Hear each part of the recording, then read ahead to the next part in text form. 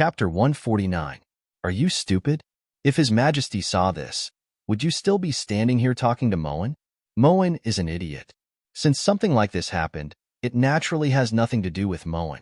Prince, your crimes are unpardonable. Even if you don't die of 1,000 cuts, you should be dismembered. Do you still not understand Yi Hongyi's true intentions in letting you enter Guan Osprey Palace? Actually, he didn't have to do this. Yi Junqing really hadn't thought of this. Unfortunately, he's already like this. Yao Moen poured a cup of tea for Yi Junqing. Yi Liu, this prince won't let this matter rest. The more Yi Junqing thought about it, the more annoyed he felt. He immediately put down the teacup and turned to leave. Prince, where are you going? Asked Yao Moen. To find Yi Liu. This prince should teach him a lesson no matter what, said Yi Junqing angrily. Moen agrees with Prince's point of view. Go. He's in the Imperial Prison. Yao Moen nodded slightly in agreement. Imperial Prison? Why would he be in the Imperial Prison? Yi Junqing stopped walking and turned back to Yao Moen with surprise in his eyes. His Majesty personally saw Yi Liu and Yao Sulwan making love in the shack. It's already a mercy that he didn't kill him on the spot. Yao Moen sat down casually at the table with a calm expression. How could the two of them? The more beautiful a woman is, the more vicious her heart is. Yi Junqing looked towards Yao Moen in realization, then nodded in agreement. Yao Moen had truly spoken his mind. Does Prince feel that Moen's methods were inappropriate? Asked Yao Moen. Yao Moen could tell what Yi Junqing was implying. It might be inappropriate towards other people, but it's extremely appropriate towards them. Yi Junqing took a deep breath. Although he was a carefree person, he wasn't someone that just anyone could trample on and humiliate. Even if Yao Moen hadn't done these things, he would definitely have found a chance to beat Yi Liu until even his mother wouldn't recognize him. In the dark and damp Imperial Prison, rats would occasionally appear and eat the leftovers of the prisoners. A black-robed man walked towards the innermost part of the Imperial Prison and stopped in front of a metal door. The jailer beside him respectfully took out the key. The hand holding the key was trembling nonstop. To be able to see the face of the dragon in this life, even death would be worth it. When the jailer opened the iron gate, the black-robed man waved his hand and retreated. At this moment, Yi Liu was leaning against the rough stone wall, his eyes dull and lifeless. Is it worth it to ruin your bright future for a woman like that? A cold voice suddenly rang out. Yi Liu lifted his head, his eyes filled with shock. Royal brother? Liu knew he was wrong, but this matter was not what Imperial brother had imagined. No matter how bold Liu was, no matter how much he envied Consort Li, he wouldn't dare to do such a thing behind his brother's back. This younger brother has been framed by someone. Yi Liu abruptly got up and knelt on the ground. He knew that his Imperial brother wouldn't just leave him here and ignore him. If I didn't believe you, would I have come to the Imperial Prison to see you? In this world, there's no one who understands you better than us. We know very well why you wanted us to transfer you to Serene Province back then. We knew that you liked Yao Sulwan a long time ago. If you wanted to go against human relations, why would you have waited 7 years? Tell me, what exactly happened? Yi Hongyi went back to his shack and carefully analyzed the situation before deciding to make this trip. It's Yao Moen, Imperial brother. You've been tricked by her. Yao Moen isn't stupid at all. She fed this younger brother a soft fragrance pill, and this younger brother couldn't control himself, and did that to Consort Li. Yi Liu's eyes were spitting fire as he spoke with certainty. There's a limit to our tolerance. We'll give you one last chance. Tell us the whole story. Yi Hongyi resisted Yi Liu's explanation. In his opinion, everyone in this world could lie to him, but Yao Moen couldn't. How could he not know the person who slept next to him? Imperial brother, why won't you believe this younger brother? She really was the one who did this. She also has a helper who's skilled in martial arts. If this younger brother's guess isn't wrong, she was also the one behind the incident at Yuangfu. Imperial brother, Yao Moen is too dangerous. She definitely has a motive for getting close to you. The more Yi Liu spoke, the more agitated he became. He couldn't help but stand up. Enough. Yi Liu, you're too stubborn. Did that slut Yao Sulwan teach you to say these things? That slut actually used you to attack Wanner. Her crime is unforgivable. Yi Hongyi's eyes were as sharp as a blade. Imperial brother, Liyu's words are all true. Why won't you believe me? Yi Liyu looked towards Yi Hongyi mournfully, his heart turning cold. Imperial brother had been poisoned by Yao Moen, and there was no cure for him. Listen, if you weren't our younger brother, we would have executed you back in our shack. No matter what you say now, the matter between you and Consort Li has already spread. Entering the palace is a crime punishable by death. We will find someone to take your place and execute you at the Meridian Gate. From now on, Yi Liyu no longer exists in this world. You're on your own now. Yi Hongyi glanced at this younger brother of his in disappointment, then turned around and walked out the door without hesitation. Imperial brother, Liyu has one last request. Don't make things difficult for Sulwan. None of this has anything to do with her. Yi Liyu knew that no matter how eloquent he was, he wouldn't be able to turn the situation around. His only request was for Yao Sulwan to be safe. Yi Hongyi was speechless. With his back to the door, his face seemed to be covered by dark clouds. That slut Yao Sulwan ruined his only younger brother. He swore that he would make Yao Sulwan regret using someone she shouldn't have. As Yi Liyu watched Yi Hongyi's figure disappear from his line of sight, he collapsed to the ground. As the wind blew past, Yi Liyu felt a chill on the back of his neck. In the next second, he fainted. After an unknown amount of time, when Yi Liyu opened his eyes again, he was shocked to see the person he hated the most in his life sitting leisurely in front of him. Does your majesty believe Prince's words? Yao Moen lightly blew on her freshly painted nails as she glanced at Yi Liyu with raised brows. What kind of medicine did you feed Imperial brother, you slut? This prince really doesn't understand why Imperial brother would believe you. This prince is his closest relative. The moment Yi Liyu saw Yao Moen, he roared with all his might. If you weren't his closest relative, how could you still be alive? If Prince knew how Yi Hongyi dealt with other people, you would be secretly happy about what you're doing right now. Yao Moen snorted coldly as she looked towards Yi Liyu, her eyes filled with disdain. In her opinion, Yi Liyu was incompetent and heartless. He was only alive because of luck. Now, his luck had been used up. You, what are you saying? When has Imperial brother ever dealt with other people? Yi Liyu frowned as he looked towards Yao Moen. Look at me.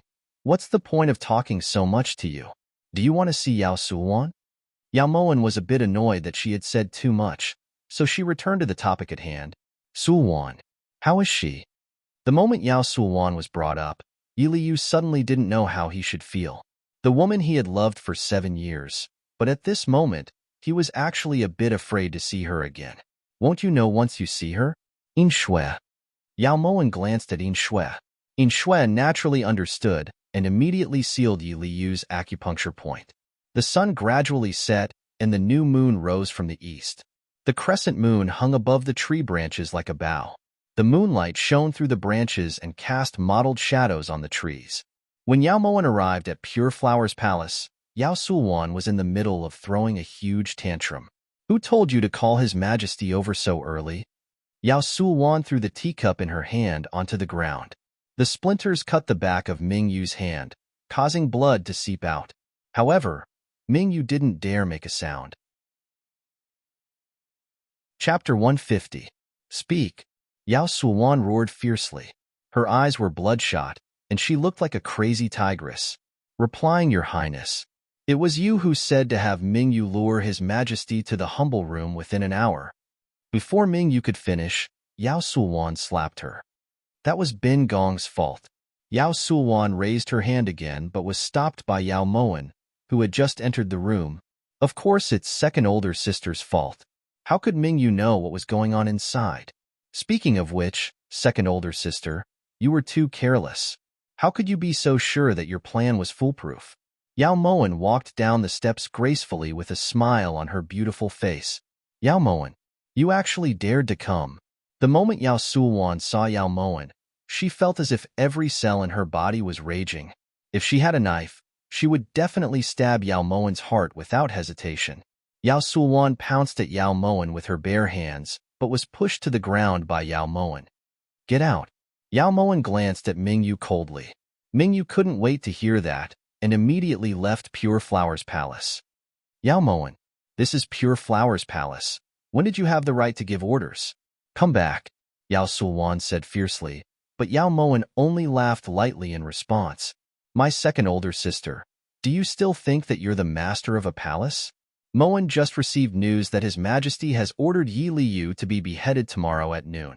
His Majesty even wants to kill his own younger brother. Do you think you'll be spared? Yao Moen couldn't help but shake her head. Then she sashayed over to the chaise lounge and sat down. He should have died long ago.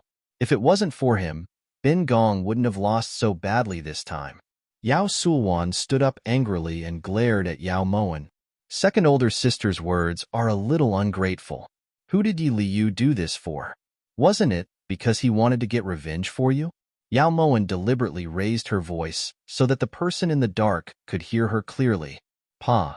If Bin Gong had known that he was such a good-for-nothing, Bin Gong wouldn't have asked him for help. Every time Yao Sulwan thought about the scene in the shack, she would curse from the bottom of her heart. Even now, her body was still faintly aching. Second older sister is too heartless. Poor Yi Liu. In the end, he still took all the blame on himself. It really wasn't worth it. Yao Moen shook her head and sighed. It's him who thinks too highly of himself. He even had the delusion of asking the emperor to bestow Bin Gong as his princess consort. Who cares? I want to be the empress. That idiot couldn't do anything right, but only spoiled things. It's good that he's dead. At least he won't be an eyesore. Yao Moen, don't be too pleased with yourself.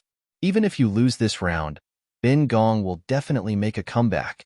Yao Sulwan pointed angrily at Yao Moen. Because her face was too malevolent, it became extremely ugly.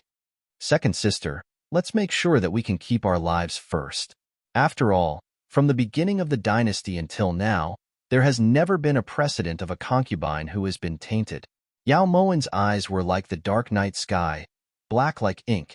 Thick clouds roiled within, causing Yao Sulwan to uncontrollably take several steps back. His Majesty won't kill Bin Gong. When Yao Moen saw Yao Sulwan's proud expression, she knew that Yao Sulwan definitely had a way out. This was what she was hoping for. If Yao Sulwan died in Yi Hongyi's hands, she would feel regret. I hope that's the case. It seems that there's someone who wants to properly reminisce with second older sister.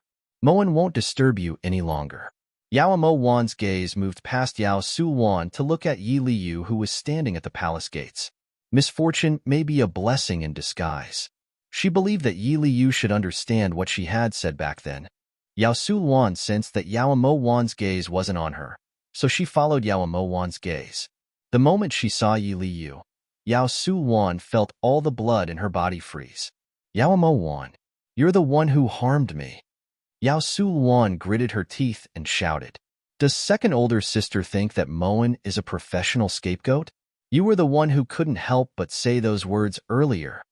Yao Moen snorted disdainfully. Then she walked past Yao Sulwan and leisurely left Pure Flower's palace. Liu, you came out? Earlier.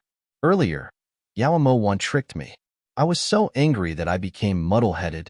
When Yao Sulwan saw Yi Liu's ashen face, she suddenly felt guilty. If it wasn't for the fact that you took an extremely potent aphrodisiac like the soft fragrance pill, this prince wouldn't have taken advantage of you, nor would this prince treat you so roughly. Yi Liu wanted to ignore everything he had just heard, but his heart was in extreme pain. Sulwan knows that Prince felt wronged, but at the time, Sulwan really didn't know what to do. His Majesty was right there, Sulwan. Yao Sulwan's tears streamed down her face. She hoped that Yi Liu would come forward to comfort her. As long as Yi Liu was willing to take a step forward, it meant that his heart was soft. At the very least, it could guarantee that he wouldn't go to Yi Hongyi and spout nonsense. Imperial older brother went to the heavenly prison. Contrary to Yao Sulwan's expectations, Yi Liu stood in place without any intention of comforting her. So it was His Majesty who let Prince out? Yao Sulwan looked towards Yi Liu worriedly. Tomorrow at noon, this prince will be executed at the Meridian Gate. This was Imperial older brother's decision. Perhaps it was because he still held a trace of hope. Yi Liu waited for Yao Sulwan's reaction. Then did His Majesty say what to do with Sulwan? Yao Sulwan was impatient to hear the news from Yi Liyu's mouth so that she could take precautions. Yi Liyu silently looked at the anxious Yao Sulwan. His heart felt like it had been wrapped up by vines. That kind of pressure and suffocation made him feel like he was suffocating. Yao Sulwan was actually so indifferent when she heard that he had been beheaded. She only cared about him. As if realizing that she had lost her composure, Yao Sulwan immediately retracted the suspicion in her eyes. She quickly walked to Yi Liyu's side and stroked his arm. "Prince, have you ever loved this prince? 7 years ago, you said you loved me, but you couldn't disobey your father's orders, so you had to enter the palace. 7 years later, you said you regretted it, that you lived a life worse than death in the inner palace. Were these words from the bottom of your heart? Or did you make them up to deceive this prince?" Yi Liyu pushed Yao Sulwan's hand away, his eyes flickering with extreme sorrow. What kind of woman had he loved for 7 years? "Prince, Sulwan's words are from the bottom of my heart. It's just that time wasn't with me, and we missed each other in the end. The person Sulwan has always loved has been Prince." Yao Sulwan's tears fell like rain. "This is a good opportunity. This prince has escaped, so I'll take you away now." Yi Liyu suddenly pulled Yao Sulwan to leave, but Yao Sulwan flung his arm away. "You're not willing?" Yi Liyu looked towards Yao Sulwan coldly. His heart shattered into ice. "It's not that. Sulwan is willing to leave with Prince, but—" Yao Sulwan looked at Yi Liyu in panic, unable to find a suitable excuse. "But you can't bear to part with the glory and wealth here. You can't bear to part with that dazzling empress throne. Yao Sulwan is right. This is a blessing in disguise. If it wasn't for this matter, this prince would have been foolishly used by you." Yi Liyu's heart gave up. He had volunteered to guard the serene prefecture and wasted 7 years of his life just for this scheming, heartless woman. It wasn't worth it. It really wasn't worth it. It's Yao Sulwan again. If it wasn't for her, we wouldn't have ended up like this. Did Prince go to the prison and become muddle-headed? Yao Sulwan's anger surged. She hated Yao Sulwan and wanted to skin her alive even in her dreams. "It's this prince who has woken up. Yao Sulwan, from now on, this prince has nothing to do with you." Yi Liyu turned to leave, but Yao Sulwan stopped him. Chapter 151. Prince. Did His Majesty say how he was going to deal with Sulwan? Yao Sulwan looked towards Yi Liyu expectantly. Yi Liyu stood there for a long time before finally speaking. "This prince has already taken all the blame in front of Imperial older brother, so please don't make things difficult for you.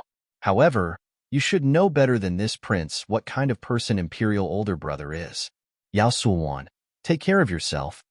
After saying this, Yi Liyu left Pure Flower's palace without any hesitation. As Yao Sulwan watched Yi Liyu leave, her eyes gradually darkened. She knew Yi Hongyi's character all too well.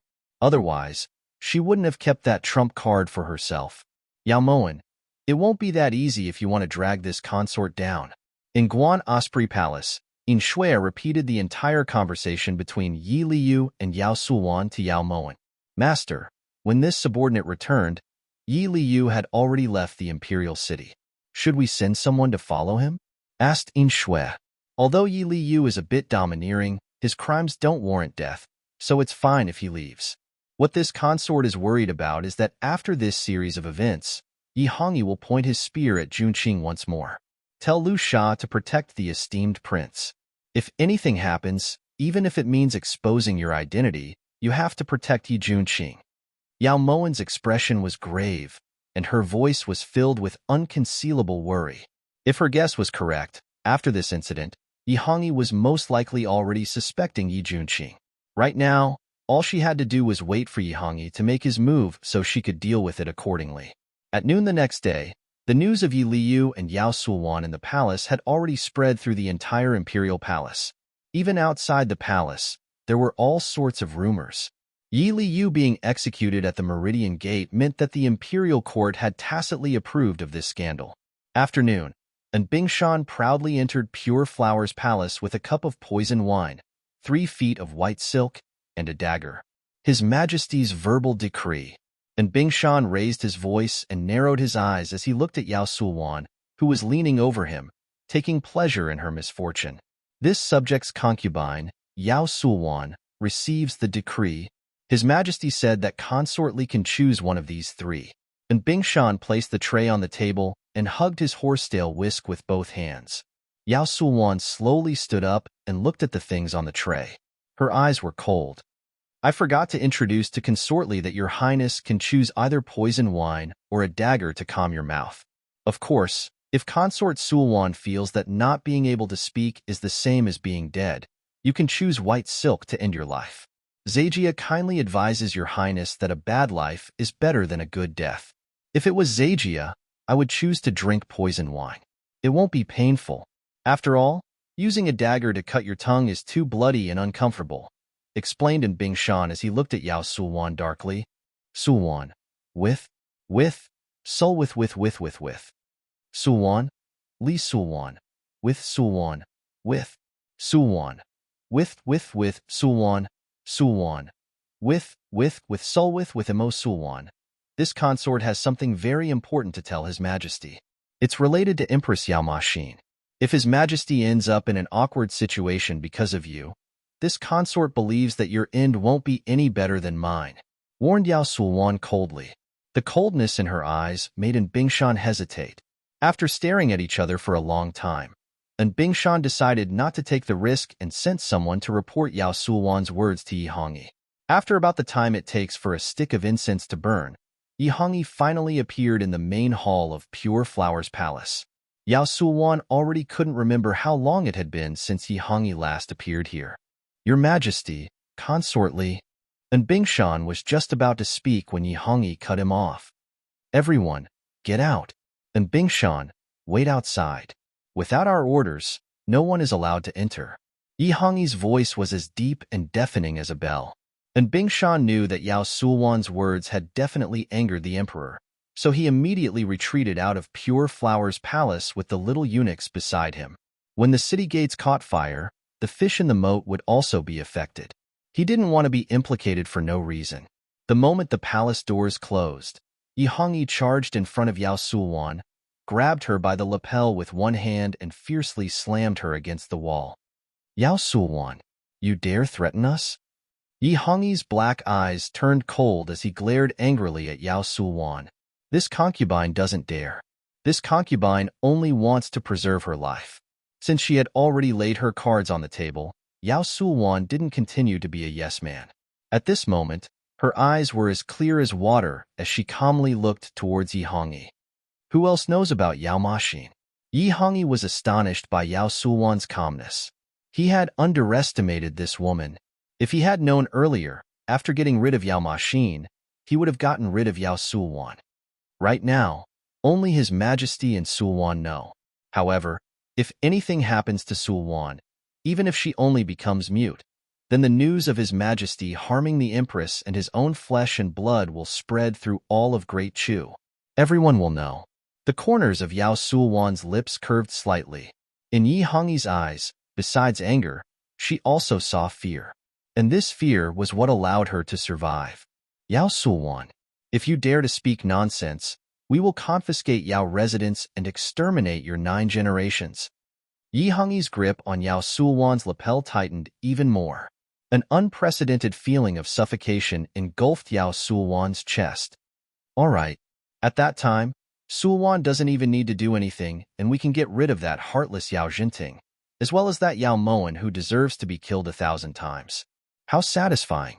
Your Majesty should give the decree now. Sulwan can't wait any longer. Yao Sulwan's face gradually turned purple, but she spoke happily. Yao Sulwan, you're truly malicious.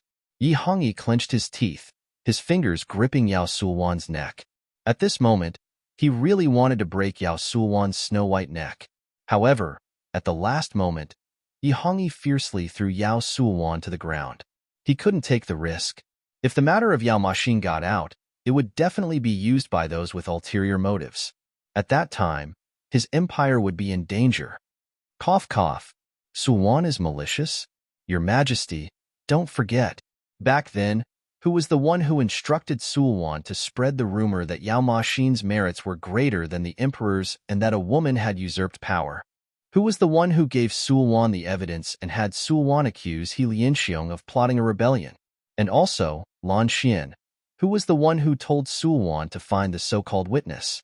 Yi Hongyi, in terms of maliciousness, Sulwan can't compare to even 1/10,000th of you. Sulwan fiercely breathed in the air and revealed everything that had happened that day. You did all of this willingly.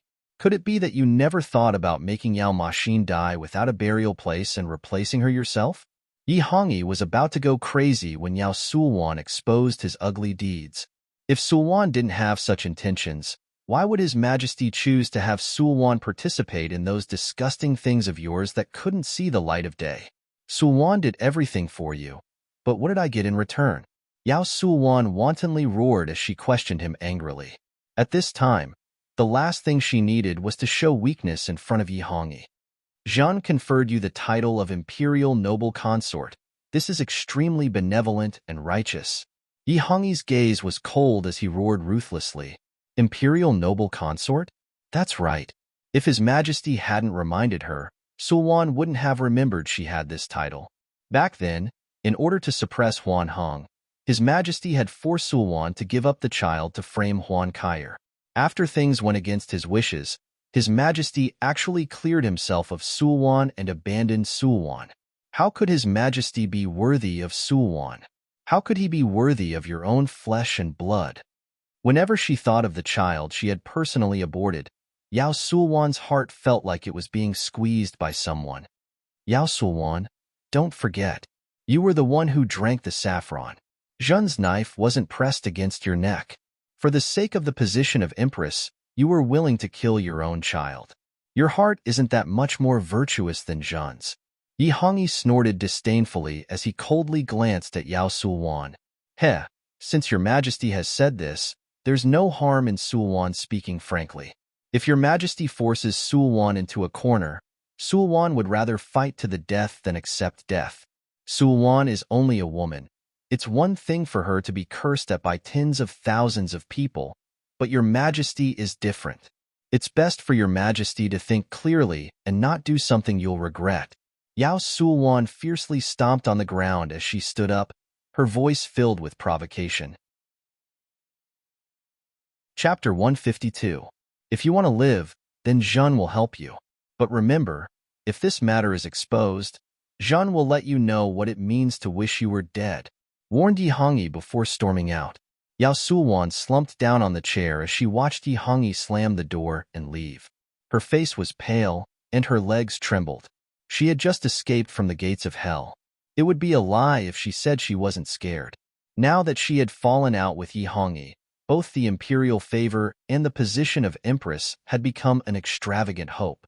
Was she supposed to continue struggling at death's door like this? Yao Sulwan clenched her fists. She couldn't accept this, unless the ruler of the country changed hands.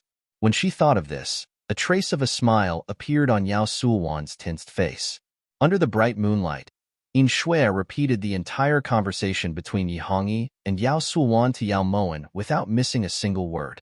Such tacit understanding between allies. It's such a pity that they've fallen out like this, said Yao Moen lightly. Behind her, Yin Shui was inwardly surprised. The moment she heard that Yao Maxin had been killed, even she had felt a bit indignant. However, Yao Moen was able to remain so calm. She had to admit that her new master was far more shrewd than anyone else in the palace. Master, should we kill Yao Sulwan? Asked Yin Shui. Why would you think that? This consort is still praying that she can live longer. Yao Moen smiled sweetly. It was an extremely beautiful smile, but it made Yin Shui feel a bloodthirsty killing intent.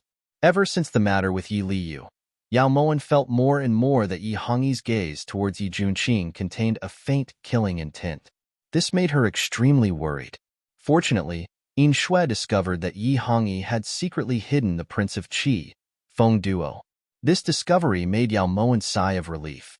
It seemed that it was time for Feng Yihan to return the favor. At breakfast, Yi Junqing picked up his bowl and was just about to eat when he heard in Bing Shan's voice from outside. This voice instantly made Yi Junqing lose his appetite. The imperial edict has arrived. Esteemed prince, receive the edict. Yi Junqing put down his bowl and reflexively looked towards Yao Moen. What are you looking at me for? I'm calling you. Yao Moen muttered in a low voice as her lips curved in a mysterious smile. Yi Juanqing's complexion turned slightly red. He also felt that the way he looked at Yao Moen was unreasonable. For some reason, he was starting to feel like he was relying on Yao Moen a little. This reliance was manifested in the fact that before he did anything, he always wanted to hear Yao Moen's opinion. This made him extremely vexed. In accordance with the will of the heavens, the emperor has issued a decree saying that the state of Qi has disregarded the restrictions of the previously signed document and is openly provoking the calamity of war. They've already taken over 3 cities in a row and are extremely arrogant. Today, Yi Juanqing is appointed as the vanguard to quell the rebellion. In 3 days, he will send troops to quell the rebellion in Gaiyang. After Bingshan finished reading the imperial edict, he handed it over to Yi Juanqing and congratulated him in a strange tone. However, when Yi Juanqing ignored him, he left angrily. Feng Yihan has just ascended to the throne not long ago, and he's already starting a war? This doesn't make sense, does it? Yi Juanqing frowned as he looked at the imperial edict in his hands. Moen feels that Prince should be questioning why His Majesty sent you to attack Feng Yihan. Yao Moen expressed that she couldn't understand Yi Juanqing's way of thinking. It's just the vanguard. What can this prince do? Replied Yi Juanqing with a bitter smile. How could he not know that Yi Hongyi was guarding against him? If Prince wishes, you can do anything. Yao Moen looked towards Yi Juanqing meaningfully. The meaning behind her words was extremely clear. This prince promised Ma Xin that I would protect Yi Hongyi's empire. This was an oath, but also a promise. Yi Juanqing wouldn't disappoint Yao Ma Xin. Yao Moen silently sat at the table. Sometimes, she wondered what would happen if she told Yi Juanqing that she was Yao Ma Xin. However, she didn't dare to take the risk, nor could she guarantee that Yi Juanqing would believe her. After all, if she hadn't experienced it herself, even she would find it inconceivable. Why do you think Feng Yihan sent troops to Great Chu? Is it because he wasn't treated courteously the last time he came to Chu? Seeing that Yao Moen wasn't speaking, Yi Juanqing walked over to Yao Moen's side. Is he that shallow? Yao Moen took a deep breath. Fine, since she'd already decided to pave a bright and smooth path for Yi Juanqing to ascend to the throne, there was no need to make him worry. After all, she owed him this. This prince also feels that he's not that shallow. Then tell me, why is he doing this? Yi Juanqing was clearly trying to get information out of her. You want to know? Yao Moen lifted her brows, her eyes sparkling. Yes. Yi Juanqing nodded firmly. Then ask him. Yao Moen said these infuriating words with a naive expression. When Yi Juanqing heard this, 3 black lines appeared on his forehead. He immediately swung his sleeves and left. Ever since she confirmed that Yi Juanqing would send troops to Gaiyang, Yao Moen had been worried about whose hands the martial seal would fall into. When she heard Yi Hongyi's question, Yao Moen really wanted to laugh. Your Majesty, Wanner doesn't want to be marshal. I don't want to leave Your Majesty. Yao Moen leaned coyly into Yi Hongyi's embrace. The stone in her heart had finally been lifted. However, she still couldn't understand why Yi Hongyi had given her the marshal's seal. Jin has never begged Wanner for anything. This time, Jin is begging Wanner, all right? Yi Hongyi twirled a lock of hair in front of Yao Moen's chest as he spoke lovingly. But Wanner has never been a marshal before, so I don't know how to be one. Yao Moen blinked as she asked this. It's fine. You just have to remember that everyone has to listen to you. Whatever you tell them to do, they have to do it, including Yi Juanqing. Understood? Yi Hongyi explained patiently. But Wanner is very stupid and doesn't know how to fight. What if I lose? Yao Moen pressed 2 fingers together, her expression incomparably sorrowful. It's good if I lose. If I lose, it means that Wanner isn't a competitive person. Yi Hongyi nodded earnestly without any hint of ridicule. In this instant, Yao Moen understood. The reason Yi Hongyi had given her the position of marshal was because he wanted to lose this battle. Previously, when Feng Yihan had gone to Great Chu, Yi Juanqing had always accompanied him. Now that Feng Yihan had sent out troops, if Yi Juanqing lost, he would be considered to have colluded with the country. This crime was enough to take Yi Juanqing's life. Wanner has never been competitive. Yao Moen nodded firmly with a slight smile. Then Wanner agrees to Zhen? Yi Hongyi looked happily at Yao Moen. That pure face without a trace of impurity was breathtakingly beautiful. Whatever your majesty tells Wanner to do, Wanner will do. Yao Moen nodded seriously. She was inwardly thankful that she was the marshal. Otherwise, Yi Junqing really would be in danger this time. In the entire inner palace, Zhen can only trust Wanner. Yi Hongyi sighed as he pulled Yao Moen into his embrace. He held her tightly, as if the moment he let go, this adorable fairy that the heavens had gifted him would disappear. That night, Yi Hongyi surprisingly didn't have the pleasure of going to bed. He only held Yao Moen tightly as if he wanted to rub her into his heart. He had fallen in love with this foolish child. Yi Hongyi no longer doubted this.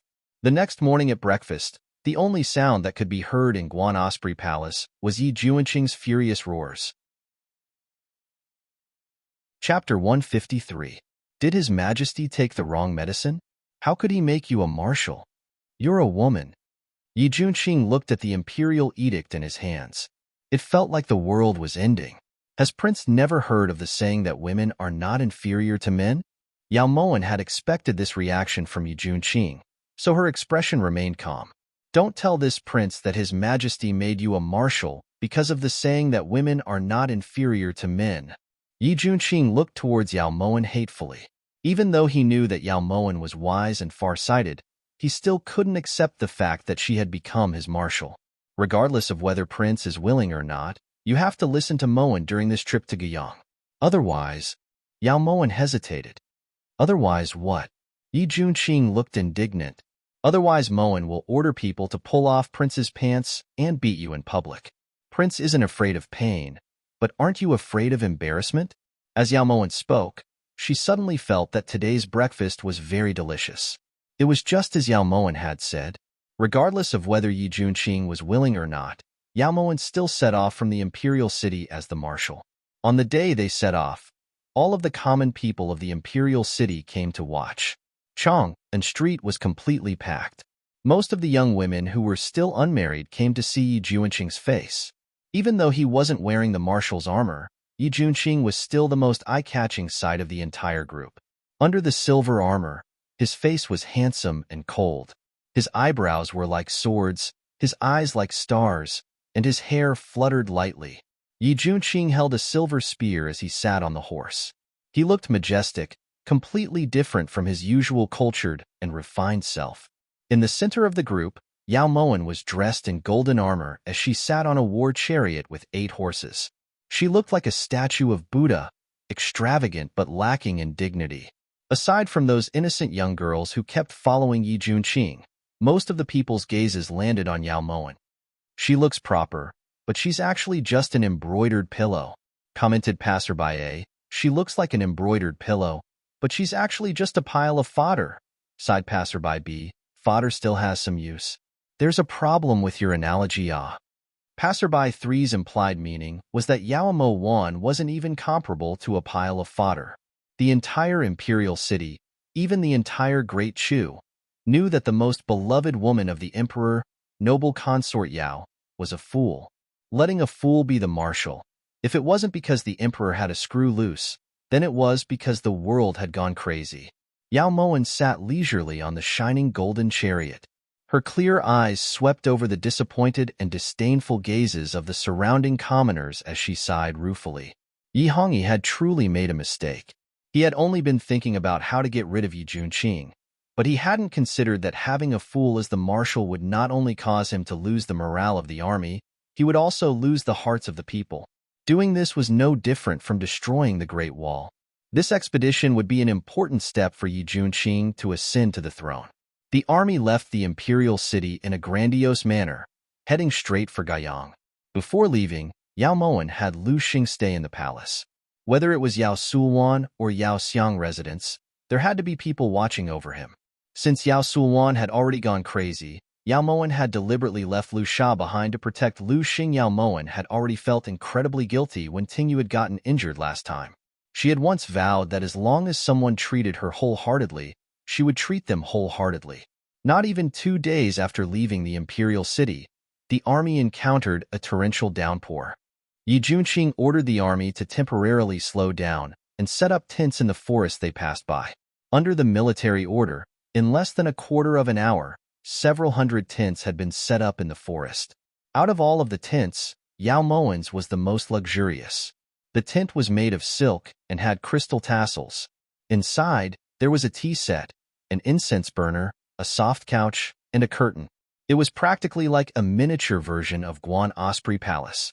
Your Highness, the esteemed prince said that he needs to study the route of the army, so he doesn't have time to come. At this time, Tingyu had just run back from Yi Juanqing's tent. That's why I said that your junior brother really has no mood. It's drizzling outside, so it's the perfect time to sip tea and enjoy the scenery. The most important thing right now is to not waste this beautiful scenery. Yao Moen looked towards the red-clothed Yin Nanxing with hidden bitterness and shook her head helplessly. Ahem. Warner, your mood is truly unique. Normal people really can't keep up with it. Yin Nanxing listened to the sound of the torrential downpour outside as he commented sincerely. Go tell the esteemed prince that this is a military order. If he doesn't come, this marshal will personally flog him. Yao Moen ignored Yin Nanxing's ridicule and turned to look towards Tingyu. Just as Tingyu was about to leave the tent, Yao Moen added, remember to remind him that he'll be flogged with his pants off. Yao Moen's words caused Yin Nanxing, who was sitting in front of her, to feel flustered. Just what kind of miserable life had his junior brother been living? Thus, Yin Nanxing decided to let bygones be bygones about Yi Juanqing swindling him out of the 9 revivals pill. This could be considered a form of compensation for his miserable life. As expected, Yao Moen's move was effective. In less than 5 minutes, Yi Juanqing appeared in front of Yao Moen and Yin Nanxing at lightning speed. You're looking for this prince? Yi Juanqing suppressed the anger in his heart and did his best to make his tone sound normal, but to other people, it sounded extremely abnormal. It's Nanxing's orders. Moen is just passing on the message. When Yao Moen sensed Yi Juanqing's suppressed anger, she leisurely raised her teacup and deliberately tossed the angry Yi Juanqing to Yin Nanxing. Hey! Yin Nanxing was startled. He felt that Yao Moen's way of shifting the conflict was very unkind. You don't want to see him? Then Moen can have him go back. Yao Moen completely ignored Yin Nanxing's astonished gaze and spoke seriously. All right, I'm the one who wants to see him. This has nothing to do with you. Cough cough. Juanqing, Feng Yihan already arrived at Xiantai yesterday. This person isn't easy to deal with. If you're not confident, I can help you get rid of him. After finding out that Yi Hongyi had sent Yi Juanqing out to battle, Yin Nanxing had immediately come here. He was absolutely convinced that this was Yi Hongyi's scheme. No. Yi Juanqing and Yao Moen practically refused at the same time. Why? Yin Nanxing looked towards the 2 people in front of him suspiciously. It was rare for them to have the same thoughts, but he found it hard to agree. After all, if they killed Feng Yihan, Great Chu would win without a fight. There didn't seem to be anything bad about that. On the battlefield, this prince isn't afraid of anyone. What you're doing is an insult to Juanqing. Yi Juanqing's words were forceful and his sharp gaze revealed his former elegance. Then why did one a refuse? How could Yin Nanxing have forgotten about Yi Juanqing's stubborn temper? He should have acted first and reported later. This time, he'd overreached himself. If something happened to Feng Yihan now, Yi Juanqing would definitely blame it on him. Because the esteemed prince isn't afraid of anyone on the battlefield. Yao Moen repeated Yi Juanqing's words. She felt that her words were very sincere, but in Yi Juanqing's ears, they sounded like ridicule. As a result, after Yao Moen said this, she received a hateful glare from Yi Juanqing. Are you sure that I don't need to interfere in this matter? Yin Nanxing had come here with the mentality of a savior, but when he saw Yi Juanqing and Yao Moen simultaneously shake their heads, he instantly felt like a frosted eggplant. Thus, even though it was raining cats and dogs outside, Yin Nanxing still left without hesitation. As Yao Moen watched that red dress fluttering in the wind and rain, she sighed ruefully. Yin Nanxing was a good person. Perhaps she should consider returning Yin Shui to him? However, the moment this thought appeared in Yao Moen's mind, she felt like there were 10,000 little fairies clamoring in her ears. Are you stupid? Are you stupid? Chapter 154. You really think that this prince will win this battle? When Yao Moen looked back, Yi Junqing was looking at her solemnly with a hint of anticipation in his eyes. I'm very sure. Yao Moen nodded without hesitation. Why? Yi Junqing's eyes lit up even more.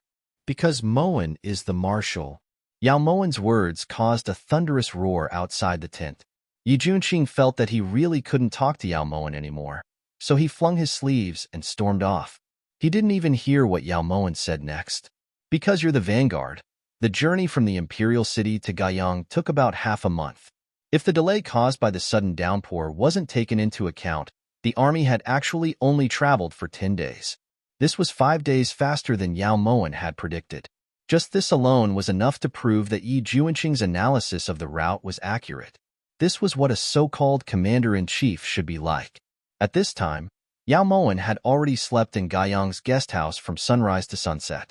When Yi Junqing returned after settling the army, Yao Moen stretched and climbed out of bed. Nyang nyang, dinner has been prepared. When Tingyu, who had been standing guard outside, heard her master's summons, she immediately pushed open the door and entered. And, has the esteemed prince returned yet? He's already returned. He just sent off General Du Zhan, who was stationed in Gaiyang. Tingyu picked up a comb to smooth Yao Moen's hair. Comb your hair into a bun that suits this hairpin. Yao Moen lazily walked to the dressing table and opened the drawer. She took out the immortal phoenix tail hairpin and handed it to Tingyu. Tingyu naturally obeyed and continued to carefully dress Yao Moen up. After the time it takes for an incense stick to burn, Yao Moen finally stepped into the main hall of the guest house. By now, Yi Junqing had already waited for about an hour. His originally gloomy face was even darker now. It's so easy to be a marshal. If you sleep a bit more, the sun will rise again. Yi Junqing didn't want to complain, but he really couldn't help it. Ever since he had followed his imperial father into battle at the age of 11, he had experienced all sorts of battles and followed quite a few marshals. However, he had never seen a marshal as irresponsible as Yao Moen. Whether it was setting up the formation or sending troops to battle, the marshal had to make the decision. Yao Moen, on the other hand, had to give military orders when she slept. Anyone who disturbed her would be punished according to military law. Really? If I had known earlier, I would have slept a little longer. Yao Moen walked gracefully to the table. The moment she sat down, she saw Yi Junqing walking over with a stack of paper. These are documents for dispatching troops. They need to be stamped. Hand over the marshal's seal, said Yi Junqing angrily as he placed the documents in front of Yao Moen. Does Prince not plan on letting Moen eat first before covering her with these things? Yao Moen looked at the table full of delicacies and suddenly felt a bit hungry. Seal first. Yi Junqing's patience had already reached its limit. Tingyu, find something to replace the commander's seal with. Yao Moen lazily leaned against the back of the chair and glanced towards the leg of the table. Yi Junqing felt suspicious and followed Yao Moen's gaze. When he saw the white jade commander's seal under the leg of the table, his face that was as handsome as an immortal instantly turned as black as charcoal. Yao Moen. Yi Junqing abruptly stood up and roared as he glared at Yao Moen. In Yi Junqing's eyes, the commander's seal was even more sacred and inviolable than the jade seal. Yet Yao Moen was ruining something he viewed as a divine object. Giving the commander's seal to her was truly a waste. How loud. Moen is so scared that I don't know what to do. Tingyu, hurry and help this consort back to rest. I'm feeling dizzy. Yao Moen rubbed her forehead as she spoke seriously. It's this prince's fault. What do I have to do for you to be willing to stamp it? Yi Junqing sighed and forcefully swallowed his anger. Then he looked towards Yao Moen coldly. Since things had already reached this point, what else could he do? Besides, he urgently needed Yao Moen to stamp the document. Prince, why don't you try smiling? Yao Moen lifted her brows as she looked towards Yi Junqing. I can't smile, said Yi Junqing coldly. He just wanted to cry. When Yao Moen saw that Yi Junqing had reached his limit, she mercifully stopped teasing him. Instead, she took the commander's seal from Tingyu and stamped it on the document. In reality, Yao Moen's actions weren't entirely to tease Yi Junqing.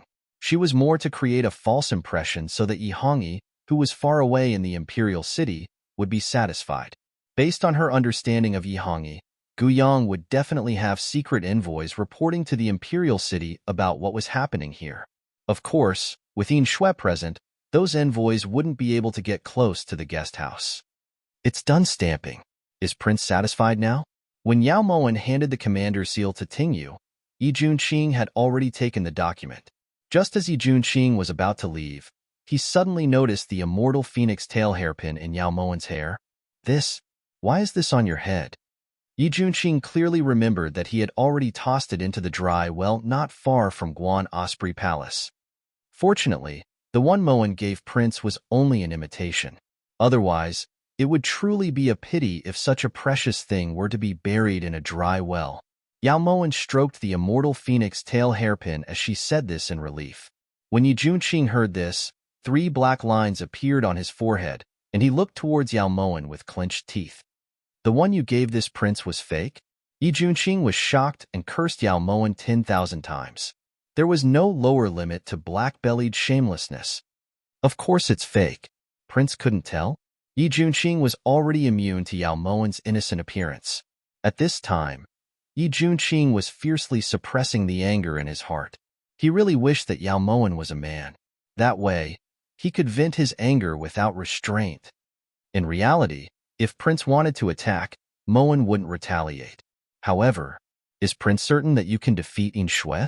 Yao Moen seemed to have seen through Yi Junqing's thoughts and added insult to injury. Yi Junqing took a deep breath and forced himself to comfort himself with the phrase, "A good man doesn't fight with a woman." Fine. He admitted that he wasn't a match for Yin Shui. Just as Yi Junqing was about to turn around and leave, he suddenly heard the meow of a cat. Jewel? You even brought a cat? When he saw the snow-white kitten squatting at the entrance, Yi Junqing's heart, which had calmed down a little, instantly flared up. Did she think that he was here to have fun? So Si Qing's older sister is called Jewel? A clear voice sounded leisurely, followed by a wave of faint fragrance. The white-robed immortal general suddenly appeared at the entrance of the main hall. His handsome features were well-defined. His face was like jade. His eyes were resplendent, his nose was high, and his lips were smiling. Feng Yihan bent down slightly to pick up the little kitten called Si Qing. He stepped into the main hall and walked leisurely towards Yi Junqing. Esteemed prince, long time no see. Feng Yihan ignored Yi Junqing's shock and turned to sit down next to Yao Moen. As soon as Yihan got the news that Consort Yao was coming, he immediately got up and brought Si Qing to Xiantai. It's just that Consort Yao made Yihan wait for so long. She clearly arrived yesterday, but Yihan just had to wait until tonight. Feng Yihan's complaint sounded extremely ambiguous. At this time, Yi Junqing, who was about to go berserk, suddenly changed his mind. He turned around and sat down next to Yao Moen. You called him over? Yi Junqing couldn't wait to ask the obvious question. King Qi is too considerate. Moen really didn't think that King Qi would personally come to Xiantai and bring Si Qing over.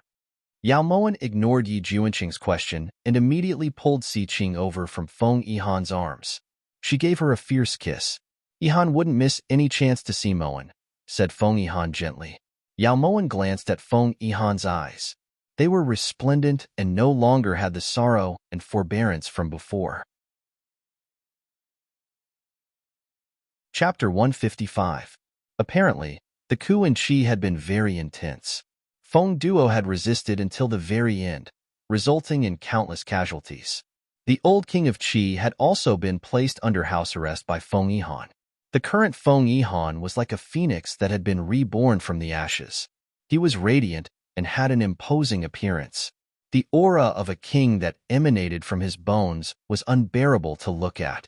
Is he very familiar with you?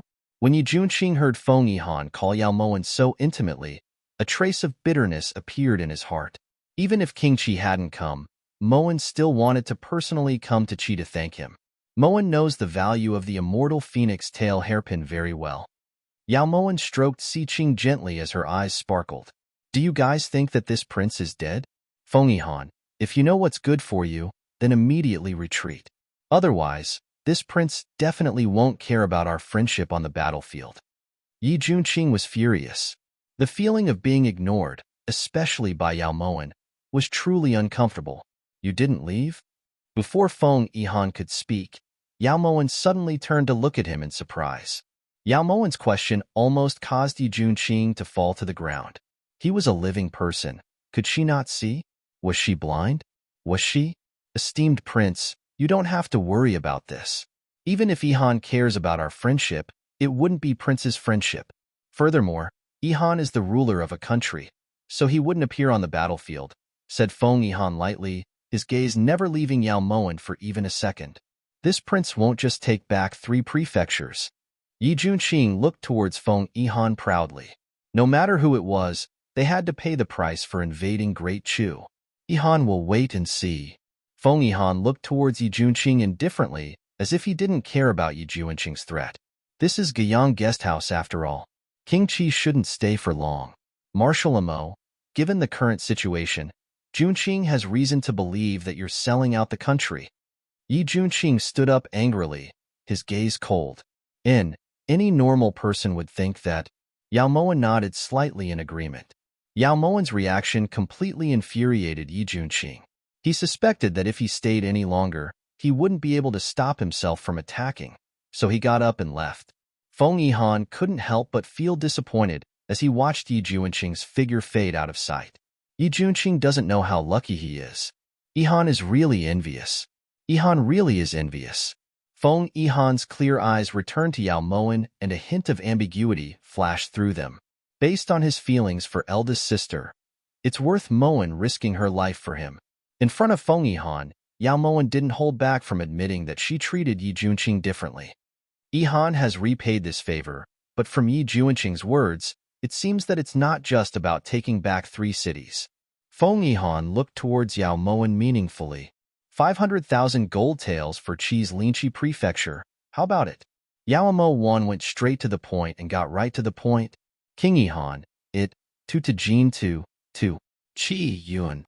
It's not worth much in King Qi's eyes, but in Moen's eyes, it's priceless. This was the first time Yi Junqing was going out to battle after becoming dispirited.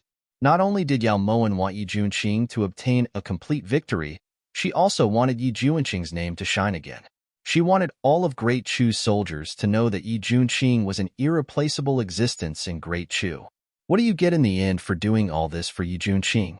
Feng Ihan couldn't help but want to know. Don't worry. Yao Moen's lips curved slightly, but there was a hint of sorrow in her smile. The next day, when Yi Junqing appeared in the main hall, Tingyu rushed over. Prince, something big has happened. Her Highness has disappeared. Tingyu's eyes were red. Even though she was standing, her body was still trembling. What do you mean by disappeared? Yi Junqing furrowed his brows as he looked towards Tingyu. Prince, this servant is telling the truth. Her Highness was a bit drunk last night, so this servant helped her back to her room to rest. This morning, this servant waited for a long time, but didn't see her wake up. When this servant opened the door, she wasn't in the room at all. What should we do? Prince, you have to save her. As Tingyu said this, she knelt down in front of Yi Junqing with tears streaming down her face. Tingyu, you really didn't follow your master for nothing. You've received quite a bit of her teachings. Your acting is so real.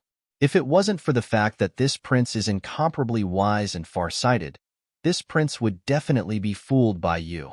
Where's your master? Hurry and call her out, said Yi Junqing. Prince, this servant isn't lying. Her Highness really has disappeared. Tingyu kowtowed fiercely as she sobbed. With Yin Shui here, she can only make other people disappear. How could she have disappeared? If you don't call her out, this prince will personally go. Yi Junqing said angrily. Just as he was about to step into the bedroom, he saw Yin Shui appear in front of him like a ghost. Replying, Prince, Master really has disappeared. Yesterday, Yin Shui had been protecting Master the entire time. But after midnight, King Qi suddenly came to visit and said that he had something important to discuss with Master. Master hesitated for a long time, but in the end, she gave Yin Shui a secret signal and didn't allow Yin Shui to follow. Even now, Yin Shui still hasn't discovered that Master has returned. She's probably captured by King Qi, said Yin Shui with a pained expression. Really? Yi Junqing's heart shook as he looked towards Yin Shui in doubt. Prince doesn't trust Yin Shui? Yin Shui furrowed her brows in disappointment. Then why didn't you go save her? Yi Junqing was still doubtful. After all, he had known Yao Moen for so long, and she was the only one who made others suffer. No one had ever been able to take advantage of her. Yin Shui just returned from Xiantai. Feng Yihan was there, but he didn't find any traces of Master.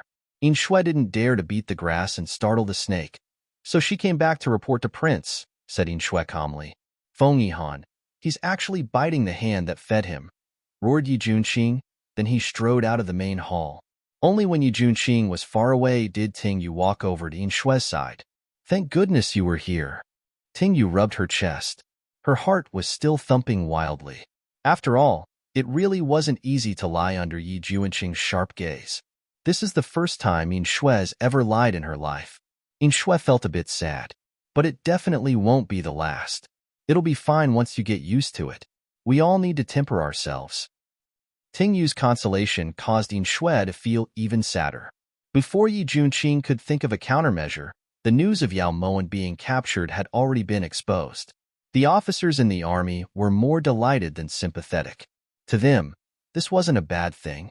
After all, no one was willing to listen to an idiot. Compared to Yao Moen, Yi Junqing was more popular. The news quickly spread to the imperial city. 3 days later, an urgent imperial edict was sent to Gaiyang. By the will of the heavens, the emperor declares, we have learned that Consort Yao has been captured and are enraged. Yi Junqing failed to protect his master and should be severely punished. Out of concern for Consort Yao, we have specially appointed Yi Junqing as the commander-in-chief. He must rescue Consort Yao safely. If anything happens to Consort Yao, Yi Junqing shall take his own life on the spot. When the eunuch finished reading the imperial edict, all of the attendants in the guest house had furious expressions. Only Yi Junqing calmly accepted the imperial edict. If anything happens to Yao Moen, he would personally apologize in front of Ma Xin. This was what Yi Junqing thought. Inside the virtuous pavilion, Yao Moen brought a delicious fish to Si Qing.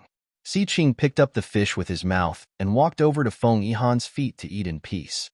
To be able to take out 500,000 taels of gold without batting an eyelid, Moen's wealth is beyond Yihan's imagination. Feng Yihan was astonished when he saw the banknotes Yao Moen handed to him. It's worth the money. Moen has no reason to feel heartache, replied Yao Moen indifferently. The money and goods were settled so that Feng Yihan wouldn't have any sudden changes. Chapter 156. There's no right or wrong. There's only success or failure. The bank on this banknote is actually in Qi. Moen doesn't even trust me?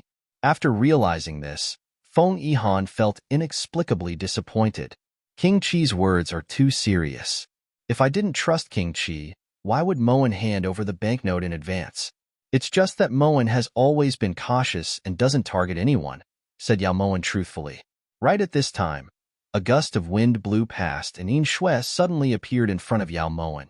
Reporting to Master, Yi Hongyi has decreed that Yi Junqing is to be the marshal and that he must rescue Master or commit suicide, reported Yin Shui. That's to be expected. Go back first and report immediately if there's anything. Yao Moen dismissed Yin Shui with a wave of her hand. Actually, Yihan feels that Yi Hongyi has treated you well. Helping Yi Junqing like this isn't very fair to him. Feng Yihan gave an objective evaluation from an outsider's point of view. There's no right or wrong in the struggle for the throne. There's only success or failure. There's no fairness to speak of. King Qi should understand this. As for Moen's attitude, there's no need for outsiders to know, said Yao Moen calmly, but no one knew how heavy her heart was. There's no right or wrong. There's only success or failure. Being born into an imperial family, no matter if one succeeds or fails, they're both sorrowful. Feng Yihan smiled bitterly. Although he was the winner of that internal conflict, he actually didn't feel like laughing when he sat on that dragon throne that everyone could only look up to but could not reach. Being sorrowful is better than being sorrowful. Feng Duo is currently in the Chu Palace and is currently recruiting his former subordinates, waiting for an opportunity. Yao Moen took a deep breath and looked towards Feng Yihan. In the past, Feng Duo tried to kill me without any mercy, but today, I can't bear to do it myself. Feng Yihan smiled bitterly as he picked up Si Qing, who was licking her lips after eating her fill, and said slowly, It seems that Prince will owe Moen a favor. Yao Moen smiled knowingly. A favor from Feng Yihan wasn't something that just anyone could ask for. After receiving the imperial edict, Yi Junqing had tried to send greeting cards to Xianai several times, but no matter if it was in his capacity as the esteemed prince or in private, Feng Yihan rejected them all. With no other choice, Yi Junqing finally decided to attack Xianai 3 days after Yao Moen was captured. What Yi Junqing found inconceivable was that virtuous stage Qi's defense was disorderly and couldn't even withstand a single blow. After a day, he was already standing in the main hall of Virtuous Stage Guesthouse. Even so, the Chu army's morale was greatly boosted. Everyone in the army praised Yi Junqing for his godly military skills and that he truly lived up to his reputation as a legend on the battlefield. In the following 2 days, Yi Junqing continued to press his advantage and recaptured Jinmen and Nanchuan counties, continuing this legend. The soldiers and civilians of the 3 counties all referred to Yi Junqing as a war god. Only Yi Junqing himself knew that Feng Yihan definitely wasn't capable of this. He was intentionally going easy on them, but he couldn't understand what Feng Yihan's goal was. Inside Linshi guest house, Yao Mo Wan rubbed her forehead as she dozed off. She had the habit of choosing her bed for a long time. She had changed 3 guest houses in 3 days, and she really couldn't take it anymore. Do you think Yi Junqing won't suspect anything if we take down 3 cities in 3 days? Feng Yihan carried breakfast into the main hall. When he saw the dark circles around Yao Mo Wan's eyes, a trace of heartache welled up in his heart. However, Feng Yihan instantly suppressed that indescribable feeling because he knew that no matter how deep his feelings were, he wouldn't be able to obtain this woman's heart. Her heart was completely devoted to Yi Junqing. Unfortunately, after Feng Yihan lost his heart, he finally understood that if emotions could be suppressed, there wouldn't be so many unforgettable songs etched in his heart. After experiencing hundreds of battles, how could he not see the problem? But it doesn't matter. It's fine as long as the common people believe him. The effect Moen wanted has already appeared. I'm sure that the common people of Great Chu will be talking about Yi Junqing's miraculous feat of capturing 3 counties in 3 days. The current Yi Junqing's worth has doubled. Yao Mo Wan rubbed her forehead as a relieved smile appeared in her eyes. This crucial step had gone extremely smoothly for her. So you wanted to make Yi Junqing a god. This way, even if Yi Hongyi wanted to harm Yi Junqing, he'd still have to consider the opinions of the common people of Great Chu. Feng Yihan nodded in understanding, then placed the tray in front of Yao Mo Wan. To be able to have King Qi personally serve Moen food, this is the good fortune of several lifetimes. Yao Mo Wan appeared extremely relaxed now that the weight on her heart had been lifted. Is that so if... Feng Yihan hesitated. He really wanted to say, if you're willing, you can serve it for a lifetime without a problem, but when the words reached his mouth, he swallowed them back down. If what?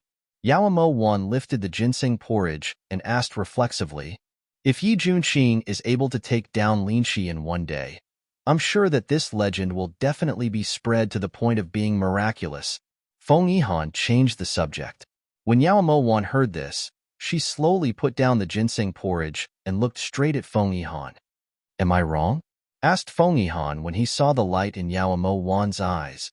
If you want this legend to be spread to the point of being miraculous, there's actually a better way. In the end, Feng Yihan didn't understand Yao Mo Wan at all. If it was Yi Junqing in her place, he would definitely make a run for it, because the word scheme was clearly written in Yao Mo Wan's eyes. What method? Asked Feng Yihan fearlessly. If Yi Junqing is able to take down Lin Shi in 3 days and capture King Qi at the same time, I'm sure that this matter will definitely shock the entire court. I'm sure this matter will shock all levels of society. Yao Moen's eyes were as bright as stars. Ahem. It's shocked the entire court. The common people of Daki will definitely think that their emperor is an idiot. Feng Yihan suddenly wanted to slap himself. Just by looking at Yao Mo Wan's expression, he could tell that this idea had come up with on the spur of the moment. Actually, Yihan feels that there's a saying that makes a lot of sense. A tree that stands out in the forest will be destroyed by the wind. A tree that stands out on the shore will be stirred up by the waves. Wanner, don't you think that raising Yi Junqing up too high is actually a kind of harm to him? Feng Yihan wanted to use all the methods he had to convince Yao Mo Wan to give up on this idea. Mo Wan, on the other hand, feels that sometimes being harmed isn't a completely bad thing. For example, if she hadn't been completely harmed by Yi Hongyi, she would definitely have lived her entire life in ignorance. She would never have known that the person sleeping next to her was a beast in human skin.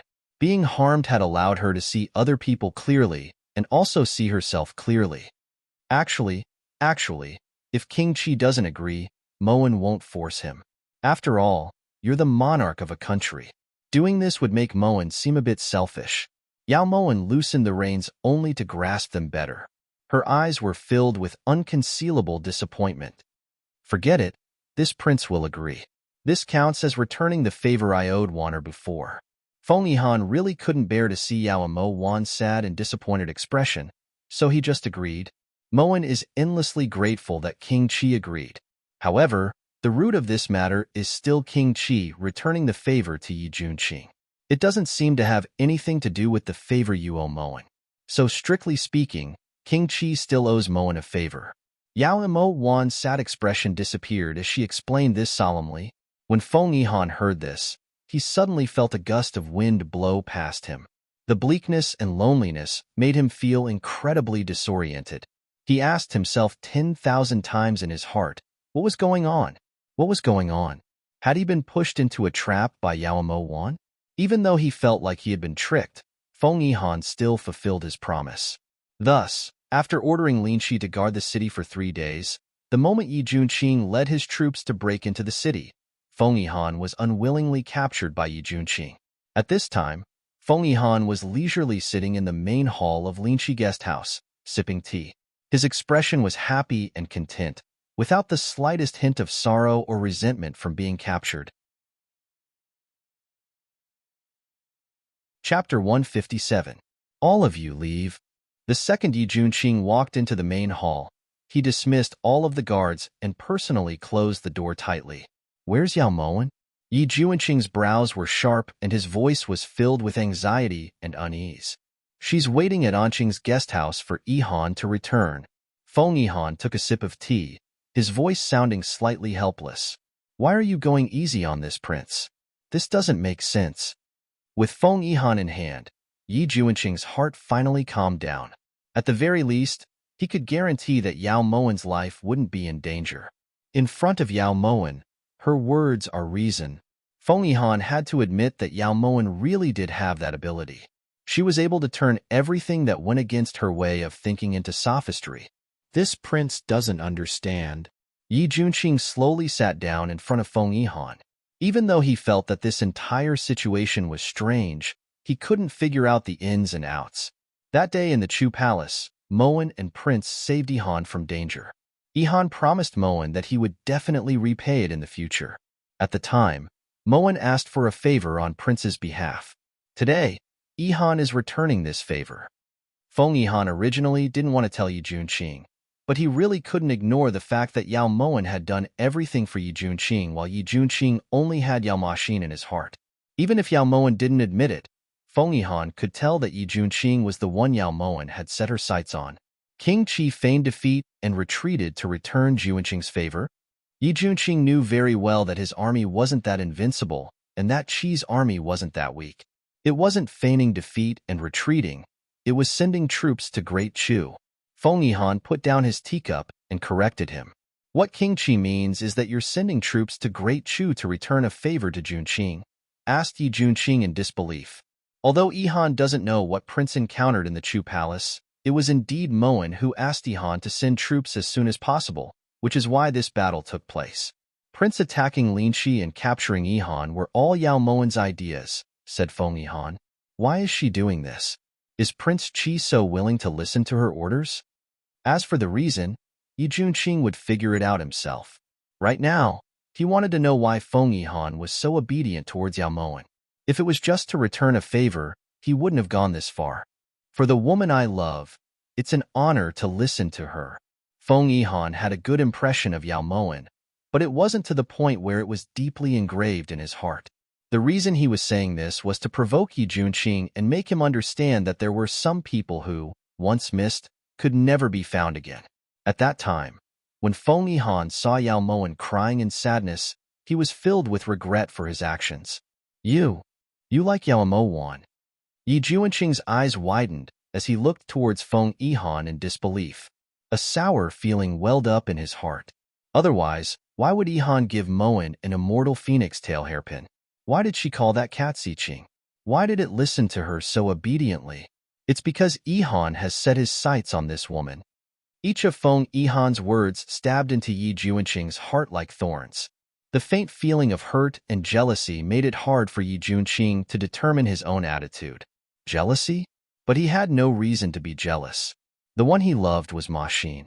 This wouldn't change in this life or the next. If it wasn't jealousy, then what was this stifling feeling? She's Great Chu's imperial noble consort. She's not someone you can covet. Yi Juanqing looked towards Feng Yihan angrily, temporarily putting aside the messy feelings in his heart. In Yihan's heart, she's just her. As long as she nods, she can become the Empress of Great Qi in a matter of minutes. Feng Yihan's words were abnormally firm and powerful. His clear eyes shone brilliantly. Yi Juanqing could tell that Feng Yihan wasn't lying. She agreed. Yi Juanqing didn't seem to notice the worry and apprehension in his voice, but Feng Yihan noticed the change in his expression. Yi Juanqing cared about Yao Moen.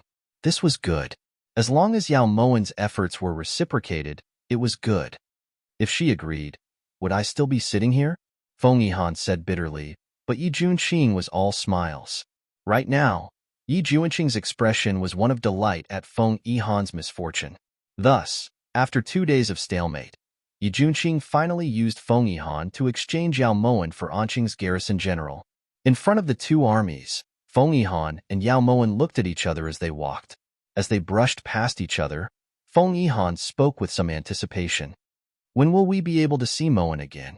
When King Qi returns Moen's favor, we'll naturally meet again. Yao Moen smiled towards Feng Yihan. Although that smile was as brilliant as a spring flower, it caused a chill to run down Feng Yihan's back. It was already so much trouble to return Yi Juanqing's favor. If he were to return Yao Moen's favor, he didn't dare to think about it. On the second day after Yao Moen was exchanged, Yi Juanqing received an urgent imperial edict from Yi Hongyi. The general meaning was that he had to bring Yao Moen back to the imperial city as quickly as possible. The words "we miss you dearly" made Yi Juanqing feel rather uncomfortable. On the way back to the capital, Yao Moen would invite Yi Juanqing to drink tea in the war chariot every time. Yi Juanqing didn't refuse, and even came uninvited a few times. This made Yao Moen feel rather flattered. For you, Feng Yihan was willing to hand over Linqi to Great Chu. It can be said that he has deep feelings for you. Yi Juanqing drank 3 to 5 cups of tea and stewed for a long time before opening his mouth to probe. After all, Feng Yihan wasn't the slightest bit inferior to Yi Hongyi. It was only natural that Yao Moen would be moved by him. This was what Yi Juanqing thought. If Feng Yihan gave Prince 500,000 taels of gold, would Prince be willing to give virtuous stage, Jin Min, and Nanshuan to him? Replied Yao Moen indifferently. 500,000 taels of gold? You gave him 500,000 taels of gold? Yi Juanqing immediately stood up and looked towards Yao Moen in disbelief. Prince's reaction isn't too slow. Yao Moen didn't deny the truth. 500,000 taels is enough to buy 50 linqi. You're truly generous. You couldn't have fallen in love with Feng Yihan, right? Otherwise, how could you have fallen in love with him? Yi Juanqing suddenly sat back down in front of Yao Moen and looked towards her seriously. That's right. Otherwise, why would I wear an immortal phoenix tail hairpin to see him? Yao Moen's cherry lips curved into a smile. She was like a little yellow flower blooming in a forest of greenery, swaying happily in the wind. Your Great Chu's imperial noble consort? How could you like Feng Yihan? Yi Juanqing looked towards Yao Moen angrily, as if she had done something disgraceful. Your Great Chu's esteemed prince, don't you also like Yao Maxin? Yao Moen's words made Yi Juanqing speechless. When Yao Moen saw that Yi Juanqing was silent, she suddenly smiled. Don't worry, even if Moen likes you, she wouldn't like Feng Yihan. Linqi's value isn't just 500,000 taels of gold. 10 of the iron mines there are worth more than 500,000 taels. Yao Mowen's sneaky expression caused Yi Juanqing's heart to turn cold. He just knew that the person who could take advantage of Yao Mowen in this world hadn't appeared yet. At this moment, he couldn't help but sympathize with Feng Yihan. If he could see Yao Mowen's expression right now, he might die from anger. How did you know that there were iron mines in Linqi? Yi Juanqing was skeptical. Mowen's iron mines in Mongyuan are in short supply, so they naturally need to be developed. Mowen obtained this information not too long ago. I didn't think that I would be able to seize this opportunity. Yao Mowen was pleased with herself as she sipped her tea. Linqi is now under the imperial court, so the imperial court will personally mine it. It's not your turn. Yi Juanqing disapproved. Chapter 158. Your Highness, remember this saying? Money makes the world go round. Silver is white, but people's eyes are black. When black eyes meet white silver, they will turn red. There's no one in this world who can't live with money. The officials in those prefectures understand this very well, so as long as Mowen is willing to pay enough silver, they definitely won't report Linqi's situation. Yao Mowen was full of confidence. The craftiness in her eyes stunned Yi Juanqing for a moment. Back then, Yao Maxin would often have this kind of expression. Prince, are you stunned? Do you feel that Mowen is incomparably wise and far-sighted? When Yao Mowen saw that Yi Juanqing's gaze had stopped on her face and seemed to be looking past her, she knew that he had found Yao Maxin's shadow in her. Even though she tried her best to restrain herself, they were still the same person. She couldn't stop herself from deliberately avoiding her previous expressions and actions. Fortunately, they were blood sisters, so it wasn't hard to explain. It's more accurate to say that she's incomparably cunning. Poor Feng Yihan. Yi Juanqing couldn't help but sigh. However, he didn't really pity Feng Yihan. In fact, he even felt a bit of joy. 10 days later, when the troops returned to the imperial city, Chang'an Street was still completely surrounded. This time, all the common people had come to see Yi Juanqing's glory. In 3 days, he had taken down 3 prefectures, taken down Linqi, and captured Prince Qi alive. This matter had already allowed Yi Juanqing to regain his former glory. The halo of light above his head was even more dazzling than before. Naturally, there were a few people who looked at Yao Mowen, but their gazes were filled with disdain and disdain. Truly a femme fatale. Passerby glared at Yao Mowen as he commented. She's a femme fatale who can't accomplish anything, but is good at spoiling things. Passerby be embellished. She's a femme fatale who can't accomplish anything, but is good at spoiling things. She's a simple-minded idiot femme fatale. Passerby see embellished. On the shining chariot, even though Yao Mowen didn't hear the curses and insults, she was sure that they were extremely unpleasant to hear. However, the more unpleasant they were, the happier she was.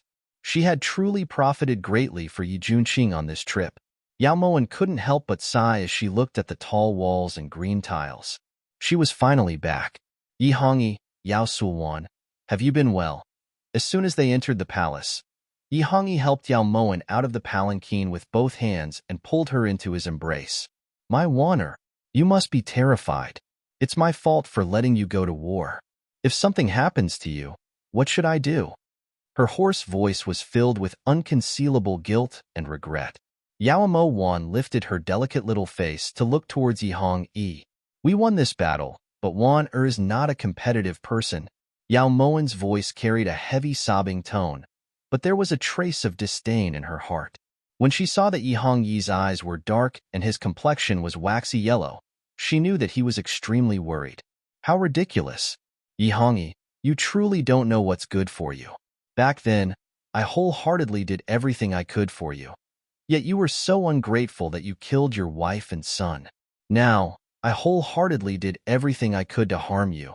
Yet you pity me so much that you can't sleep at night. Tell me, don't you think your life is worthless? We've always known. Let's not talk about this anymore. Wan we are very gratified that you were able to return safely. Tonight, we will definitely hold a banquet in the Imperial Garden to welcome you and get rid of the bad luck on your body. Yi Hongyi's heart ached as he pulled Yao Mowen towards Guan Osprey Palace. He wasn't willing to let go for even a moment. Your Majesty, the esteemed prince saved my life this time, So he told Wan to ask your majesty to let him return to the esteemed prince residence. Yao Moen stammered. Behind her, Yi Junqing was shocked. When had he ever said something like this? Perhaps it was because he was too worried about Yao Moen, but Yi Hongyi had forgotten that Yi Junqing was still behind him. This time, he had shot himself in the foot. Not only did he fail to get rid of Yi Junqing, he even made him famous. Yi Hongyi regretted this so much that his intestines turned green. Junqing, we know that you've done a great service this time. We will naturally reward you according to your contributions later. As for where to stay, if you stay in Guan Osprey Palace, it'll be more convenient for us to discuss state affairs with you, so don't return to the residence for now. Staying in Guan Osprey Palace is better. Yi Hongyi thought for a moment, then feigned civility as he refused. This subject brother obeys. Yi Junqing cupped his fists and lowered his head. As he watched Yi Hongyi walk in front with Yao Moen in his arms, Yi Junqing's heart felt a bit heavy, a bit sad, and also a bit pained. Yao Moen clearly didn't like his majesty, so it was probably very difficult for her to pretend. That night, Yi Hongyi didn't go back on his word. He set up an extremely extravagant banquet for Yao Moen in the imperial garden. During the banquet, all of the concubines who had been hoping for nothing more than for Yao Moen to die outside bowed and kowtowed to congratulate Yao Moen for surviving the calamity and even offered to dance to liven things up. During the entire banquet, Yi Hongyi held Yao Moen in his arms the entire time. From time to time, he would personally feed her fruit, wine, and delicacies. This scene made it clear to all of the concubines that Yao Moen was currently the most favored person in the 6 palaces. Yao Moen accompanied Yi Hongyi to play the game of deep love, perfunctorily responding to his vows of undying love. Now, even if Yi Hongyi held his heart in front of Yao Moen, it wouldn't move her heart in the slightest. After tossing and turning for an entire night, Yao Moen finally dragged her loose body out of bed at noon the next day. Even after Ting Yu helped her freshen up, Yao Moen still felt very tired. This servant kowtows in salute to your highness. When Yao Moen walked out of the main hall, Lu Xing had already been waiting outside for 2 hours. Stand up and speak. Yao Moen had truly missed Lu Xing for the past month. Fortunately, she had Lu Sha's protection, so she didn't worry too much. Replying, Your Highness, this servant discovered that Consort Li has been having secret meetings with the luminescent prince in the rear wing of the Cold Palace's garden for the past 2 days. Lu Xing truthfully reported the results of his investigation to Yao Moen. The luminescent prince. She really has good taste. What about Prime Minister Yao Fu? Is Li Qingqing still peaceful? A cold light flashed through Yao Moen's eyes. She hadn't seen him for a month, and Yao Sulwan's guts had grown bigger. This path of no return was something she had chosen herself. How could Yi Zixiao be someone she could control? In the end, she would probably be gnawed to the point where not even her bones would be left. Replying, Your Highness, ever since Madame was imprisoned in Proud Pavilion by Master for half a month, she has calmed down. Perhaps it was out of respect for little young Master that Master released Madame. However, Lu Xing recently discovered that Madame has started to embezzle Prime Minister Fu's wealth and has close relations with that teacher Wu Ziqing. She seems to have the intention of secretly escaping, said Lu Xing truthfully. Li Qingqing isn't as peaceful as Su Muzi. Let her do as she pleases for now. When the time is right, Bin Gong will catch her in the act, said Yao Moen sternly. Yes. Lu Xing nodded respectfully and left. At the side, Ting Yu looked towards Yao Moen suspiciously. Your Highness, are you not planning on letting Li Qingqing go? Back then, Master was much more lenient towards Su Muzi, Ting Yu thought. Is she worth it? Back then, it wasn't Yao Jinting who forced her to marry into Prime Minister Yao Fu. However, in the end, she's still a mother, so Bin Gong will let her live. Yao Moen's clear eyes lowered slightly as she casually picked up a cup of tea. The moment she lifted the lid, she saw Yi Junqing's figure appear at the palace gates. When Ting Yu saw that it was Yi Junqing, she tactfully withdrew. After these past few days of observation, Ting Yu knew that everything Master had done was for this man. If she still didn't know what was important, then she wasn't worthy of staying by Master's side. You're up so early, it's not even dark yet. Once Ting Yu left, Yi Junqing slowly walked to Yao Moen's side. His teasing tone contained a hint of displeasure. His Majesty is too intense. What can Moen do? Yao Moen sipped her tea indifferently as a dim light flashed through her eyes. She suddenly doubted whether her words were an explanation or a test. Perhaps it was time for her to adjust her mentality. Chapter 159. Yi Junqing fell silent when he heard this. An indescribable feeling of suffocation welled up in his chest. He reminded himself once again that the person he loved was Yao Maxin. He didn't know when, but these reminders became more and more frequent. It was as if he would forget if he didn't remind himself. Actually, if you don't love His Majesty, then why bother pandering to him? Yi Junqing said this lightly, but he secretly suppressed the strange feeling in his heart. Moen didn't pander to him. It was His Majesty who stuck close to him. How could a fool pander to him? Cough, cough. It's already past the time for lunch. Prince couldn't have specially come to see if Moen had woken up yet, right? No matter if it was an explanation or a test, Yao Moen felt that talking about this topic with Yi Junqing put a lot of pressure on her. This prince wants to know why you had Feng Yihan attack Great Chu. He said it was to return a favor to this prince, but this prince doesn't understand. Yi Junqing restrained the sadness in his eyes and said this solemnly. That's right, with how much His Majesty doted on Yao Moen, she didn't need to pander to him at all. All she had to do was sit there and do nothing, and she would be doted on by everyone. If it wasn't for this battle, both of us would be in danger. We might even be in the Yellow Springs right now. Yao Moen put down the teacup and walked over to the chaise lounge to pick up Fluffy. Ever since she gave birth to Jewel and Si Qing, Fluffy had become unbelievably lazy. Because of Yi Liu? It wasn't that Yi Junqing didn't understand some things, he just didn't want to think about them. How could His Majesty not know what kind of temper Yi Liu has? How daring would he have to be to have an affair with Yao Sulwan in a shack? Adding on the matter of Yu Wangfu, even if there was no evidence, His Majesty would still point the finger at Prince. So even though Prince was already under house arrest in Guan Osprey Palace, His Majesty was still worried. After this battle, if His Majesty wants to touch Prince again, he'll have to first consider the mood of the generals in court and the public opinion of Great Chu's people. Yao Moen had told him the truth because she wanted Yi Junqing to be more vigilant. Even though he was in the imperial palace, his situation was still not optimistic. So you did all of this just to protect this prince's life? Yi Junqing felt a bit sorrowful.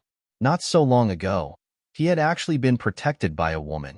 Although Moen doesn't want to admit it, in reality, Moen and Prince are already in the same boat.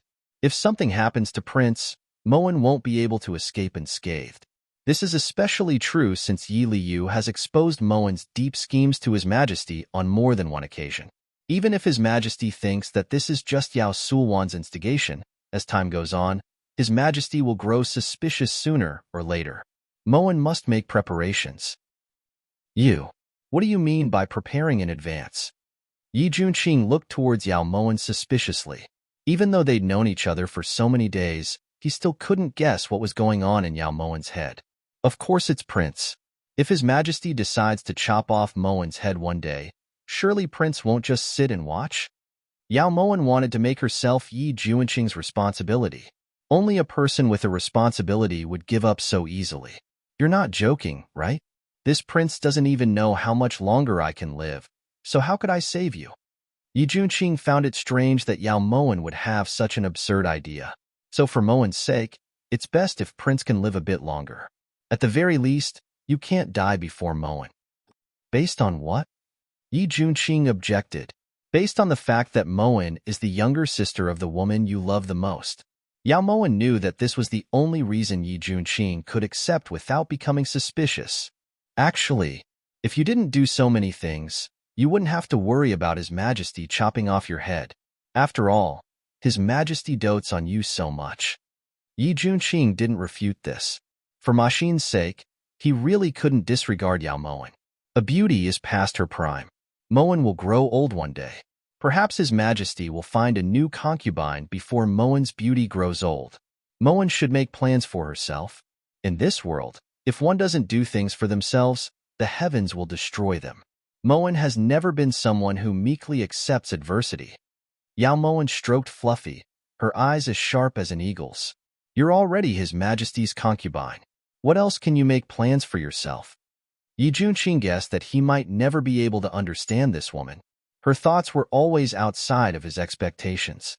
It's not just one of His Majesty's concubines that ran away. Yao Moen withdrew the solemnity in her eyes. Yu Funing and Xie Xiyin were the best examples. You want to leave the imperial palace? Yi Junqing was surprised by Yao Moen's thoughts. In any case, Moen won't be like Prince, waiting for death to come and be trampled upon. Yao Moen lifted her brows as she looked towards Yi Junqing. Yi Junqing didn't reply. He really wanted to tell Yao Moen that he had nothing left to live for, so he didn't care about Yi Hongyi's little tricks. If Yi Hongyi was willing to make plans for him, the world would have changed hands a long time ago.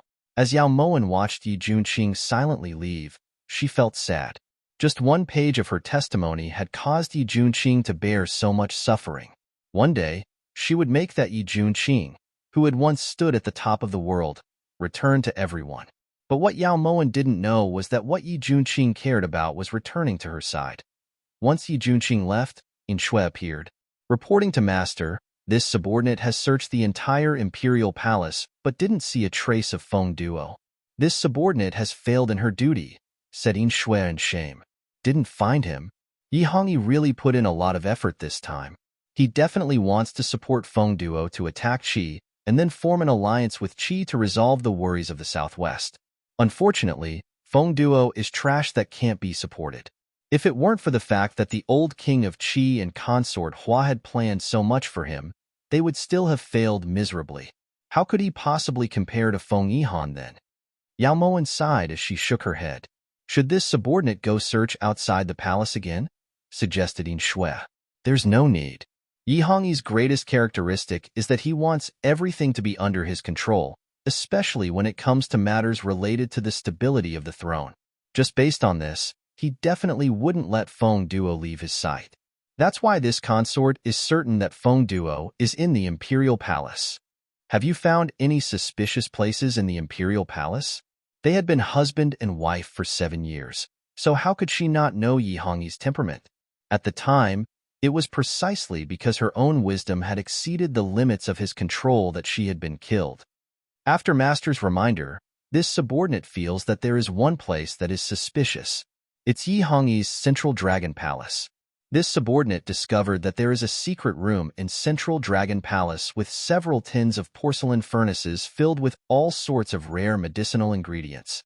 From the looks of it, it should be used to refine pills. At the time, this subordinate thought that Yi Hongyi wouldn't hide Feng Duo there, so this subordinate took a glance before leaving. This subordinate will go investigate again tonight, guessed Inshui based her memory. It can't be there. Refining pills to obtain immortality is an unspeakable secret for sovereigns. Which sovereign would be willing to share their secret recipe for immortality with another person? Yi Hongyi especially wouldn't do that, analyzed Yao Moen calmly. Then where could it be? Inshui furrowed her brows, momentarily at a loss. In Changle Palace, exclaimed Yao Moen as she turned to look towards Inshui. Hasn't Changle Palace been sealed? This subordinate has overlooked something. Inshui looked towards Yao Moen suspiciously, half believing and half doubting. Accompany this consort to Changle Palace tonight. Yao Moen's beautiful eyes flashed as her cherry lips curved into an icy smile. That night, the hazy moonlight sprinkled down like clear frost. Yao Moen walked with light steps towards the garden behind the cold palace. Behind her, Inshui looked left and right. She had too many questions in her heart, but she didn't open her mouth to ask. Careful, there's someone. Just as Yao Moen walked to the north side of the garden where there was a pile of bamboo poles, Inshui suddenly stepped forward to block Yao Moen's path. When the two of them hid in the darkness, they suddenly saw a man sneakily climb over the palace wall. He walked to the corner, moved the bamboo poles aside, and entered through a secret door behind it. As expected, he's here. Follow him. Yao Moen's eyes were as clear as water, as calm as a lake. When she saw her master walk forward, Inshui immediately moved to guard her. Chapter 160. After walking through the secret door, there was a long and narrow corridor. Both sides of the corridor were inlaid with jade-colored luminous pearls that emitted a faint light. It was as if a corner of the night curtain had been lifted and the darkness before them was illuminated. Inshui controlled her speed so as to not disturb the man who had gone in earlier. Yao Moen coldly followed behind her. At the time, the reason she had built this secret passage was to secretly contact her trusted aide in Mongyuan, so she hadn't let Yi Hongyi know about it. She had only wanted to give Yi Hongyi a pleasant surprise when the time was right. Later on, it was because of her cheap mouth that she had told Yi Hongyi about the existence of this secret passage. At this moment, she truly rejoiced that she hadn't told him about Mongyuan. Otherwise, how would she be able to turn the situation around? Master, that person has entered the Changle Palace. Should we follow him? Inshui asked as she watched the man's figure disappear into the secret passage. No need. Yao Moen put away her memories of the past, then abruptly turned and walked to the side of the luminous pearl on the left side of the secret passage. She twirled her fingers a few times, and a secret door suddenly appeared in front of her. Yao Moen then walked in without any precaution. Inshui naturally followed behind her. Behind the secret door was a stone room. The furnishings were simple. Apart from a stone table and 4 wooden chairs, there were no other decorations. While Inshui was inspecting the surroundings to make sure there were no dangers, Yao Moen had already walked over to the wall of Changle Palace. She opened the secret compartment and almost at the same time, a voice came from inside. Subordinate Zhou Gue greets the second prince. Zhou Gue knelt on one knee, his sonorous voice filled with unconcealable exhaustion. He was covered in dust from the journey, and it was obvious that he was exhausted. Get up quickly. What's the current situation in the Qi Kingdom? How are Imperial Father and Imperial Mother? The speaker was the second prince of the state of Qi, Feng Duo, the successor to the throne that the previous king of Qi had taken a fancy to. Your Imperial Highness, the retired emperor is helpless. He is only under house arrest by Feng Yihan, but Consort Hua. Zhou Gue hesitated. Imperial Mother. What did that animal, Feng Yihan, do to Imperial Mother? Feng Duo's handsome face instantly darkened and his hands clenched into fists. My condolences, Your Highness. Feng Yihan lied and said that he found evidence of Consort Hua poisoning the Empress, and 3 days ago, he ordered Consort Hua to be executed. Zhou Gue knelt on the ground and reported sorrowfully, his head hitting the ground. What? His mother was dead? How dare Feng Yihan? I want to kill him. Ah! Seeing that Feng Duo was about to rush into the secret chamber, Zhou Gue grabbed him. Second prince, revenge is a dish best served cold. If you go out now, you will only pay with your life. If anything happens to you, who will avenge Consort Hua? I believe that Her Highness Hua Fei also knows about this and doesn't want you to lose your life in vain. Zhou Gue tried his best to comfort Feng Duo, his hands desperately hugging Feng Duo. Feng Yihan, I will definitely tear you into pieces. After struggling for a while, Feng Duo finally calmed down. Inside the private room, Yao Moen couldn't help but shake her head. This kind of shrewdness wasn't even a tenth of Feng Yihan's. Back then, Feng Yihan had clearly known that his mother had been killed by Consort Hua, but he had still been able to treat Consort Hua respectfully without batting an eyelid. How could Feng Yihan not feel pain in his heart? However, he had been able to endure in front of his enemy and smile. Back then, Feng Yihan was just like her right now. The brighter the smile on his face, the more pain he felt in his heart. Second prince, the plan to change sides is of utmost importance. When this subordinate returned to Qi this time, I already recorded the number of officials and generals who are willing to follow the Emperor Emeritus and Second Prince. As long as Great Chu is willing to send troops to help Second Prince return to Qi, then we can coordinate with those who support us from the inside and outside. We will definitely be able to overthrow Feng Yihan. Zhou Gue said with certainty. As he spoke, he took out a piece of paper filled with names from his sleeve and handed it to Feng Duo. Fortunately, these people aren't ungrateful. With their support, this subordinate believes that Second Prince's ascension to the throne is just around the corner, continued Zhou Gue. This prince has information on these people. Otherwise, do you think they would be willing to take such a risk? As for Yi Hongyi, Feng Duo subconsciously looked around. When he saw that there was no movement, he sat down viciously. Yi Hongyi is just throwing stones at a person when he's down. He actually wanted this prince to agree to take 10 of Qi's cities after we're done. This is practically asking for half of Qi's territory. Every time he thought of the credence that Yi Hongyi had placed in front of him, Feng Duo clenched his teeth in hatred. 10 cities. This King Chu is too sinister. He clearly knows that we can't refuse, yet he actually asked for such an exorbitant price. How did you reply to him? Rebuked Zhou Guo angrily. You already said that we can't refuse, so how could this prince reply to him? Feng Duo abruptly slammed the table, a dark light flashing in the depths of his eyes. Second prince, just deal with it for now. Once you return to Qi, there will still be changes. Zhou Guo's meaning was to get rid of the donkey after the task was done. Do you think Yi Hongyi is an idiot? The credence clearly stated that after the battle, every time we capture a city, we have to immediately sign an imperial edict. This will continue until all 10 cities have been signed.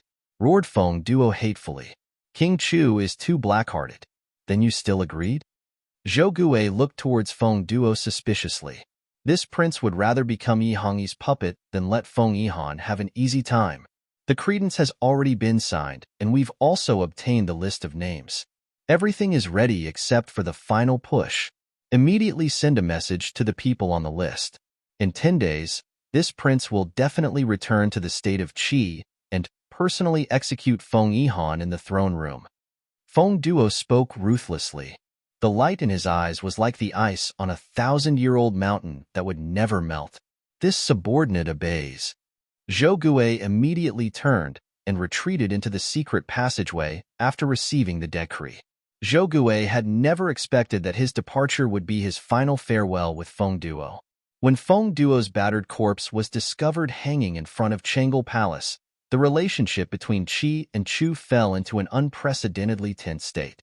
Originally, Yi Hongyi killing Feng Duo was only beneficial to Feng Yihan. However, the mistake was that Feng Duo's corpse was treated so rudely. The imperial family naturally had their own way of dying. In the end, Feng Duo was still a prince of Qi. Doing this was undoubtedly a slap to Feng Yihan's face. Secondly, the people of Qi and Chu were all saying that Yi Hongyi had the name list of Qi's traitors in his hands. Furthermore, he had proposed to Qi King to exchange 3 cities for the name list. This caused Yi Hongyi to become a heartless and ungrateful person. Who exactly killed Feng Duo? Shifting the blame to us again? Who was it? Inside a pavilion in the imperial garden, Yi Hongyi abruptly threw the wine pot in his hand and roared through gritted teeth. The splinters stabbed into the back of Azure Dragon's hand. Blood flowed out, but Azure Dragon didn't dare make a sound. He clearly understood His Majesty's current state of mind. After all, not only did Feng Duo's death cause His Majesty to lose control of Qi, it also caused the relationship between Qi and Chu to become irreparable. Most importantly, Feng Duo's death had nothing to do with His Majesty. His Majesty was taking the blame for someone else. Your Majesty, please quell your anger. This subordinate will definitely do his best to find the person who framed your Majesty. Azure Dragon didn't dare guarantee that he would definitely be able to find this person. After all, Feng Duo's death was very strange, and there were no clues to be found. We must find this person. We want to tear his corpse into 10,000 pieces. Yi Hongyi was practically howling madly as his eyes flashed with a biting cold light. Yes. Azure Dragon accepted the order and left the pavilion. In the shadows, Yao Moen looked at Yi Hongyi's crazed expression and her lips curved into a cold smile. Feng Duo had died in Chang'e Palace, so no matter how Yi Hongyi tried to explain, it would only make things worse. Moreover, those who were more observant would think that Feng Duo hadn't been able to satisfy Yi Hongyi's ambitions, which was why he had been silenced by Yi Hongyi. Afterwards, that list of names could be used to bargain with Feng Yihan. No matter what, this was a nightmare for Yi Hongyi.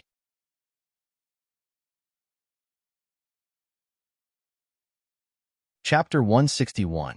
When she returned to Guan Osprey Palace, Yao Moen was in a great mood.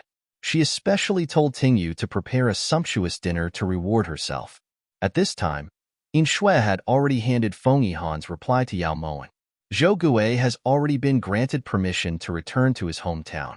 He is specially bestowed with 10,000 taels of gold and 1,000 acres of fertile land. Feng Yihan.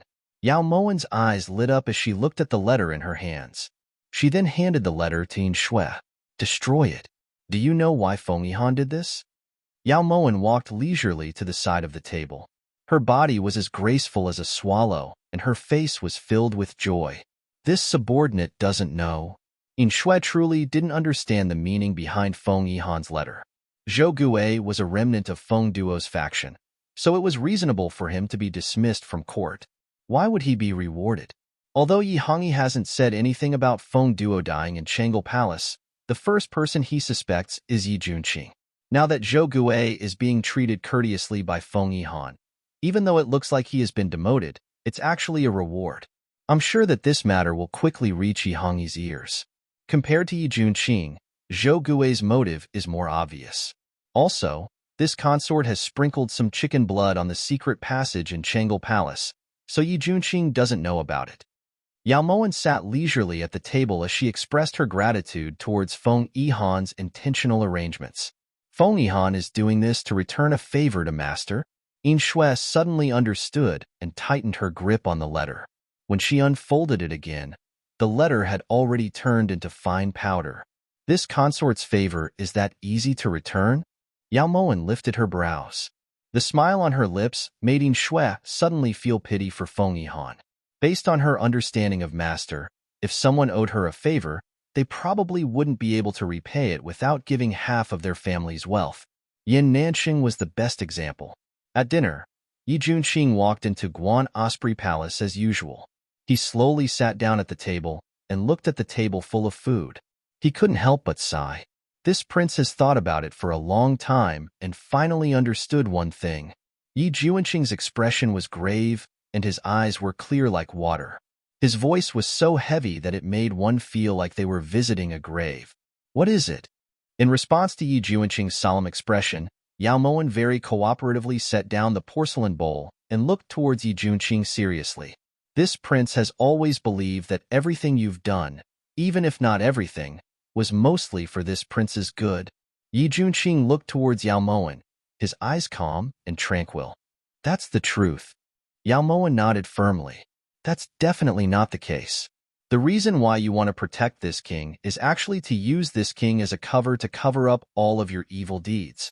No matter if it's Yi Liyu's matter or Feng Duo's matter, as long as this prince is here, no one will ever suspect you. Yi Junqing enunciated each word clearly. There was anger in his tone, but even more disappointment. After what happened with Feng Duo, the first person Yi Junqing thought of was Yao Mowen. Perhaps it was because of his understanding of Yao Mowen, but he was no longer shocked. She had done countless heaven-defying things like this. In particular, given Yao Mowen's relationship with Feng Yihan, she had ample reason to kill Feng Duo. From a certain perspective, Prince's analysis is correct. In truth, there's nothing wrong with this. We're both taking what we need. Also, Prince is living and eating on Mowen's territory, so it's only right for Prince to contribute a bit. Yao Mowen had never thought of explaining her motives in front of Yi Junqing. Unless it was a critical moment, she really didn't want Yi Junqing to know the cruel truth. This prince is willing to admit that he was gravely mistaken. You killed Feng Duo for Feng Yihan. This prince can understand, but this prince doesn't understand. It's fine if you killed him silently, but why did you have to use Feng Duo's death to sow discord between Great Chu and Qi? Don't tell this prince that you want to challenge Duan again, and don't tell this prince that you did all of this for this prince. When he heard Yao Mowen's affirmation, Yi Junqing felt like his heart had been thrown from the clouds into the abyss. He didn't know what to do with this feeling. To be more precise, Mowen wanted to sow discord between Yi Hongyi and Feng Yihan. After this incident, there's no chance for them to work together anymore, replied Yao Mowen simply. Why? Ever since you entered the palace, everything you've done has either been to destroy Great Chu's cornerstone or to isolate Great Chu's relationship with the neighboring nation. If you didn't mean it, then it's fine, but after this incident, you still dare to say that everything was a coincidence?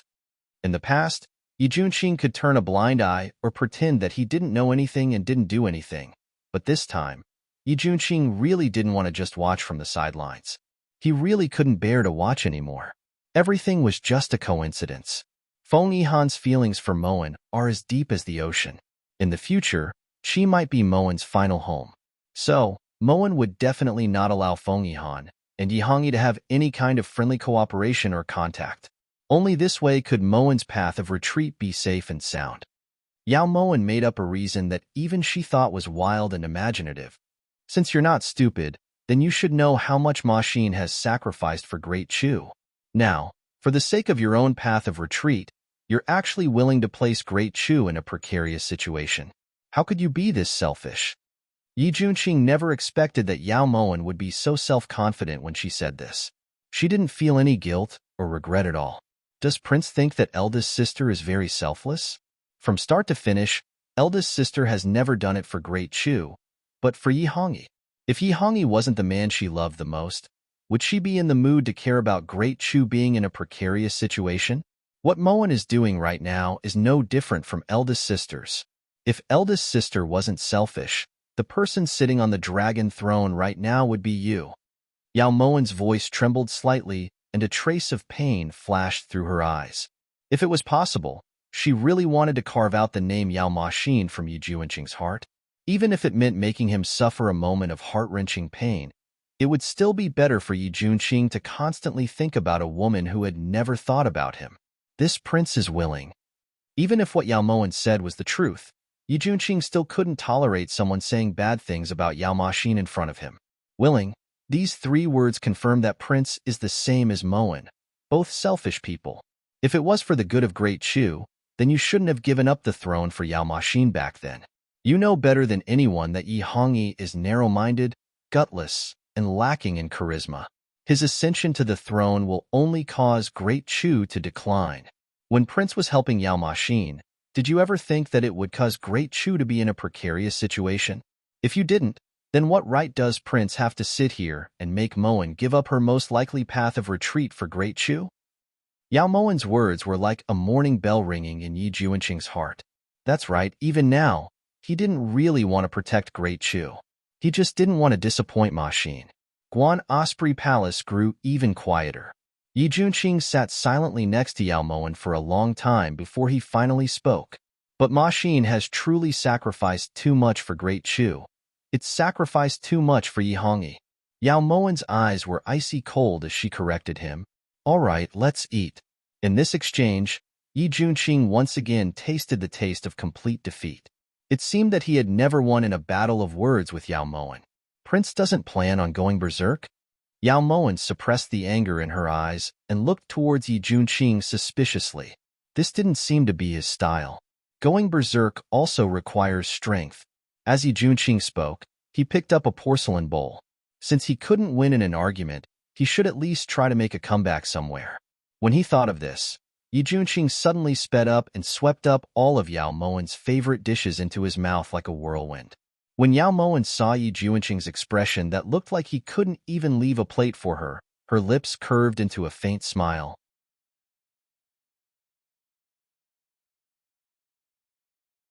Chapter 162. That night, the night breeze brushed past and the moonlight was pleasant.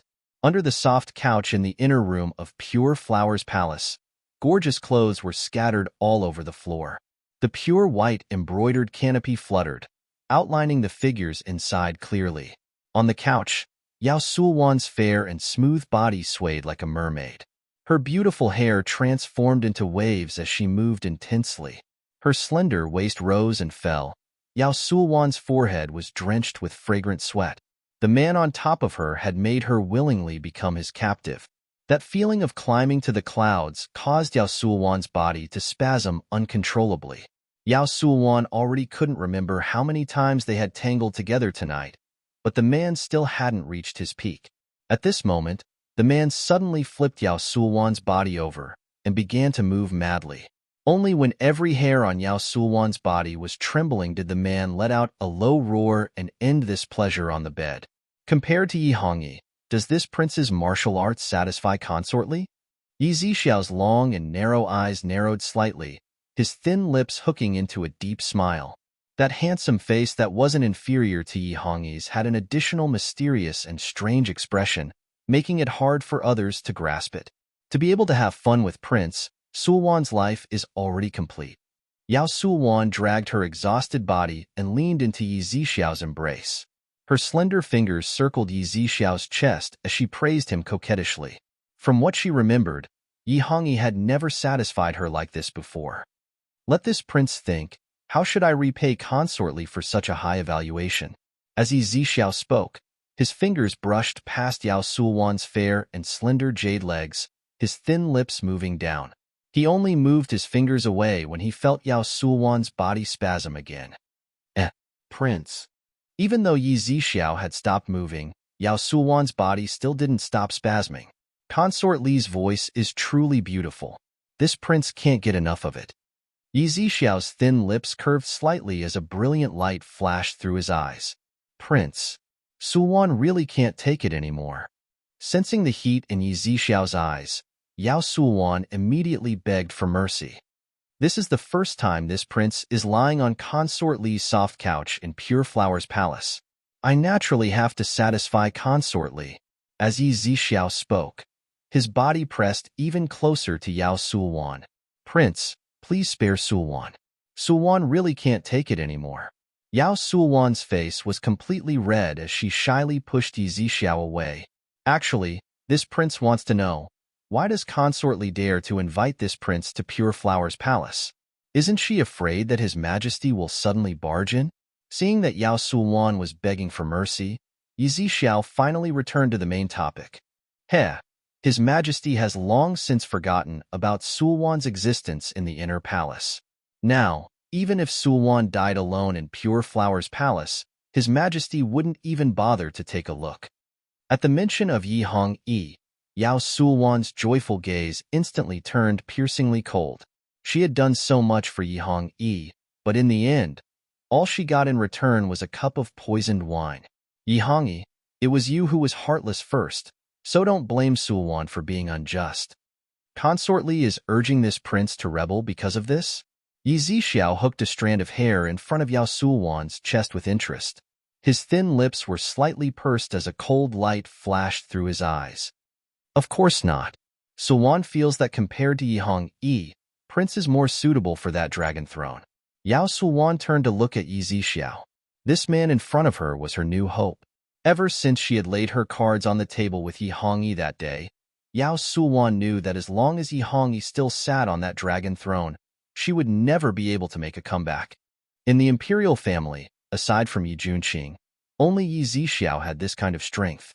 As for Yi Junqing, he stayed in Guan Osprey Palace all day, so he probably already knew about Yao Mowen's background. Perhaps they had already formed an alliance. The other reason why Yao Sulwan didn't choose Yi Junqing was because of Yao Maxin's death. If one day, Yi Junqing found out about the cause of Yao Maxin's death, there was no way he would let it go. So Yi Zixiao became Yao Sulwan's first choice. After choosing her target, Yao Sulwan began to plan. For a man, a woman's body was the best weapon. This prince doesn't feel that way.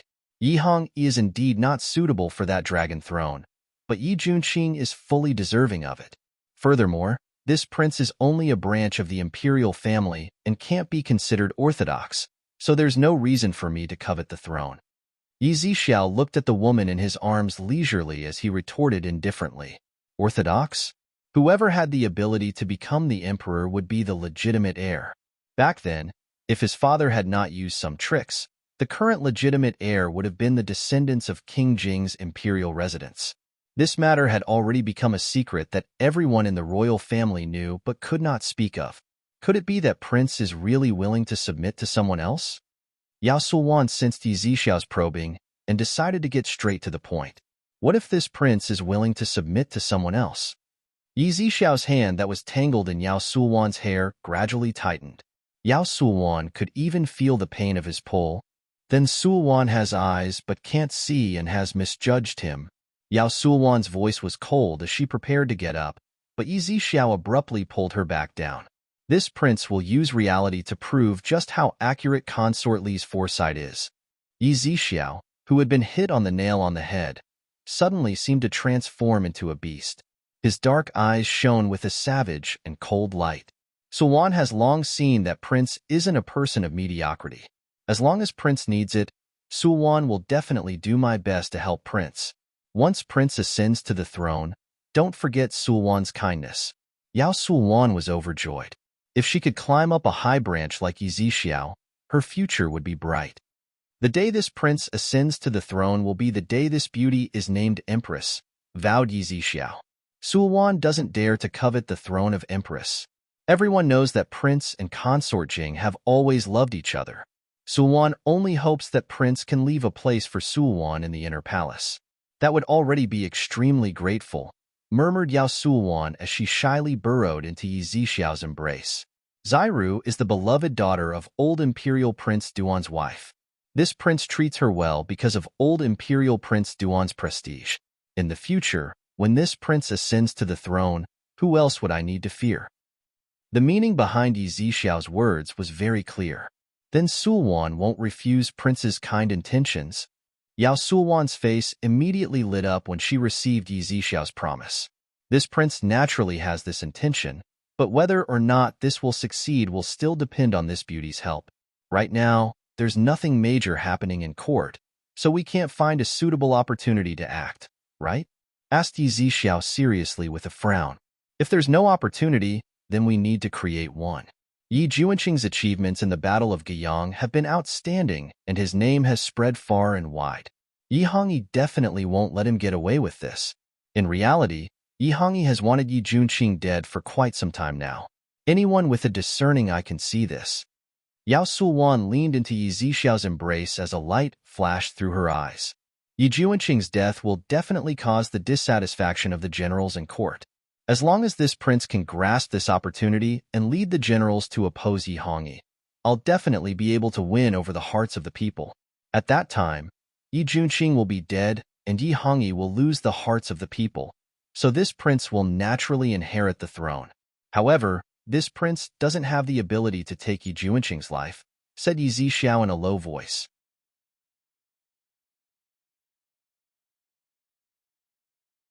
Chapter 163. How could Yizixiao not know that this was a great opportunity? He had tried many methods to kill Yi Juanqing, but none of them had succeeded. Whether it was assassination or poison, Yi Juanqing had neutralized all of them. Yizixiao even suspected that Yi Juanqing had long since seen through his plan, which was why he had stopped his little tricks in order to avoid alerting the enemy. There's no need for Prince to do anything. Sulwan naturally has a way to consign Yi Juanqing to eternal damnation. Prince only needs to send enough people to Sulwan. Ever since the incident with Yi Liu, Yao Sulwan knew that Yao Moan definitely had people secretly helping her. Compared to Yao Moan, her own power was far too weak. No problem, Ling Yun. Yizixiao gave the order and a black figure suddenly appeared in front of Yao Sulwan. Yao Sulwan hadn't expected that someone would appear, so she immediately covered herself with a brocade blanket. This subordinate Ling Yun kowtows in salute to master. The man in front of her was dressed in black and was standing respectfully in front of the brocade couch. His voice was loud, and his expression was cold to the point where it made people shiver. Prince. Yao Sulwan raised her beautiful eyes and looked towards Yizixiao suspiciously. From now on, Ling Yun will listen to your orders, said Yizixiao firmly with a sharp gaze. He's the person Prince is giving to Sulwan? Yao Sulwan turned to look towards Ling Yun, her voice filled with unconcealable disappointment and bitterness. Beauty, don't look down on Ling Yun. He's a hidden guard that this prince had begged for a long time. One Ling Yun is a match for over 100 imperial guards. If it wasn't for the heaven-defying plan, how could Yizixiao bear to give the hidden guard he was most proud of to Yao Sulwan? Don't worry, Prince. Sulwan definitely won't disappoint Prince. Ling Yun, withdraw, ordered Yao Sulwan. By the time she finished speaking, Ling Yun had already disappeared without a trace. In the next few days, Yao Sulwan finally discovered how outstanding Ling Yun was. With Ling Yun's help, she became even more unbridled in her actions. Inside Guan Osprey Palace, Yao Moan was looking at the bill that Bin Lei had sent over when Tingyu rushed in from outside. Nyang Nyang. When this servant returned from the imperial kitchen, this servant saw many people surrounding Changle Palace. Thus, Out of curiosity, this servant followed them and saw that there were 3 corpses hanging outside Changle Palace.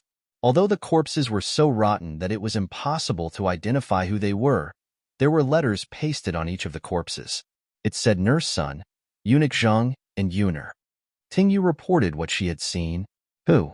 Who do you think it is?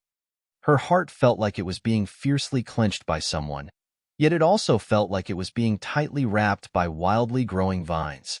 The sudden suffocation and bone-piercing pain attacked every nerve in her body. Tears welled up in her eyes, but she forced them back. It's Nanny Sun, Eunuch Zhang, and Yuner. When Tingyu was at Prime Minister Yao's Fu, she knew that these 3 people were eldest Mrs. Most Trusted Aides.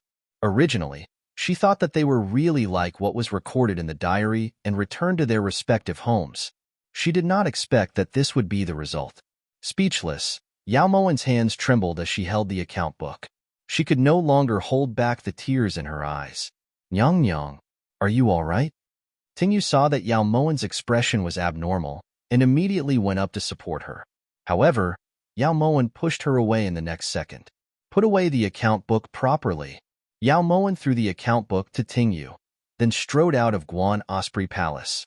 On the way, Yao Moen's tears rolled down like pearls from a broken necklace. The warm memories from that time flashed through her mind again and again.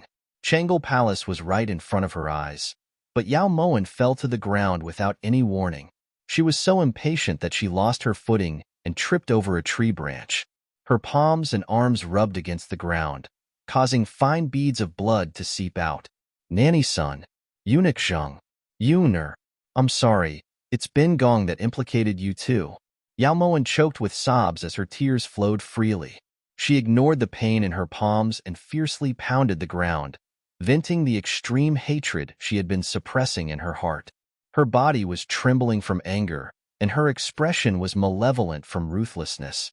At this moment, Yao Moen was like the king of Hades in hell, as if she wanted to use her full fury to overturn this imperial palace. After an unknown amount of time, Yao Moen finally stopped her almost self-harming actions. Her clear and cold eyes looked towards Changle Palace in front of her. Her heart suddenly became calm. At this moment, Yao Moen's heart didn't have any anger, didn't have any hostility, didn't have any urge to grind Yihangi's bones to dust. There was only a world-destroying hatred. This hatred caused her to gradually calm down, and her tightly knitted brows to calm down. Yao Moen slowly got up. When her pitch-black eyes looked in the direction of Changle Palace, they became as cold as the sky and earth. Several dozen palace maids and eunuchs stood outside Changle Palace, pointing and whispering from time to time. Yao Moen dragged her heavy steps and walked out of the crowd with difficulty. She did her best to make her expression look only sorrowful and fearful. Outside the palace gates, 3 corpses were hung by hemp ropes. The corpses were rotten and smelly. Especially in midsummer, the smell permeated the surroundings of Changle Palace, causing people to cover their noses and mouths. Seeing Nanny Sun and the others' corpses being hung mercilessly there, Yao Moen gritted her teeth and endured the heart-wrenching pain. They had already died unjustly, yet they still had to bear the humiliation of having their corpses exposed. What exactly had they done wrong? Why did they have to suffer like this? That's why it's said that even if you're a servant, you have to choose the right master. Otherwise, you wouldn't even know why you died. Mingyua, don't you think Bin Gong is right? A feminine voice came from behind Yao Moen. When Yao Moen heard this, she turned around and saw that Yao Sulwan was looking at her with a disdainful expression. You did this? Although her tone was questioning, Yao Moen had already determined that the instigator of this matter was the one who had dealt with her. That day, the matter of how she had been dealt with had been extremely secretive. Everyone who knew had already disappeared, leaving only Yihangi and Yao Sulwan. Yihangi definitely wouldn't expose his own scandal, so the only one left was Yao Sulwan. Do you have proof? Yao Sulwan looked at Yao Moen coldly, her cherry lips hooking into an undisguised, arrogant smile. How did they die? Yao Moen's words were as cold as ice. Ever since she entered the cold palace and died, she had never been able to see Nanny Sun and the others again. Bin Gong had thought that you knew everything. So it turns out that there are still things in this world that you don't know. But since you're so eager, Bin Gong isn't afraid to tell you that their deaths weren't just a normal kind of miserable. The most pitiful thing was that even until the moment they breathed their last, they still didn't understand why they had lost their lives. Yao Sulwan smiled coldly as she looked towards Yao Moen, her sinister eyes flickering with wanton coldness. Now that she had Ling Yun's help, Yao Sulwan felt that she could do whatever she wanted in the inner palace. So you personally watched as they were killed? Yao Moen's low voice rang out like a funeral bell. When Yao Sulwan saw Yao Moen's ferocious gaze, she instinctively wanted to retreat. But when she remembered that Ling Yun was secretly protecting her, Yao Sulwan suddenly met Yao Moen's gaze. Yao Moen, up to this point, Bin Gong has nothing to hide from you. That's right, Bin Gong not only saw it with my own eyes, I even personally led people to do it. However, this wasn't Bin Gong's idea, it was His Majesty. It was His Majesty who couldn't tolerate Yao Maxin. That's why he sent a secret edict to get rid of her and also kill these servants to silence them. His Majesty is the one who started all of this. Yao Sulwan moved in front of Yao Moen, her cherry lips brushing past Yao Moen's ears as she spoke in a cold voice. You're not afraid that Moen will tell His Majesty about this? Yao Moen's long eyelashes curled up slightly. Her eyes, which were covered by those eyelashes, emitted an extremely cold aura. Her jade hands were clenched into fists inside her sleeves and her nails were already digging into her flesh, but Yao Moen didn't feel any pain. Bin Gong doesn't dare to say for others, but you won't. Don't forget, you're Yao Maxin's younger sister. Even if you're an idiot in front of His Majesty, you can't change this fact.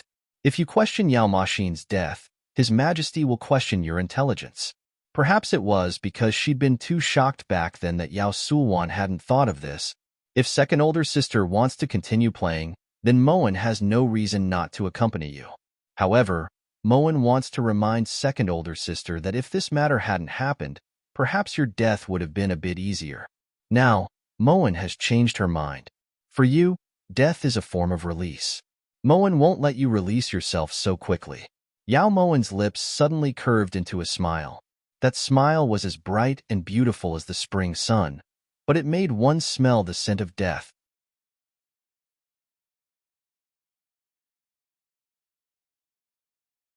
Chapter 164. Likewise, Yao Sulwan was finally intimidated by Yao Moen's ruthlessness and subconsciously took a step back. However, her eyes remained calm. Your Highness, His Majesty has arrived. At the side, Mingyu alerted her.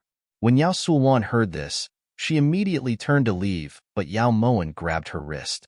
You want to leave just because it's almost over? Is there such a good thing in this world? Yao Moen laughed coldly. As she spoke, she abruptly pulled Yao Sulwan out of the crowd and threw her to the ground. She then fell in the direction Yi Hongyi was walking towards. What are you all doing? Hurry and retreat. Yo, Your Highness Consort Yao, what's wrong? And Bingshan had driven the crowd away before Yi Hongyi. However, the moment he stepped forward, he saw Yao Moen sitting on the ground with tears in her eyes. When they saw it was in Bingshan, all of the eunuchs and palace maids scattered. In an instant, only Yao Moen, Yao Sulwan, and Mingyu, who was carefully waiting behind Yao Sulwan, were left in front of Changle Palace. Woo! Yao Moen cried pitifully. Her hand that was dripping with blood left a glaring red mark on the ground. Wanner, why are you here? The moment he saw Yao Moen, Yi Hongyi immediately stepped forward and gripped Yao Moen's shoulders. It's second older sister. Second older sister said that Moen isn't an idiot and insisted that Moen come to see the corpses. They're so scary. Moen wants to go back, but second older sister won't let her. She forcefully pressed Moen here. Your Majesty, Moen is so scared. Yao Moen threw herself into Yi Hongyi's embrace, as if begging for help, but jumped out in the next second. It hurts. When he saw the blood seeping out of Yao Moen's fingers and arm, Yi Hongyi's deep eyes suddenly turned as cold as 1,000-year-old ice. The thick clouds on his face revealed his current fury. And Bingshan immediately summoned the Imperial Doctor to Guan Osprey Palace.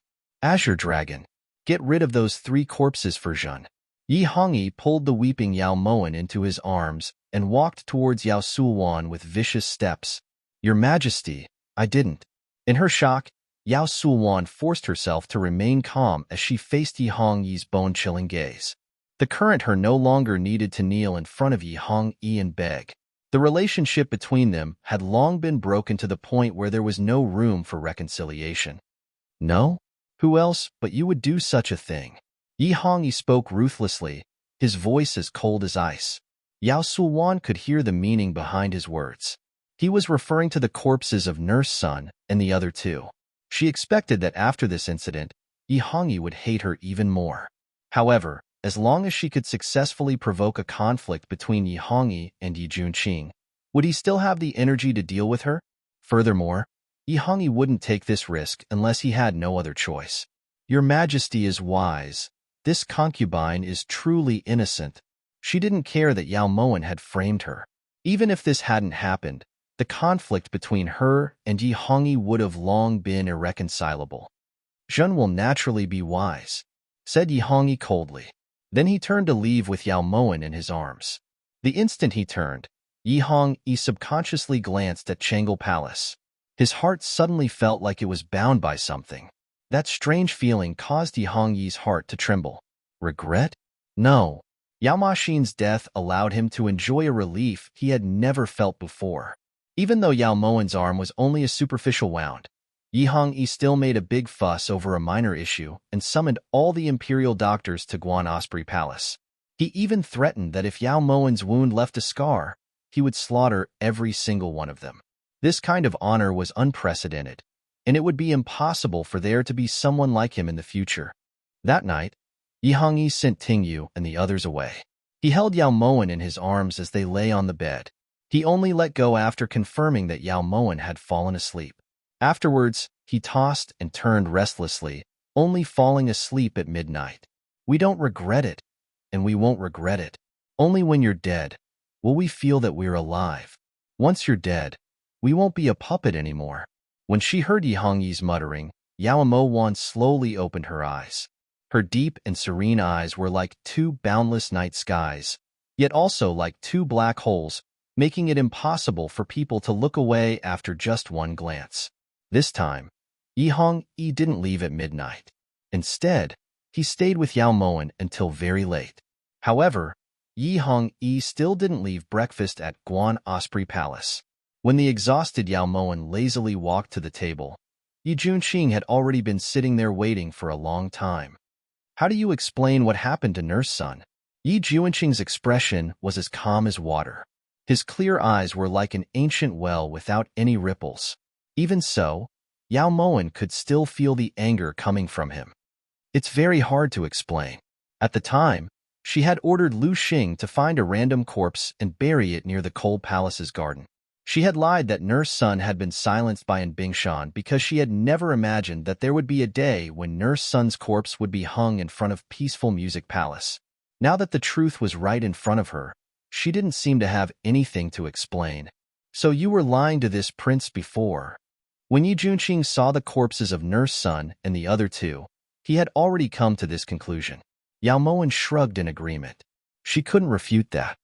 This prince has carefully investigated. Nurse Sun, Eunuch Zheng, and Yuan Heir were all killed with a single stab. The killer's martial arts were excellent.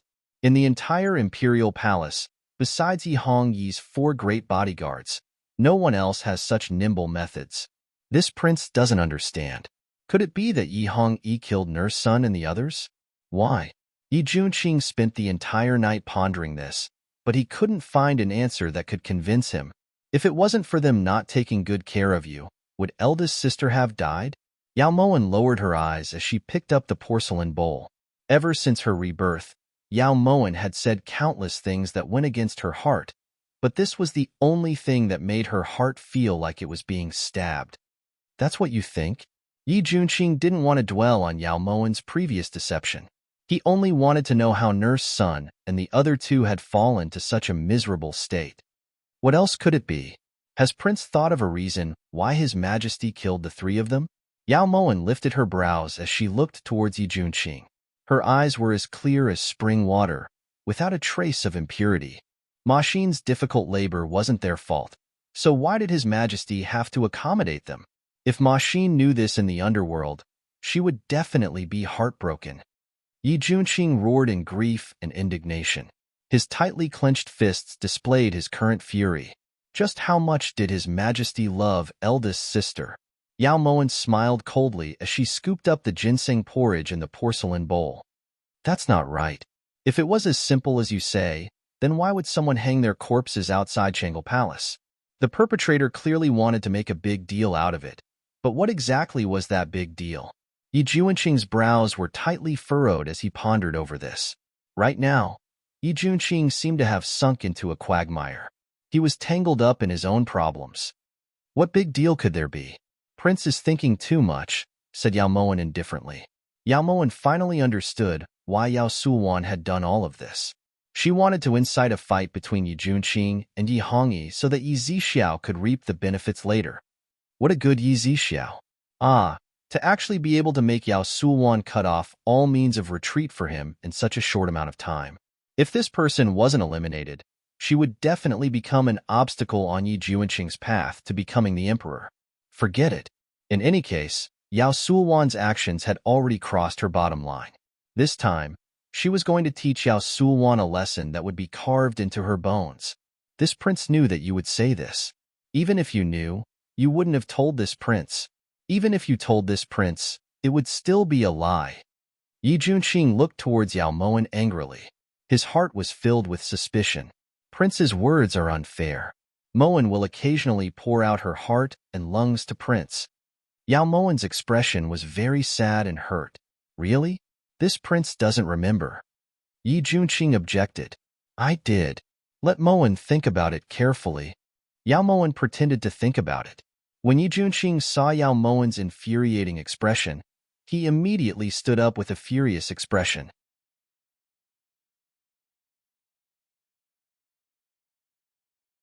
Chapter 165. Even without you, this prince will definitely be able to find out the truth. Humph. After saying this, Yi Junqing swung his sleeves and left viciously. Is the truth really that important to you? Yao Moen's eyes misted over as she watched Yi Junqing's resolute figure leave. Was this all the courage he had left to continue living? Yao Mashina, how did you poison this man to this extent? How did you do it? Inside Pure Flower's palace, Yao Sulwan was leisurely tasting Longjing tea when Yi Hongyi suddenly rushed in like a hurricane. Scram! The moment Yi Hongyi stepped through the palace doors, he shouted at Mingyu, who was about to salute him. When Mingyu heard this, he tactfully left Pure Flower's palace. Yao Sulwan didn't get up, nor did she put down the teacup in her hand. She closed the door. They weren't husband and wife. They weren't monarch and subject. The two of them loathed each other and wished for nothing more than for the other to die quickly. When Yi Hongyi saw that Yao Sulwan was about to drink tea again, he abruptly walked forward and knocked over the teacup in Yao Sulwan's hands. Lowly woman, you actually dare to ignore our words. Yi Hongyi's dark eyes flashed with a dark green light and the veins on the back of his hands bulged. If it weren't for the fact that he had some misgivings, he would have already rushed up and torn Yao Sulwan to pieces. This concubine doesn't understand your majesty's meaning. Yao Sulwan smiled coldly as she brushed off the steaming tea leaves on her body. She looked up at Yi Hongyi with clear eyes. You don't understand? Let us ask you. Why did you dig up the corpses of those 3 servants and hang them in such an obvious place in Changle Palace? What are you trying to do? Threaten us? Or do you want someone to follow the clues and find out the truth behind Yao Maxin's death? Yi Hongyi fiercely grabbed Yao Sulwan's clothes and slammed her against the chair. He used so much force that Yao Sulwan's collarbone hurt. Does your majesty think that Sulwan would dig her own grave? If someone knew the truth behind Yao Maxin's death, would his majesty still tolerate Sulwan? Based on his majesty's temper, Sulwan would probably die without a complete corpse. Yao Sulwan endured the pain in her chest as she looked towards Yi Hongyi provocatively. It's good that you know. No matter what your goal is, if news of Yao Maxin gets out, we guarantee that your death will be 10,000 times worse than Yao Maxin's. Yi Hongyi fiercely shook off Yao Sulwan's collar, causing her to stumble and fall to the ground. Your majesty, you should say that Sulwan's death was 10,000 times more miserable than Zhong'er's. Yao Maxin's death wasn't too miserable either. She only suffered a few slaps and then used the knife Bin Gong tossed to her to commit suicide. In comparison, that baby called Zhonger's death was far more miserable. His brains burst open and even splattered all over Sulwan. TSK, just thinking about it makes me sick. Yao Sulwan looked towards Yihong Yi with a cold smile. She had endured for so long and been played by Yihong Yi like a monkey for so long. Now, she could finally curse him without restraint in front of him. Yao Sulwan naturally had to grasp this opportunity well. Shut up. Yihong Yi's eyes that were as deep as an ancient pond suddenly flashed with a bloodthirsty light. He moved in front of Yao Sulwan at an almost instantaneous speed and grabbed Yao Sulwan's hair with one hand while fiercely slapping her with the other. When your majesty threw Zhonger, you used much more force than this. Otherwise, how could he have died before he could even cry? Yao Sulwan tightly gripped Yihong Yi's hand that was grabbing her collar. Her beautiful eyes glowed as she wantonly stimulated Yihong Yi's every nerve. Jin told you to shut up. Do you hear me? Yihong Yi's eyes were scarlet red as if they were spitting fire. His eyes bulged as he shook Yao Sulwan's head with all his might. Even if Sulwan didn't say it, can your majesty not think about it? Back then in the cold palace, how did your majesty mercilessly smash his own flesh and blood into a meat patty? How did he throw him against the wall? If that baby in the underworld knew about this, he would definitely turn into a malicious spirit to demand repayment from your majesty. Yao Sulwan laughed madly and roared. When she saw Yihong Yi's expression that was on the verge of collapse, all the pain she felt became insignificant. That wasn't Zhen's fault. It was Yao Maxin. She shouldn't have given birth to that child at all. It was her fault. Yihong Yi refuted hysterically. He abruptly raised his foot and kicked Yao Sulwan's lower abdomen. Pooh! Yao Sulwan's body fell to the ground like a kite with its string cut. Blood sprayed from her mouth onto the ground. It was a ghastly sight. If you dare say one more word, Zhen will kill you right now. Yihong Yi clenched his fists, his knuckles cracking as he roared uncontrollably. Cough, cough. Yao Sulwan supported herself with one hand while the other tightly clutched her chest. She knew that Yihong Yi's patience had already reached its limit, so she chose to remain silent. Yao Sulwan, listen to Zhen. If Zhen hears anything related to that day from you again, Zhen swears that Zhen will definitely throw you into a furnace to refine for a full 49 days. Yihong Yi was like a crazed lion. After roaring hysterically, he angrily left Pure Flower's palace.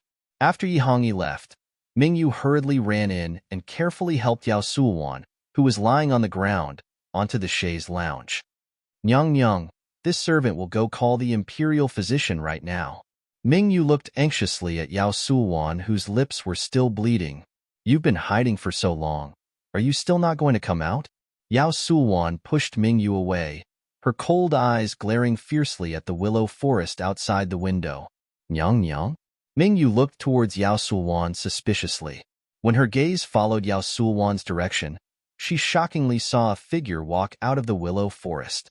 A moment later, Yao Moen leisurely stepped into Pure Flower's palace wearing an aquamarine dress.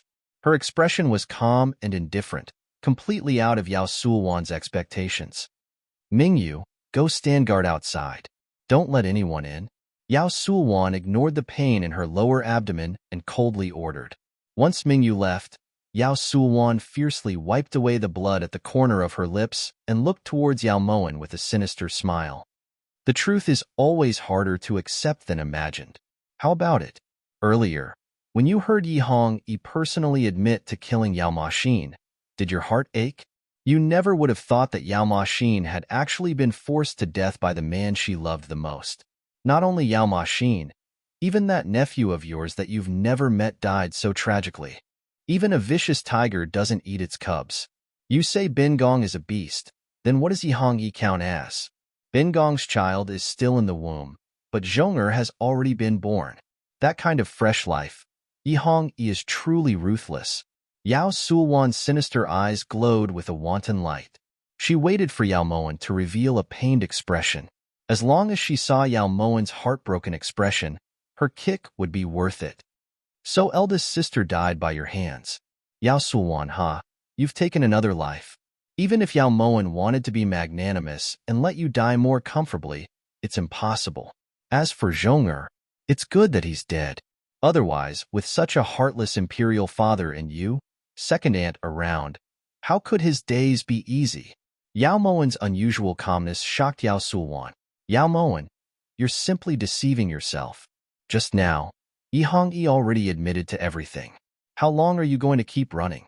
The person who's sleeping by your side every night is the enemy who killed your biological older sister. Yao Sulwan shouted angrily with all her might in an attempt to provoke Yao Moen's anger. Moen heard it clearly. Eldest sister used the dagger that second sister gave her to end her own life. So the enemy who killed Moen's biological older sister is you, Yao Sulwan, and not His Majesty. As for Zhong'er, he's His Majesty's flesh and blood, so His Majesty naturally has the right to control his life and death. Yao Sulwan, you didn't hesitate to use those intense words to provoke His Majesty and reveal everything just to sow discord between Moen and His Majesty. For this, you even suffered such heavy injuries. Was it worth it?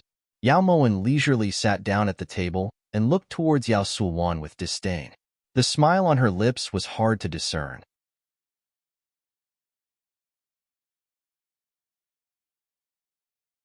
Chapter 166. Yao Moen, no matter how calm you pretend to be, Bin Gong knows that right now, your heart feels like it's being cut by a knife. Yao Sulwan looked towards Yao Moen with certainty, her face contorted in pain. Yao Moen only smiled faintly. This time, Yao Sulwan's guess was extremely correct.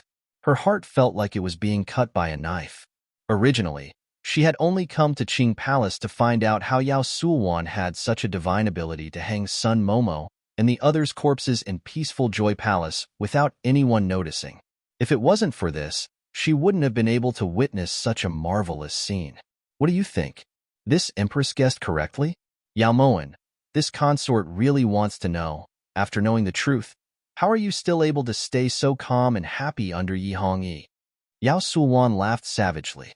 The tears that streamed down the corners of her eyes made it hard to tell whether they were tears of joy or the rolling pain in her lower abdomen. Second older sister's words are incorrect. After knowing the truth, Moen should be even more at ease in His Majesty's embrace and accept all of His Majesty's pampering and love with a clear conscience. Because His Majesty owes Moen all of this, Moen deserves all of this, said Yao Moen in a matter-of-fact tone. You, how could you think like that? Yao Sulwan looked towards Yao Moen in disbelief. She couldn't understand this logic at all. Moen had thought of this a long time ago. Difficult labor? The Empress was surrounded by more than 10 imperial physicians. How could they not diagnose the wrong position of the fetus? If the Empress really died from childbirth, all the imperial physicians of the imperial hospital should be buried with her. However, when the news spread, not a single person in the imperial hospital was convicted. At that time, Moen already knew that the Empress' death wasn't that simple. Especially since His Majesty had approved of this theory, Moen concluded that the Empress' death was definitely related to His Majesty. Although what I heard just now is a bit different from what Moen imagined, it was still better than what Moen had imagined. Yao Moen calmly analyzed the situation, but her heart was extremely cold. In this hell-like palace, she had to have enough patience to advance step by step. Since you've already guessed it, why? Second older sister, don't be silly. Moen is just an idiot. Being able to receive the Emperor's favor is already a blessing that's been cultivated for several lifetimes. Could it be that Moen is going to reject His Majesty's favor just for the sake of eldest sister's revenge? If second sister was in your shoes, would you do the same? Yao Moen's eyes curved and the smile on her face caused Yao Sulwan's chest to feel stifled and she coughed up a mouthful of blood. However, Moen didn't make this trip in vain. At least we know how eldest sister died. Yao Sulwan, one day, you'll regret what you've done. Remember this. Yao Moen gracefully got up and walked towards Yao Sulwan step by step. Her deep eyes were like a whirlpool in the middle of the night, wanting to suck in Yao Sulwan's soul. When Yao Moen left Pure Flower's palace, she clearly heard the sound of something shattering. When she returned to Guan Osprey Palace, Yao Moen summoned In Shui. What did you find out? Reporting to Master, Yao Sulwan's Pure Flowers Palace has a hidden guard whose martial arts aren't weak. Yin Shui reported truthfully. Secret guard. No wonder she dared to be so arrogant. How does the martial skill of the secret guard compare to yours? Yao Mo Wan asked solemnly. If Yin Shui wants to take his life, it must be within 10 moves, said Yin Shui resolutely. When Yao Moan heard this, she looked towards Yin Shui, her eyes shining brilliantly. Then why did you say that his martial arts aren't weak? It's not weak. Even 10 azure dragons might not be a match for him. Yin Shui didn't feel that there was any contradiction in her words, so she repeated them in affirmation. Then he really isn't weak. Yao Moan slowly withdrew her gaze and thanked Yin Nanqing more than 100 times over. At dinner, ever since Yi Junqing entered the room, his expression had been solemn the entire time. It was as if the entire world owed him money. Prince going to the Imperial Hospital in public isn't a wise move. Lu Sha had already reported everything that Yi Junqing had done in the past day. This prince only wanted to find the pulse diagnosis records of Ma Xin's 9 months of pregnancy, but they said they didn't. Do you believe them? Yi Junqing's brows were tightly furrowed, his eyes filled with doubt. Even if they did, they wouldn't show it to Prince. Yao Moan scooped up the ginseng soup and very naturally handed it to Yi Junqing. Why? This prince just wanted to take a look. Yi Junqing casually accepted the ginseng soup. Then Moan would like to ask, with what identity did Prince use to check eldest sister's pulse diagnosis records? And why did you want to check eldest sister's pulse diagnosis records? Yao Moan picked up the porcelain bowl in front of her and glanced at Yi Junqing. This prince is only suspecting. Before Yi Junqing could finish, Yao Moan suddenly set down the porcelain bowl. What is Prince suspecting? Suspecting that someone in the Imperial Hospital has ill intentions towards eldest sister? Even if they dared, they wouldn't leave behind any evidence. Has Prince ever considered that everyone in Great Chu knows of Prince's love for eldest sister? Now that Prince has brazenly charged into the Imperial Hospital to check eldest sister's pulse diagnosis records, what kind of position does His Majesty have? If there was something fishy about eldest sister's death, His Majesty would have sent people to investigate a long time ago. Why would he wait until now? Since His Majesty hasn't been able to find anything, doesn't Prince feel that your actions are unnecessary? Yao Moan's voice went from calm to cold, then to resounding and finally to a hint of anger. This prince just wants to verify it.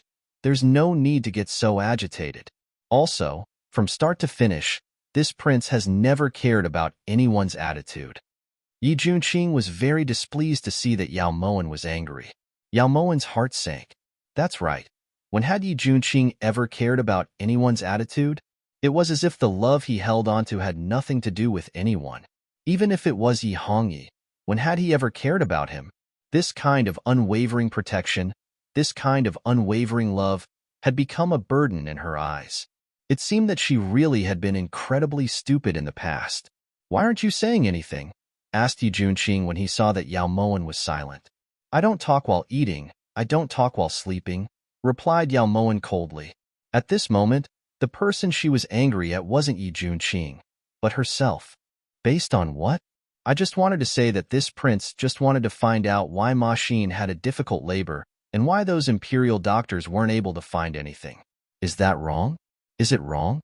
Yi Junqing suddenly straightened and spoke loudly. He was already angry that Yao Moan never gave him a chance to refute even after saying a bunch of reasons. Just as Yi Junqing was about to speak again, Yao Moan suddenly stood up and looked towards Yi Junqing emotionlessly. You, what do you want to do? Yi Junqing swallowed hard and reflexively leaned back as he looked towards Yao Moan warily. If eldest sister was still alive, the last thing she would want to see is your current appearance. Yao Moan's cold voice was clear. Then, before Yi Junqing could react, she threw down the bowl and walked back into the bedroom. The last thing this prince wants to see is also your current appearance. After saying this, she left without giving him a chance to say anything else. What's wrong with this prince's current appearance? Come out and say it. Yi Junqing was so angry he wanted to smash the bowl, but in the end, he suppressed the urge and drank all the porridge in the bowl. It was already sullen enough, but he still had to starve.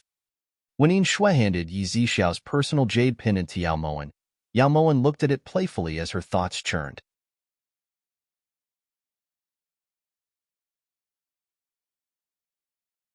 Chapter 167. If she remembered correctly, Princess Consort Jing, Duan Zairu, had once told her that the jade pendant Yi Zhixiao wore was personally ground and made by her. It had an extraordinary meaning. Furthermore, according to what Yao Moen knew, Yi Zhixiao and Duan Zairu's relationship wasn't just an ordinary royal marriage. Their relationship had been through a storm. Yao Moen suddenly really wanted to know just how much this relationship that had gone through a storm weighed in Yi Zhixiao's heart. As Duan Zairu entered the palace, Yao Moen put the jade pendant into her sleeve and lifted her brows towards Yin Shui. Master, Duan Zairu has already entered the palace. She is currently reminiscing with Lady Duan in the Drunken Fragrance Inn, Yin Shui reported truthfully. Drunken Fragrance residence? Duan Xiaoyan had never gotten drunk even after 1,000 cups. Back then, Yi Hongyi had drunk with her several times, and every time, he would get drunk for 3 days and 3 nights. That was how Duan Xiaoyan's sleeping quarters got its name. However, before the beauty grew old, the favors were cut off. Ever since old Imperial Prince Duan became stupid, Duan Xiaoyan fell out of favor. She was born of a concubine in the first place. If Yi Hongyi hadn't wanted to win over old Prince Duan back then, and if Duan Zairu hadn't married Yi Zhixiao, she wouldn't have had the chance to enter the palace. She seems to have transformed into a phoenix after flying up a branch, but unfortunately, a fallen phoenix is inferior to a chicken. Yao Moen sighed. In her heart, she thought that Duan Xiaoyan was really lucky. At the very least, her existence wasn't a threat to Yi Hongyi. Master, you intend to get it done today? Yin Shui asked doubtfully. The number of times Duan Zairu can enter the palace is limited. Since it's rare for her to come, Bin Gong naturally won't miss this opportunity. Yao Moen got up leisurely, then dismissed Yin Shui, and walked out of Guan Osprey Palace. Located on the west side of the Imperial Palace, the Drunken Fragrance House was filled with a strong fragrance of wine. In the main hall, Duan Xiaoyan was holding a Celadon wine pot with a thin neck and taking a big gulp. Younger sister, excessive drinking is harmful to the body. Stop drinking. The one who spoke was Duan Zairu, Princess Consort Jing. At this moment, Duan Zairu was about to snatch the wine jug from Duan Xiaoyan's hand, but was blocked by Duan Xiaoyan. Other than drinking, what else can I do? Sister, are you going to deprive Xiaoyan of the last bit of fun? Duan Xiaoyan held the porcelain bottle tightly, and her eyes were full of sorrow. Jiejia has also heard that His Majesty is extremely fond of Yao Xiang Fu's 3,000 taels of gold, but extremely fond does not mean that he will forever dote on her. You cannot abandon yourself to despair. As long as you work hard, you will definitely be able to win back the imperial favor. Duan Zairu worriedly looked at her younger sister and earnestly tried to persuade her. Work hard? Heh. No matter how hard Xiaoyan tries, it will all be in vain. Before that idiot entered the palace, the emperor would still come to Drunken Fragrance residence 2 or 3 days a month. But now, the emperor hasn't stepped into Drunken Fragrance residence for half a year. Perhaps the emperor has already forgotten that there is a noble person like me in the inner palace. Duan Xiaoyan raised the wine jug with a bitter expression, her tears falling. How is that possible? You are the daughter of Duan Wangfu after all. His Majesty will still consider royal father's face. Duan Zairu walked to Duan Xiaoyan's side and slowly helped her back to her seat. Now that royal father is suffering from dementia, does your Majesty still need to put up a front? There's no need for the older sister to say any more. This consort understands the situation I'm in. It's a pity that this consort is in the prime of my youth. Who knows how long I'll have to stay alone in my room. If I had known earlier, I wouldn't have entered the palace in the first place. Even if I were to marry into a commoner's family, it would still be better than being a widow like this. Right now, the person this consort is most envious of is the older sister.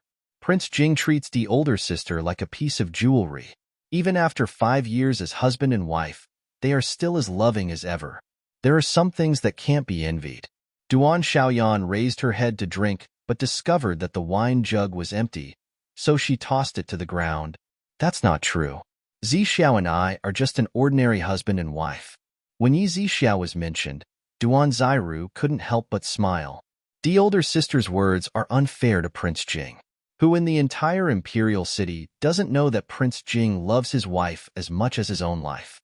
As long as it's something that the older sister likes, even if it's a star in the sky, Prince Jing will still pluck it for the older sister. There's a saying that goes, one should only envy mandarin ducks but not immortals. It looks like it's not without reason. Duan Xiaoyan's voice carried a hint of bitterness. Those are just rumors outside. Duan Xiaoyan's words caused Duan Zairu's cheeks to flush red. She knew better than anyone how well Yi Zixiao treated her. Even now, Duan Zairu believed that the best thing she had done in her life was to marry Yi Zixiao. Right at this moment, Duan Xiaoyan's personal palace made Xiao Ling rushed in through the palace gates. Your Highness, noble consort Yao is heading towards us. Duan Xiaoyan looked towards Duan Zairu in surprise. Even an idiot knows how to read people's expressions. You mustn't provoke her and just let her be. Otherwise, she'll go to His Majesty and learn from him. Duan Zairu gave a kind reminder when Yao Moen had already skipped over. Your Highness, please wait a bit. Ting Yu kowtows in salute to noble consort Duan. Before Yao Moen could say anything, Ting Yu had already walked over to Duan Xiaoyan and bowed respectfully. This concubine kowtows in salute to noble consort Yao. At this moment, Duan Xiaoyan and Duan Zairu both got up and bowed to Yao Moen. Ting Yu, I want to drink some water. Yao Moen looked towards Ting Yu coyly and mumbled. When Ting Yu heard this, she turned to look towards Duan Xiaoyan. Reporting to noble consort Duan, my family's Nyang has been strolling around outside for a long time and is a bit thirsty. This place is too far from Guan Osprey Palace. So this servant brought my family's Nyang to noble consort Duan to ask for a cup of tea. This servant hopes that noble consort doesn't mind, said Ting Yu respectfully. Duan Xiaoyan glanced sideways at Yao Moen, and a light flashed through her heart. Although she was an idiot, her appearance was one in a million. No wonder His Majesty was so infatuated with her. Consort Yao Nyang, please sit. Xiaoling, what are you waiting for? Hurry and make tea for consort Yao Nyang. When Duan Xiaoyan stood there in a daze, Duan Zairu immediately ordered Xiao Ling to serve tea and gave the main seat to Yao Moen. Many thanks, noble consort Duan, said Ting Yu gratefully before walking behind Yao Moen. At this time, Xiao Ling had already walked to Yao Moen's side with a cup of tea. Thank you. Yao Moen accepted the cup and looked happily towards Xiao Ling before drinking it clean in one gulp. Xiao Ling, on the other hand, immediately knelt down on both knees when she heard Yao Moen's thanks. Serving master, is this servant's duty? Xiao Ling had never encountered this kind of situation before and could only kowtow in thanks. Xiao Ling, get up and pour another cup for noble consort Yao. Duan Xiaoyan's beautiful eyes sized up Yao Moen once more. In this imperial palace, only this idiot would say thank you to this servant. It seemed that Yao Moen's idiocy wasn't fake. When Xiao Ling heard this, she naturally got up and took the teacup from Yao Moen's hands to pour another cup. The tea here tastes better than the one in Guan Osprey Palace. After Yao Moen finished drinking, she handed the teacup back to Xiao Ling, then lifted her sleeve to fiercely wipe her cherry lips. Right at this moment, there was a pa sound as a jade pendant fell out of Yao Moen's sleeve. Yao Moen was just about to bend down when the jade pendant landed in Ting Yu's hands. Nyang, isn't this Consort Li's jade pendant? How could you secretly take it out?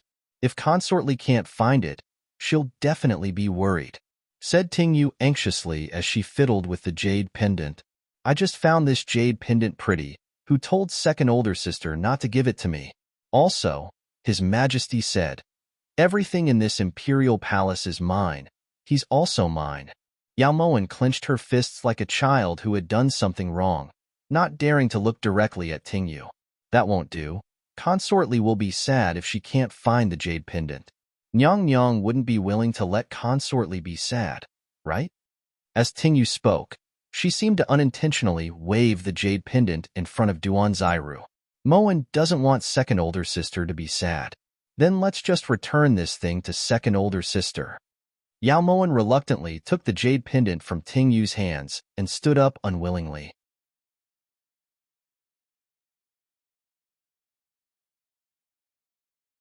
Chapter 168. Just when Yao Moen thought that this trip was a failure, Duan Zairu gave Yao Moen face and blocked her way. If noble consort Yao doesn't mind, Can I take a look at the jade pendant in your hand? Yao Mowen's fluttering heart finally calmed down. The smile on her lips disappeared in a flash, and the light in her eyes instantly became clear and calm. But you have to be careful. Don't break it, otherwise second older sister will get angry. Yao Mowen hesitated for a long time before handing the jade pendant over to Duan Zairu. The moment she grasped the jade pendant, Duan Zairu felt her mind go blank. It was as if the entire world was about to collapse. That kind of heart-wrenching pain caused her body to fall backwards. Fortunately, Xiaoling supported her so she didn't fall. Big sister? Duan Xiaoyan asked worriedly when she noticed Duan Zairu's abnormality. It's nothing. Consort Yao, you said that this jade pendant belongs to Consort Li? Duan Zairu forcefully endured the pain in her heart and gritted her teeth. Tears were clearly welling up in her eyes, but they did not fall. It's second sisters. Is there a problem? As Yao Mowen spoke, she reached out to snatch the jade pendant from Duan Zairu's hand. When she felt that Duan Zairu was clenching it tightly, she also reached out with her other hand. Is it really Consort Li's? Duan Zairu gripped the jade pendant tightly, her eyes rippling. Give it back. Of course it was second sister's. Could it be yours? Tingyu, help me snatch it back. Hurry and let go. Otherwise, I'll tell His Majesty that you bullied me. Yao Mowen was a bit anxious and her voice carried a strong sobbing tone. At the side, Duan Xiaoyan saw that the situation was bad, so she immediately walked over to Duan Zairu and forcefully snatched the jade pendant back. Consort Yao, don't be angry. Dee's sister didn't do it on purpose. Perhaps this jade is too good. Duan Xiaoyan gave Xiaoling a look. Xiaoling understood and immediately helped Duan Zairu to the side. That's great. It's not hers either. Really, I have never seen such an overbearing person. Tingyu, let's quickly go find second sister. What if someone else takes a fancy to this jade and tries to snatch it from me? Yao Mowen glared fiercely at Duan Zairu, then put the jade into her arms before leaving Drunken Fragrance residence. Only after Yao Mowen left did Duan Xiaoyan turn to look at Duan Zairu. Dee sister, what happened to you just now? It's just a piece of jade. How could you lose your sense of propriety? Duan Xiaoyan complained. That piece of jade. I personally made that piece of jade for Zixiao. Ice crystal-like tears rolled down from the corners of Duan Zairu's eyes. At this moment, Duan Zairu no longer had the strength to stand up. Her heart felt as if it had been pierced by 1,000 silver needles at the same time. It was so painful that even breathing felt strenuous. How is this possible? Why is the jade pendant you made for Prince Jing with Yao Sulwan? Could it be? That's impossible. Most jade pendants look the same. Could it be that you got the wrong one? Duan Xiaoyan couldn't believe her own guess and asked suspiciously. I made it myself. How could I be mistaken? The amber on it was personally given to me by royal father during my wedding. Duan Zairu choked with sobs as tears fell down. The world is so big. It's very normal to have the same amber. Just based on this point, it doesn't mean that you made that jade pendant, right? Duan Xiaoyan comforted her carefully. Although she was different from Duan Zairu's Di and Shu, their relationship was very good. Therefore, Duan Xiaoyan still cared about this Di sister from the bottom of her heart. Even if there's the same amber in the world, there's only one piece in the imperial family. Also, when I was forging it, I used a thin blade to carve a Yi character on it. Just now, when I held that jade pendant in my hand, I could already feel the existence of that Yi character. Even if there was the slightest bit of doubt, I wouldn't be willing to believe that this was real. But how could I deceive myself and others? Xiaoyan, what should I do? What should I do? Duan Zairu cried bitterly. Her tears soaked her clothes and chilled her heart. The older sister, don't be anxious. This matter still needs to be investigated clearly. How about this? This consort will make a trip to Pure Flowers Palace for you, and see if we can find any clues. If Jing Prince really has wronged you, this consort will naturally expose their adultery to His Majesty and give the older sister justice, said Duan Xiaoyan angrily. She had always disliked the Yao sisters. First it was Yao Maxin, then it was Yao Sulwan, and now there was Yao Mowen. No matter how hard she tried, it seemed like she had to submit to them. Duan Xiaoyan was unwilling to accept this. Wait, let me think. Duan Zairu wiped the tears from the corners of her eyes. Then, as if she suddenly thought of something, she took out a bag of perfume and handed it to Duan Xiaoyan. "The older sister, what are you going to do with this?" asked Duan Xiaoyan suspiciously.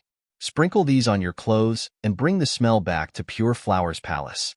If Zixiao has really gone to Pure Flowers Palace, he'll definitely be stained with this smell when he returns," said Duan Zairu calmly. "The older sister, don't worry. No matter what happens, Xiaoyan will stand by the older sister's side." Duan Xiaoyan sprinkled the perfume on her clothes and was about to leave when Duan Zairu pulled her back. "I'm scared." When Duan Xiaoyan saw the tears in Duan Zairu's eyes, she placed her hand on Duan Zairu's shoulder. She understood why the older sister was scared. She'd always thought that love was stronger than gold, but it turned out that it was just a way of deceiving herself. If Yi Zixiao really had an affair with Yao Sulwan, then how would this the older sister of hers feel? "It's fine. Xiaoling, help the older sister back to the inner chambers to rest and serve her carefully," instructed Duan Xiaoyan. Then she turned and walked out of Drunken Fragrance residence. Deep in the night, Pure Flowers Palace was a scene of enchanting gentleness. Yao Sulwan snuggled up tightly in Yi Zixiao's embrace after the tumultuous night, her fingers playing with stray strands of hair as they brushed across Yi Zixiao's perfect jaw. Nurse Sun, Eunuch Zheng, and Yun were all Yao Maxin's personal maids when she was alive. It's one thing for Yao Maxin to die from a difficult birth, but how did they die? Yi Zixiao's jade fingers caressed Yao Sulwan's snow-white shoulder. His voice sounded careless, but there was too much curiosity in it. Didn't they deserve to die for not taking care of the Empress? Even though she'd bet everything on Yi Zixiao, that didn't mean that he didn't have his own secrets, especially since this secret concerned her life and death. Yao Sulwan naturally didn't dare to be careless. So they were killed on Yi Hongyi's orders? If it really was because they didn't protect their mistress well, then it's fine if they were killed in the open. Was there a need to hide it so deeply? If you hadn't dug them out, no one would have known that they were already dead. Yi Zixiao was wise and far-sighted, so he could naturally tell that Yao Sulwan was trying to beat around the bush. Prince should be glad that His Majesty did this. Otherwise, what right do we have to provoke Yi Junqing's suspicions? After this incident, this consort believes that Yi Junqing will definitely suspect the true cause of Yao Maxin's death. If he does anything suspicious, His Majesty definitely won't let him off. Yao Sulwan's cherry lips curved as a strange light flashed through her eyes. The true cause of Yao Maxin's death? Yi Zixiao repeated the most important word. Today, intoxicated fragrance residence's Duan Guerin came by. Although she didn't say anything, her expression seemed strange. Everyone knows that Duan Guerin is Princess Consort Jing's concubine younger sister. "Prince, why do you think she suddenly came to Sulwan's Pure Flowers Palace?" Yao Sulwan saw that Yi Zixiao was trying to get to the bottom of the matter, so she immediately changed the topic. "Duan Guerin came by. It's just a normal exchange between consorts, so it shouldn't be anything." Yi Zixiao suppressed the shock in his eyes and turned to lie down on the couch as he fell into thought. Sulwan wants to ask Prince, in Prince's eyes, is Duan Zairu more important or is Sulwan more important? Yao Sulwan lay on Yi Zixiao's chest, her jade fingers circling Yi Zixiao's heart. "Of course it's Sulwan who's important. With a beauty by my side, it's like adding wings to a tiger." Yi Zixiao pulled Yao Sulwan into his arms and slowly ran his fingers through her hair. If one day Princess Consort Jing discovers what happened between Sulwan and Prince, will Prince kill her to silence her? Yao Sulwan asked faintly, but in the next second, her scalp started to hurt. When Yi Zixiao realized that he had lost control, he suddenly flipped over and pressed Yao Sulwan underneath him.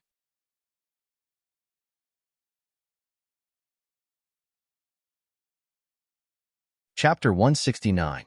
No matter who it is, as long as they get in the way of this prince's great cause, they have a reason to die. Yi Zixiao gritted his words, but he was doubtful. If that was really the case, would he have killed Zairu? Those who have committed crimes die, but what about those who have contributed? Yao Sulwan's hands were clamped above Yi Zixiao's head, her charming eyes filled with temptation. Reward. Yi Zixiao suddenly collapsed. Another round of torment ensued. It was a battle to the death. The men attacked the city and plundered the land, while the women were entangled. The wind blew past, lifting up the curtains on both sides of the couch. The figures on the couch could be seen for all to see. The days continued in an orderly fashion. The midsummer quietly left, and the air became much fresher. Yao Moen leisurely sat on the swing next to the stone bench, enjoying the coolness brought by the autumn wind. Your Highness, there's news from Prime Minister residence. Madam took Bowen and that Wu Ziqing and ran away with over half of Prime Minister residence's property. Lu Xing's news caused Yao Moen's little heart to tremble slightly. Li Qingqing had finally made a move. She had really waited for a long time. How was father? Yao Moen was more concerned about Yao Jinting's reaction. Master flew into a rage and fainted at the time. Right now, he's searching everywhere for Li Qingqing's whereabouts. I heard that he didn't even attend morning court, reported Lu Xing. Li Qingqing took away the only thing that he cared about in this life. So how could he not be worried? Just wait. Father will definitely capture Li Qingqing even if he has to turn the entire Great Chu upside down. Remember, after father finds Li Qingqing, tell Bin Gong immediately. This consort wants to personally go and watch this show, instructed Yao Moen. Only with her present would this show be exciting. Yao Jinting, no matter what Bin Gong does, you deserve it. After Lu Xing withdrew, Yin Shui appeared beside Yao Moen like a specter. Yao Moen was already used to Yin Shui's method of appearing. Master, Duan Zairu went to Pure Flowers Palace, reported Yin Shui respectfully. Ever since that day at Drunken Fragrance residence, Yao Moen had ordered Yin Shui to keep an eye on Duan Zairu's whereabouts. She hadn't expected that in just 5 days, Duan Zairu would already have found evidence. This was faster than she had imagined. Make a trip to Luminescent Prince residence, then meet up with Bin Gong in the Willow Forest outside Pure Flowers Palace. Happy together? Happy together? How could happy Yi Zixiao miss such a pinnacle battle? Once Yin Shui left, Yao Moen straightened her clothes and was just about to leave Guan Osprey Palace when Yi Junqing stopped her. Yao Moen. Editor, Yi Moen Yi Yao Zan Yi the Shui Yuan. If it's not important, Prince can talk about it later. Moen has urgent matters to attend to. Yao Moen walked around Yi Junqing and left Guan Osprey Palace. Of Minister, Imo? In fact, there is something this king has never told you. Long before this king investigated Nanny Sun and the others, this king had seen a palace made in the wing room of the old cold palace. Actually, there's something this prince hasn't told you. Long before this prince investigated Nurse Sun and the others, I met a palace made in one of the side rooms of the old cold palace. Yi. Even if Zan Tiangu is hungry, you can't find a palace made. Even if Zan Tiangu is hungry, you can't find a palace made. Strictly speaking, all the women in this palace belong to His Majesty. How could Zan Tiangu get involved? Yi Junqing's expression darkened. This prince is talking about serious matters. Yi Junqing sighed heavily. Had he been kicked in the head by a donkey? Otherwise, why would he be discussing this with this god of plague? When Yi Junqing thought of this, he turned around speechlessly. Just as he was about to leave, Yao Moen pulled him back. Does Zan Tiangu not want to know what Moen is going to do? Yao Moen looked towards Yi Junqing mysteriously. She couldn't help but have a vulgar expression. I don't want to, replied Yi Junqing resolutely. It's a heaven-defying matter. If Zan Tiangu doesn't come, don't regret it. Yao Moen lifted her brows, then let go of Yi Junqing and walked towards Pure Flowers Palace. In just the time it took to make a cup of tea, Yi Junqing had already appeared next to Yao Moen. Wasn't Zan Tiangu not coming? Teased Yao Moen. This prince is afraid of regretting it, replied Yi Junqing angrily. Yao Moen smiled faintly when she heard this. Facing the autumn wind, Yao Moen's smile was as dazzling as a peach blossom. Her hair fluttered against Yi Junqing's handsome face, and a unique fragrance wafted into his nose. Yi Junqing felt great waves rise in his heart, and the feelings he had been suppressing started to stir. When Yao Moen pulled Yi Junqing to sit on the stone platform outside the main hall of Pure Flowers Palace, Yi Junqing's expression was as dark as the sea. The heaven-defying matter you're talking about is stealing someone's woman? Just how heaven-defying is that? Yi Junqing still regretted it in the end. Sure, Moen guarantees that I won't disappoint on Tiangu. Just listen. Yao Moen indicated for Yi Junqing to keep quiet before carefully listening to the raging waves inside. Yao Sulwan was a bit surprised by Duan Zairu's sudden appearance. Although she knew that there were no walls in this world that didn't have a crack, she hadn't expected Duan Zairu to come so quickly. Does Wang Fei not know how to salute when seeing Yang Yang? When Mingyu saw Duan Zairu standing coldly in the center of the main hall, she took a step forward to remind her. Zairu has some things that she wishes to speak with Consort Li alone. Duan Zairu's expression was like ice and her voice was completely devoid of any warmth or respect. When Mingyu heard this, she reflexively looked towards Yao Sulwan. This consort feels that there's no need. Mingyu, escort Wang Fei Jing out. Yao Sulwan harumphed coldly. It seemed that her chance to test Yi Zixiao had come. If he really could kill Duan Zairu, then she wouldn't have chosen the wrong person. Since Consort Li doesn't wish to listen, Zairu can only go find His Majesty, said Duan Zairu indifferently. Just as she was about to turn and leave, Yao Sulwan called her back. Mingyu, stand guard outside. Yao Sulwan's gaze was sinister as she slowly got up and walked towards Duan Zairu. Wang Fei Jing, if you have something to say, it's best to say it quickly. This consort's time is very precious. Yao Sulwan examined Duan Zairu up close and suddenly felt a bit less confident. Although the woman in front of her wasn't wearing any makeup, she was still devastatingly beautiful.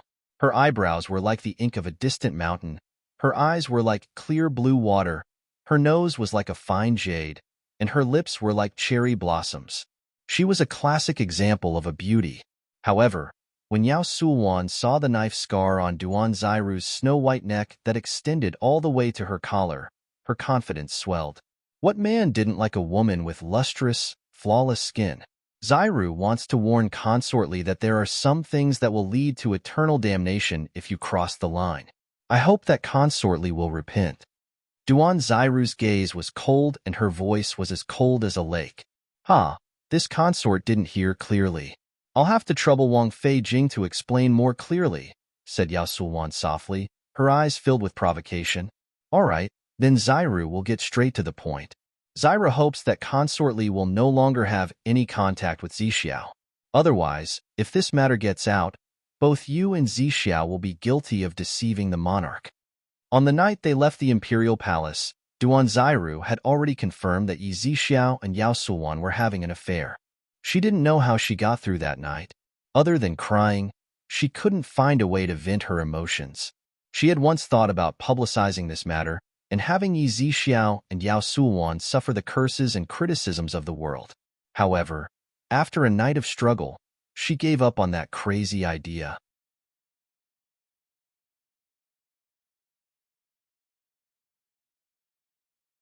Chapter 170. 5 years of love. More than 10 years of affection, from childhood sweethearts to the deep love between husband and wife. She and Yi Zixiao had been through countless trials and tribulations.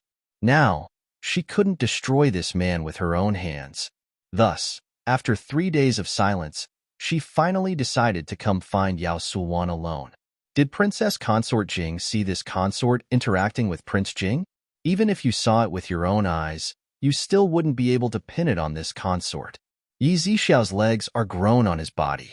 If he doesn't want to come, then even if this consort uses a knife to force him, it wouldn't be of any use. In reality, you shouldn't have come to find this consort. As Princess Consort Jing, it's your fault that you don't have the ability to keep your own man. What does it have to do with this consort?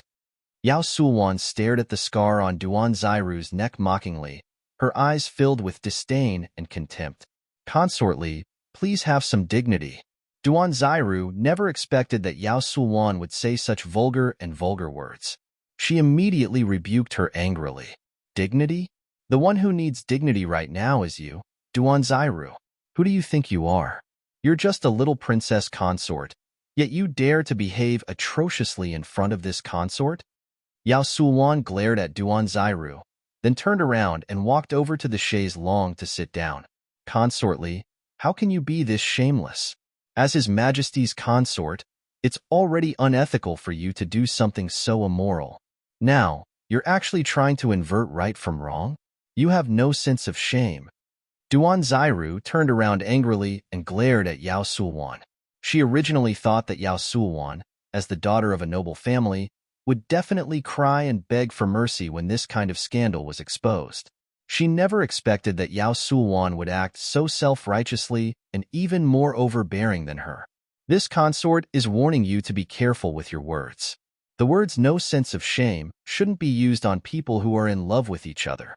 Yao Sulwan raised her beautiful eyes as she spoke in embarrassment. The person Zixiao loves is me. How could he possibly be in love with you? Duan Zairu angrily walked in front of Yao Sulwan, her eyes rippling. Princess Consort Jing, now that things have come to this, do you still need to lie to yourself? If Yi Zixiao loved you, he wouldn't have risked universal condemnation to come find this consort. It's just that his love for this consort is too deep. That's why his heart couldn't help but yearn for this consort. However, this consort doesn't regret it. After being together with Zixiao, this consort finally understood what it meant to be sentimental and tender like water. Yao Sulwan leisurely raised her cardamom-colored nails and admired them. Every word that came out of his mouth was like a knife stabbing into Duan Zairu's heart.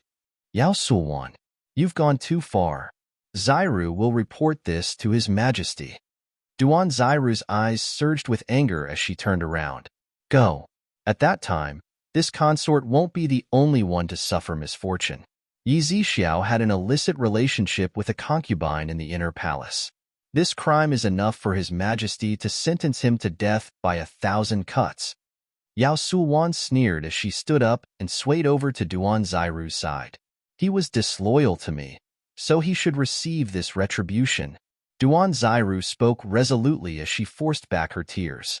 However, she didn't move forward. The outside world is saying that Princess Consort Jing's love for Prince Jin runs as deep as the 4 seas and that she will never change her mind. It looks like that's not entirely true. Just because Prince Jin did something that all the men in the world would do, you can't tolerate him anymore? Princess Consort Jing's unwavering love is truly cheap. Yao Sulwan's dark eyes swept over Duan Zairu's pale face as a trace of ruthlessness flashed through her heart. All the men in the world can do it, but he can't.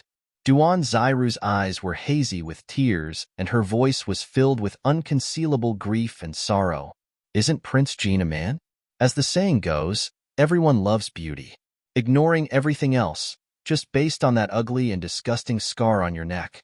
I believe that when Jing Wang lies next to you, his mood definitely isn't very good, said Yao Sulwan mockingly as she looked at the scar on Duan Zairu's neck. You. Duan Zairu stubbornly stopped her tears from falling and strode towards the palace gates. Ling Yun, stop Princess Consort Jing, shouted Yao Sulwan when she saw that Duan Zairu had made up her mind. Almost at the same time, Ling Yun suddenly appeared in front of Duan Zairu. His calm expression was filled with conflict and helplessness. Ling Yun, why are you here? The instant Duan Zairu saw Ling Yun, it was as if someone had thrown her heart into a 1,000-year-cold pond. The despair that welled up from the bottom of her heart made her feel as if the entire world was about to end. Ling Yun stood there silently, not prepared to answer any of Duan Zairu's questions. There were some things that he couldn't control.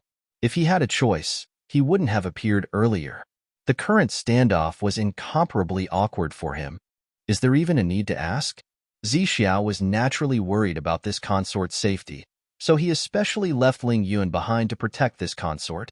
Now, you should understand who's in love with Zixiao and who's the one who's delusional, right? Yao Sulwan's venomous tongue dealt a blow to Duan Zairu's remaining confidence and hope. At this moment, Duan Zairu had completely lost all hope. What sort of feelings did she have for someone who had betrayed her? Get out of the way. Duan Zairu looked towards Ling Yun coldly, the cold light in her eyes like a blade. As the person closest to Yi Zixiao, she naturally knew what kind of existence Ling Yun was. Ling Yun, kill her. A feminine voice rang out. Both Duan Zairu and Ling Yun looked towards Yao Sulwan in disbelief. What? Did you not understand this consort's words? Kill her, repeated Yao Sulwan. Yao Sulwan, how dare you be so brazen?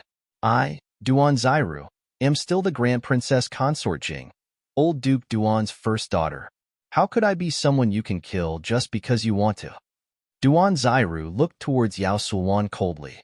At this moment, the Yao Sulwan in her eyes was practically a demon that was close to insanity. Ling Yun, don't forget who your master is. If this woman is allowed to leave, Yi Zixiao will definitely die. This consort has heard that what hidden guards value the most in their lives is loyalty. Now is the time for you to show your loyalty, so why aren't you making a move? Yao Sulwan's voice abruptly turned cold and the light in her eyes turned icy.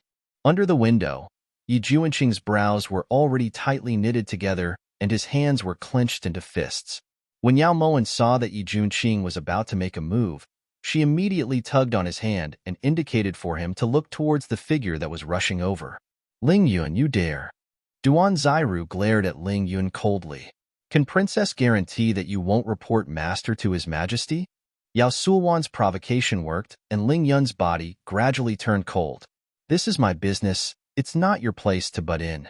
Leave. Duan Zairu pushed Ling Yun away angrily and left.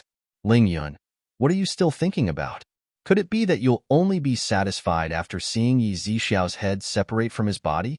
As a hidden guard, you clearly know that Master is in danger, but you still stand by and watch. What do you think the consequences will be? A moment of hesitation will make it impossible for you to become a hidden guard for the rest of your life. Yao Sulwan tried her best to sow discord in Ling Yun's thoughts. Just as Duan Zairu was about to open the palace doors, Ling Yun suddenly struck out with his palm, aiming for the middle of Duan Zairu's back. Just as Ling Yun's palm was about to land on Duan Zairu, the palace doors suddenly opened and a figure flashed out. In a split second, Ling Yun's entire body flew several meters back like an eagle with its wings broken before crashing onto the ground. PFFF, Ling Yun felt his internal organs churn and blood spurt out. Zairu, are you all right? At this moment, Yi Zixiao's hands were tightly gripping Duan Zairu's snow-white shoulders. His eyes were filled with fear and worry. Slap. What responded to Yi Zixiao was a crisp slap. The tears that Duan Zairu had been holding back for so long rolled down her cheeks. Like a string of broken pearls, they fell to the ground and shattered into countless pieces. As she looked at the man she loved the most in her life, the pain in Duan Zairu's heart was enough to destroy the world.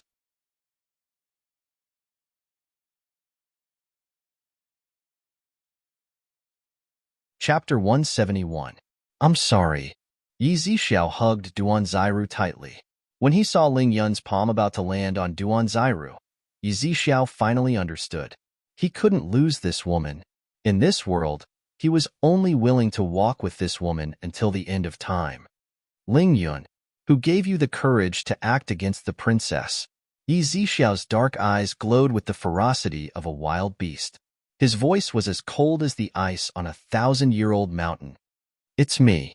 When Yi Zixiao unhesitatingly pulled Duan Zairu into his arms, Yao Sulwan knew that if she continued to place all her hopes on Yi Zixiao, Duan Zairu had to die.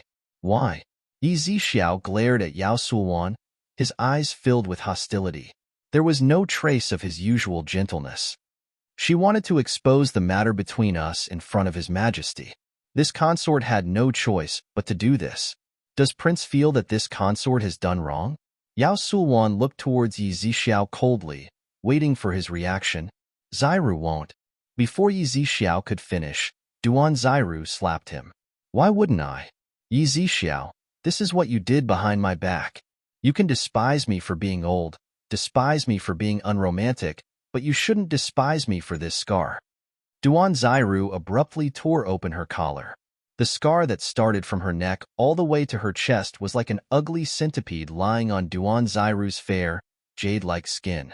It was exceptionally eye-catching. This prince didn't. Yi Zixiao's voice was low, but the heartache in his eyes revealed his true feelings. But she said so. Tell her, how did I get this scar on my body? Duan Zairu roared mournfully, tears falling from the corners of her eyes. Zixiao wasn't able to defend against an assassin's ambush. If you hadn't blocked that machete for Zixiao, Zixiao would have died without a doubt. After that machete, you were unconscious for 3 days and 3 nights. Blood flowed non-stop, and you almost lost your life. Zixiao will never forget this favor. Sensing Duan Zairu's agitation and resentment, Yi Zixiao slowly recounted the shocking events of that time. So what? You did save Zixiao, but Zixiao treated you well. Even if you were ugly, Zixiao still helped you secure the position of King Jing's consort. Now that King Jing's residence doesn't even have a consort, what else do you want? Not only do you not know how to be grateful, you even want to go to His Majesty and ruin everything Zixiao has. Is this how a wife should behave? Yao Sulwan looked at Duan Zairu with disgust, the disdain in her eyes clear. Shut up. Yi Zixiao roared at Yao Sulwan, then walked over to Duan Zairu's side and pulled her into his embrace. Prince's attitude truly disappoints this consort. Last night's intimate words still ring in my ears. Could it be that Prince was lying to Sulwan? Yao Sulwan looked towards Yi Zixiao meaningfully. She didn't think that this man would be like Yi Junqing, who only loved beauties and not his empire. Yi Zixiao, let go of me. Let go. I hate you. Duan Zairu pounded Yi Zixiao's chest with all her might as tears poured out of her eyes. Zairu, the truth isn't what you're imagining. Let me explain. Yi Zixiao revealed a bitter expression when he sensed Duan Zairu's struggle. There were some things that he didn't want Duan Zairu to know, because the more she knew, the more dangerous it would be. The truth is what you're imagining. This consort and Zixiao have been together for a long time. Also, A crisp slap interrupted Yao Sulwan's provocation. Yao Sulwan looked towards Yi Zixiao in disbelief when she felt the numbing pain on her face. Ling Yun, remember, this prince is your master. After throwing down these words, Yi Zixiao forcefully pulled Duan Zairu away from Pure Flower's palace. In the main hall, Yao Sulwan covered her face as a cold light flashed through her eyes. Perhaps she had guessed wrong. Yi Zixiao was the same as Yi Junqing and had been bewitched by women. As of now, she couldn't choose anyone else aside from Yi Zixiao. Otherwise, she would have gained another enemy in the form of Yi Zixiao. Yi Zixiao, this consort has cut off all means of retreat and bet my life on you. It's already too late for you to regret it. As for Duan Zairu, she really can't not die. When she thought of this, Yao Sulwan reflexively looked back to see that Ling Yun had already disappeared.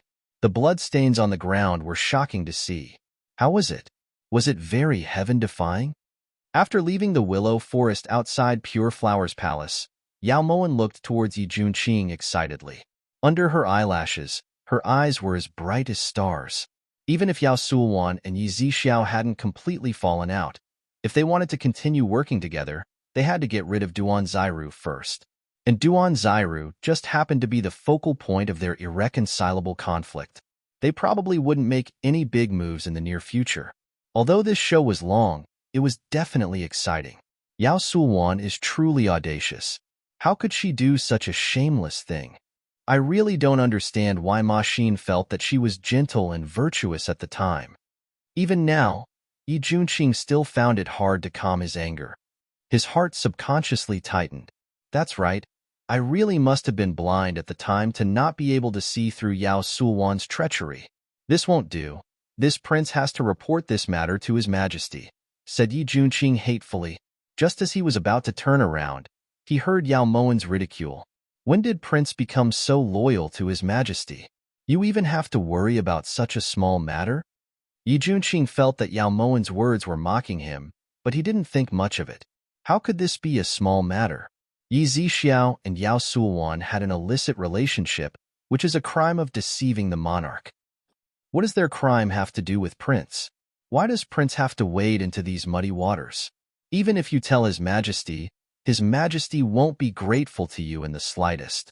Instead, people will say that you have ulterior motives and are trying to sow discord between Prince Jing and His Majesty to make a comeback. Even I, Moan, who knows the truth, feel that Prince has nothing better to do. Yao Moan walked leisurely as she analyzed the situation. Yi Junqing thought about it carefully and felt that Yao Moan was right. So you're not planning on exposing them to His Majesty? Asked Yi Junqing. Of course. Then why are you still lying in the corner? This prince's legs are still numb because of you. Yi Junqing looked towards Yao Moan resentfully. I was bored, so I had to find some fun, explained Yao Moan. Do you think that this prince would believe you? Based on this prince's understanding of you, you wouldn't do something that wouldn't benefit you even if you were beaten to death. You couldn't be thinking of fishing out money from this, right? Yi Junqing looked towards Yao Moen in realization. Back then, she had spent 500,000 taels of gold to buy Lin Shi. 500,000 taels. How many 500,000 taels was there in the national treasury? That's a good idea. Why didn't Moen think of it? Prince really has the root of wisdom. Yao Moen looked towards Yi Junqing in admiration. You flatter me. My root of wisdom isn't as deep as yours. Although Yao Moen's expression was sincere, in Yi Junqing's eyes, her expression was worlds apart from the word sincere. That night, when Yi Zixiao appeared in Pure Flower's palace, Yao Sulwan was combing her ink-black hair. Does it still hurt? Yi Zixiao walked over to Yao Sulwan and brushed his finger across Yao Sulwan's cheek, which was still covered in fingerprints. I wouldn't dare. How could a slap from Prince possibly hurt? Yao Sulwan's lips curved up as she replied with a cold snort. The situation at the time was complicated, so this prince could only do this. Didn't this prince specially come to ask for forgiveness? If beauty is angry, how about slapping this prince a few times to vent your anger? Yi Zixiao's appearance caused Yao Sulwan to float down to the ground. His arrival proved that his desire to become the emperor hadn't died.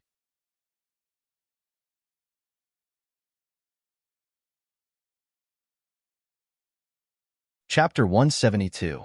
Prince doesn't intend to accompany Moen? Forget it, Sulwan was too hasty. At the time, if Princess Jing hadn't wanted to expose us in front of His Majesty, Sulwan wouldn't have had Ling Yun act. However, after this incident, Sulwan understands that in Prince's heart, Princess Jing is the most important. Fortunately, Sulwan has never asked for too much. Otherwise, who knows how disappointed I would be. Yao Sulwan restrained the hostility in her eyes, put down the comb, and turned to face Yi Zixiao. In this prince's heart, the throne is the most important. Whoever can help this prince obtain that position will be the most important woman in this prince's heart. When facing Yao Sulwan, Yi Zixiao was never stingy with his sweet words. With Prince's words, Sulwan can be at ease. However, now that Duan Zairu knows about us, will she? Yao Sulwan leaned into Yi Zixiao's embrace as she snorted disdainfully. If today's incident hadn't happened, she might have believed that Yi Zixiao would abandon Duan Zairu and make her his empress, but now, unless Duan Zairu died. Beauty, don't worry. This prince has already arranged everything. However, this prince doesn't understand. How did Zairu find out about us being so secretive?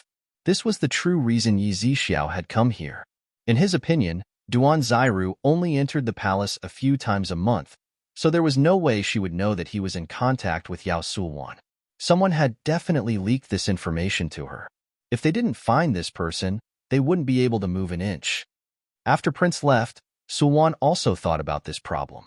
Does Prince remember that a few days ago, concubine Duan came to Pure Flower's palace? Yao Sulwan pulled Yi Zixiao's hand over to the couch and untied the belt around her waist. I remember. You mean, the problem lies with Duan Xiaoyan? Asked Yi Zixiao suspiciously. That's right. When Duan Xiaoyan entered Pure Flower's palace, there was a special fragrance on her body. That fragrance didn't come from the imperial palace, so it must have been sent by Princess Consort Jing. That night, Prince came over to Sulwan's place. His body must have been tainted with that scent, which is why Princess Consort Jing became suspicious. Now that I think about it, it was just a coincidence. Yao Sulwan took off her luxurious clothes and curled her fingers around Yi Zixiao's neck. In reality, after Yi Zixiao left, Yao Sulwan had sent people to investigate Yao Moen's movements that day. Only then did she find out that Yao Moen had gone to Drunken Fragrance residence that day. There was no doubt that this was Yao Moen's doing. The reason why Yao Sulwan didn't tell Yi Zixiao was because she was afraid that once Yi Zixiao found out that Yao Moen wasn't an idiot, he would abandon her and choose to cooperate with Yao Moen. If that really happened, it would be too late for her to regret it. As for Yao Moen knowing about her relationship with Yi Zixiao, Yao Sulwan didn't really care. Right now, the most important thing to her was to find someone to get rid of Duan Zairu. Li Qingqing and Wu Ziqing eloped for no more than 10 days before Yao Jinting caught up with them and brought them back. It was only when Li Qingqing and Wu Zicheng returned to the imperial city that they found out that Wu estate had been exterminated due to Yao Jinting's groundless accusations, and that the entire Li estate had been imprisoned because of Yao Jinting. Inside Guan Osprey Palace, Yao Moen was currently discussing women and money with Yi Junqing. Actually, if Prince has the need, you can go to Happy Spring Brothel. Although the price there is a bit higher, the girls there are very beautiful. If Prince is short on money, Moen can lend Prince some. Is 10,000 taels enough? Yao Moen looked towards Yi Junqing with a serious expression as she made this suggestion very sincerely. This prince doesn't need it, nor does this prince need money. Yi Junqing only cared about eating and didn't even spare a glance at Yao Moen. He had already explained it very clearly, so why didn't she understand? Right at this time, Lu Xing walked in respectfully from outside. Reporting to Nyang Nyang, there's news from Prime Minister residence. Master has already escorted Li Qingqing and Wu Zicheng back to Prime Minister Yao residence. Where's Bowen? Yao Moen lifted her brows as she looked towards Lu Xing. When we found them, the children weren't in their hands, reported Lu Xing truthfully. It's a good thing they aren't stupid. Tingyu, help this consort pack up. This consort wants to return to Prime Minister Yao residence. A clear and melodious voice rang out. Yao Moen elegantly got up, her eyes cold. Just as Yao Moen was about to leave Guan Osprey Palace, she suddenly thought of something and turned back to Yi Junqing with a smile. Prince doesn't plan on accompanying Moen on this trip? I don't plan on it, replied Yi Junqing firmly. Whenever Yao Moen took the initiative to suggest something, it usually wasn't anything good. This was something Yi Junqing spoke from experience. Then forget it. It seems Bin Lei is going to be disappointed. Yao Moen shrugged. She had just turned around when she saw Yi Junqing stand up. Even when the carriage arrived at Prime Minister Yao residence, Yi Junqing still didn't see a trace of Bin Lei. Didn't you say that Bin Lei would come? Yi Junqing's brows furrowed as he questioned Yao Moen's words. Moen? You didn't say? Yao Moen looked towards Yi Junqing innocently. You clearly said that if this prince didn't come, Bin Lei would be disappointed. Yi Junqing suddenly felt like he had been tricked. That was indeed what Moen said, but from which word did Prince hear that Bin Lei would come? As Yao Moen spoke, she had already entered Prime Minister Yao residence with Tingyu's support. Yi Junqing. As soon as they entered the residence, Yao Moen heard a hoarse roar coming from the main hall. Slut. This old man will ask again. Where is Bowen? Where is this old man's Bowen? In the main seat, Yao Jinting was baring his fangs and brandishing his claws like a mad dog. His white brows were furrowed, and the hand holding the whip trembled incessantly. The tip of the whip was still stained with dark red blood. Father! Yao Moen looked timidly at Wu Zicheng, who was lying on the ground covered in whip marks. She felt a bit of pity. The most innocent people in this entire matter were probably this teacher's family. Yao Jinting's ruthlessness was something she hadn't expected. Perhaps it was because he was extremely angry, but Yao Jinting completely ignored Yao Moen and Yi Junqing's appearance. His bloodshot eyes were focused on Li Qingqing and Wu Zicheng. At the side, Yao Tu bowed respectfully and was about to lead Yao Moen and Yi Junqing away, but when he saw that Yao Moen had no intention of leaving, he could only move 2 chairs to the side. Yao Jinting, it was you who caused the deaths of my family. I will never let you see Bowen in this lifetime. Never ever. In this lifetime, you're destined to die without a son. Cough cough. Wu Zicheng's hands dug into the ground as he coughed up blood. His body was covered in bloody wounds that were so deep that the bones could be seen. Li Qingqing, this old man is asking you, where is Bowen? Yao Jinting's dark green eyes suddenly shot towards Li Qingqing, who was kneeling on the ground with a swollen face. He gritted his teeth as he spoke. Qingqing begs master to let go of my parents in prison. Li Qingqing ignored the swelling on her face and kowtowed to the ground. She had never expected that the seemingly gentle and kind Yao Jinting would be bloodthirsty to this extent. Right now, her body was trembling like a leaf in the wind. As long as you hand Bowen over to this old man, no matter what you did, this old man will let bygones be bygones. I can still guarantee that your Li residence will be worry-free for 3 lifetimes. You, Li Qingqing, will still be Prime Minister Yao's wife. Yao Jinting let go of the whip and walked towards Li Qingqing. Master, Can you let go of Qingqing's parents first? Li Qingqing gathered her courage and begged. Now that things had reached this point, unless she personally saw that her parents were fine, she wouldn't reveal the whereabouts of her children even if she had to die. Yao Tu, immediately send people to the heavenly prison and bring them to Prime Minister Yao's residence. Yao Jinting didn't hesitate at all and loudly ordered. When Yao Tu heard this, he respectfully left the main hall.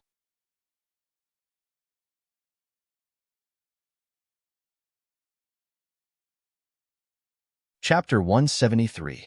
Qingqing. You can't say it. Even if you say it, this old bastard still won't let you go. Qingqing.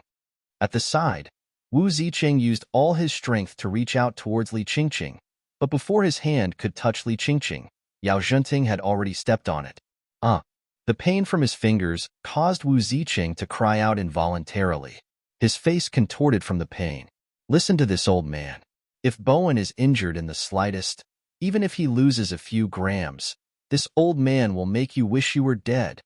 Yao Zhenting glared at Wu Ziqing, who had been beaten to a bloody pulp. Even so, he still couldn't vent his anger. Qingqing, you can't tell her. Otherwise, he'll kill you. Wu Ziqing endured the pain as he reminded Yao Zhenting. When Yao Moen saw Yao Zhenting's bloodthirsty gaze, a cold chill rose from the bottom of her heart. This was her sanctimonious father's true face, right? He looked scholarly, but in reality, he was heartless and even perverted. Aren't you going to stop him? Asked Yi Junqing in a low voice, feeling a bit sorry for her. Don't forget, I'm an idiot. What great reasoning can I speak of? Also, you've already seen his state. Even if you rush up now, you might get whipped. Yao Moen wasn't exaggerating at all. About a quarter of an hour later, when Li Qingqing's parents appeared in the main hall dressed in rags, Li Qingqing abruptly turned around and the three of them burst into tears. Daughter, how could you be so stupid? Prime Minister has treated you like a treasure. How could you do such a disgraceful thing? Mother Li hugged her daughter tightly as she sobbed. It's all your fault, you pretty boy. It's all your fault for seducing Qingqing. You harmed our entire family. You deserve to die. Your Wu estate's people deserve to die. When Father Li saw Wu Ziqing, he immediately vented all of the grievances he had suffered in the past few days on him and even kicked him twice. Li Qingqing, this old man is asking you, where's Bowen? Yao Zhenting spoke again, his voice as cold as ice. Master, Qingqing knows she's wrong. Qingqing was muddle-headed for a moment. That's why I listened to this despicable person's flowery words and left Yao Xiang's residence. Master, please forgive Qingqing. At this moment, Li Qingqing finally understood that in this world, she could offend anyone but the rich and powerful. She originally thought that if she escaped with the money, she could be free and happy, but she didn't expect Yao Zhenting's reaction to be so intense. Now, even if she regretted it, it was useless. She only asked for the 3 lives of herself and her parents. Li Qingqing. Wu Ziqing looked at Li Qingqing sorrowfully. If Li Qingqing hadn't seduced him, he wouldn't have abandoned his family and business to elope with her. But in the end, his parents were dead. His family was gone. What he got in return was Li Qingqing's betrayal. I've said it before, as long as Bowen is safe and sound, your entire family is safe. If anything happens to Bowen, your whole family will die with him. Yao Zhenting looked coldly at Li Qingqing, who was crying in snot, and reminded her fiercely. Master, Qingqing said everything. Bowen, Li Qingqing looked at Yao Zhenting with eyes full of hope. Just as she was about to speak, Wu Ziqing beat her to it. Bowen, he's not your flesh and blood. He's my son. Ha ha ha. Yao Zhenting, the child you doted on for so long is my, Wu Ziqing's son. You'll never have a son in this life. You're destined to be a eunuch. A eunuch's life. Ha ha ha. Wu Ziqing's words were like thunder on a clear day, suddenly ringing in Yao Zhenting's head. The sound of thunder rolled and shook Yao Zhenting so much that he sat on a chair at the side, unable to recover for a long time. Wu Ziqing, you're slandering me. Master, Bowen is your son. He's your son. Li Qingqing's face was pale. She never thought that Wu Ziqing would say such a big secret. By doing this, He was basically pushing Bowen into a pit of fire. How could he bear to do this? I'm slandering you? Li Qingqing, you know what you've done. Bowen was born on the 8th day of the 7th month. So from the past, you should have been pregnant with Bowen in the winter months.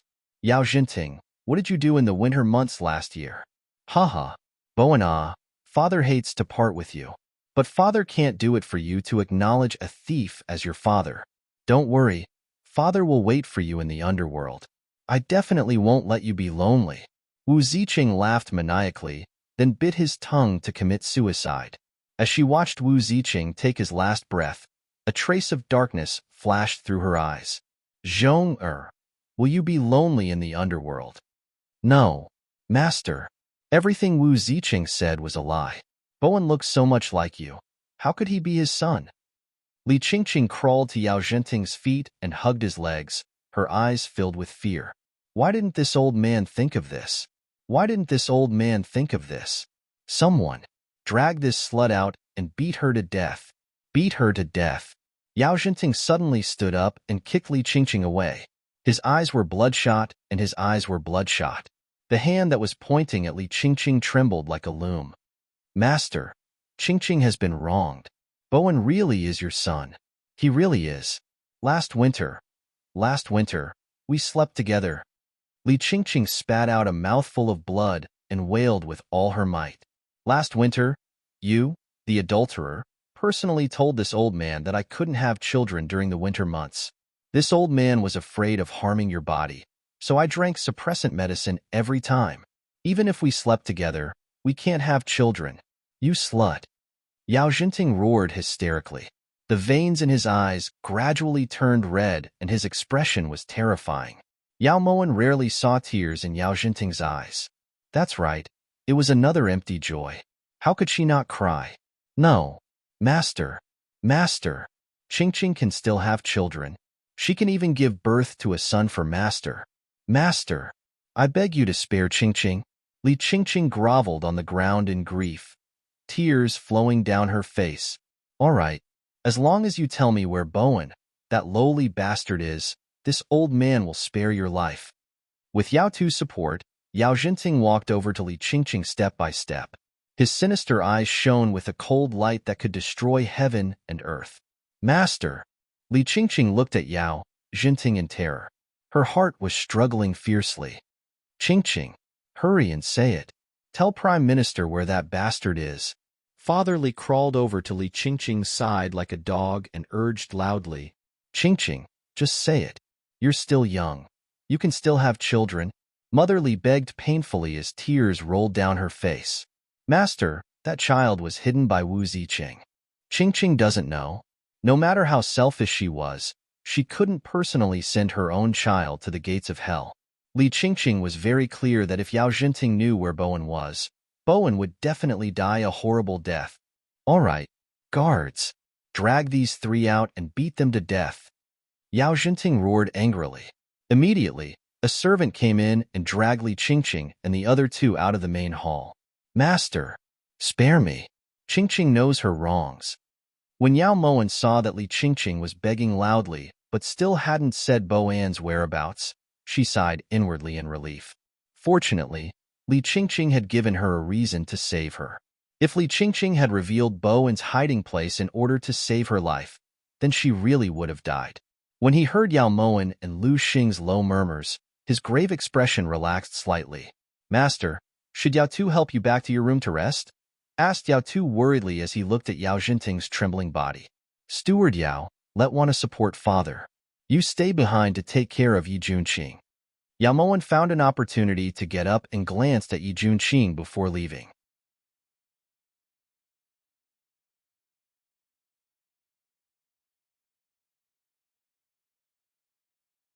Chapter 174. You have to wait for me, otherwise I'll be disappointed. After saying this, Yao Mo-wan walked to Yao Zhenting's side and helped him out of the main hall. Even after Yao Mo-wan left, Yi Junqing was still puzzled. How did she know he was going to leave? Was it that obvious? Prince, please sit for a moment. This old servant will have the servants prepare some tea. Yao Tu respectfully walked to Yi Junqing's side and saluted. There's no need. Yi Junqing subconsciously got up to leave, but Yao Mo Wan's words suddenly echoed in his ears, so he sat back down. There's no need. Bin Wang isn't thirsty, Yi Junqing indifferently said, questioning himself 10,000 times. What does her disappointment have to do with you, ah? However, he still sat as steady as Mount Tai. Outside the main room, Yao Mo Wan ordered Ting Yu to stand guard outside while she helped Yao Zhan Ting into the inner room. Damn Li Qingqing. Even killing her isn't enough. Cough cough. Yao Zhan Ting muttered this the entire way. Now that he was back in the room, he was still chattering. Father, don't get angry. Yao Mo Wan helped Yao Zhan Ting to the couch, then walked to the table to pour a cup of tea for him. A cold smile flashed on her lips. How can this old man not be angry? First it was Su Muzi, now it's Li Qingqing. These two lowly women actually did improper things behind this old man's back. What I hate the most is that they gave this old man hope. Son. But both of them are vile spawns. How preposterous. This old man will definitely find that little vile spawn and chop him to death. Yao Zhan Ting didn't take the teacup Yao Mo Wan handed him and just roared fiercely. Based on this, besides Mo Wan's mother who didn't betray you, even Do Xianglan had hooked up with a performer. Yao Mo Wan leisurely sat down on the chair next to the couch, her fingertips stroking the rim of the cup. The high-quality snow porcelain was smooth and comfortable to the touch. Emoli. It's a pity Emoli didn't give birth to a son. Otherwise, just as Yao Zhan Ting was complaining, Yu Mao suddenly looked towards Yao Mo Wan with an astonished expression. Otherwise, you wouldn't have allowed Do Xianglan to humiliate mother and poison mother's food, right? Yao Moan's eyes were completely unruffled and her expression was as calm as a lake. In particular, the corners of her lips had curled up slightly. Yao Zhanting simply didn't dare to believe his eyes and couldn't believe what he was hearing. What? Was Moan wrong? Actually, Moan never understood that even if mother didn't give birth to a son, she still gave birth to the mother of the country. Yao Sulwan was nothing more than a noble consort. Logically speaking, the person father should be afraid of wasn't Do Xianglan but mother. It can be seen that father's way of doing things isn't something an ordinary person can understand. Yao Moan lifted the lid of the tea and took a small sip as she spoke. Moan, why you're not stupid anymore? How is this possible? Yao Zhanting looked towards Yao Moan in shock. That's possible, but if a father wants a son, then it's definitely impossible. Yao Moan's cold gaze pierced Yao Zhanting's eyes like two beams of light. Why? Yao Zhanting asked angrily. Does father still remember the jar of new Hong that Moan brought over from the palace? Yao Moan asked carelessly. The smile on her lips was as beautiful as a fairy's. I remember. So what? Yao Zhanting looked towards Yao Moan coldly. I don't know if father felt it at the time, but other than the rich fragrance of the wine, there was also an astringent taste. It was very faint, but if father tasted it carefully, you should be able to feel it. Yao Moan used the lid of the tea to scoop up a few tender leaves in the cup as she carefully spoke. What exactly do you want to say? Yao Zhanting looked towards Yao Moan in alarm. Even though it had already been confirmed, he still couldn't accept that his daughter, who was so foolish that she only knew how to laugh and cry, had actually become so scheming. Moan wants to say that there was rootless water that Moan had specially prepared for father. Yao Moan raised her eyes and spoke seriously. Rootless water? What is that? Yao Zhanting's brows furrowed tightly as a chill gradually rose from the bottom of his heart. To think that father is the prime minister of a country. Such a superficial name shouldn't be hard to understand, right? The main point of rootless water lies in the word rootless. After father drinks it, not to mention a son, he won't even be able to give birth to a daughter. Yao Moan looked towards Yao Zhanting with a face full of pity. What did you say? Yao Zhanting was shocked when he heard this. Then he angrily stood up and glared at Yao Moan. What Moan wanted to say, Wu Ziqing already said it. Father is destined to have the life of a eunuch, destined to die without a son. Yao Moan's voice was cold and her eyes were cold. Why? This old man is your father. Yao Zhanting roared. That's right. You are indeed Moan's father. This is a humiliation that Moan will never be able to shake off. Yao Moan leisurely stood up and slowly walked to the table. She placed the teacup on the table and sat down facing Yao Zhenting. Just who are you? Just who are you? This was the first time Yao Zhenting felt fear and even panic when facing this daughter who he had once found troublesome to even look at. Prime Minister Fu's 3,000 gold, father's youngest daughter. Father doesn't remember? Yao Moen lifted her brows as she looked towards Yao Zhenting. Yao Moen found the various expressions on that shocked face very funny. She never knew that her own father was actually an emperor of expressions. No, you're an animal. You're an animal. How could you drug this old man? You severed this old man's root. This old man will take your life. After the shock, Yao Zhenting finally sobered up and charged towards Yao Moen. Just as Yao Zhenting's hand was about to grab Yao Moen's snow-white neck, Yao Moen suddenly stood up. Her cold eyes were like a wild wolf darting through the forest in the dark night, emitting a cold green light. The sudden rise of pressure forced Yao Zhenting to not dare take another step forward. You dare. Moen is currently the most pampered woman in the 6 palaces. She is the woman at the apex of His Majesty's heart.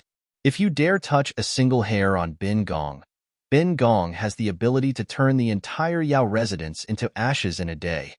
The current Yao Moen was like the king of hell. The cold aura on her body caused the temperature in the room to drop to freezing point. You're so ruthless.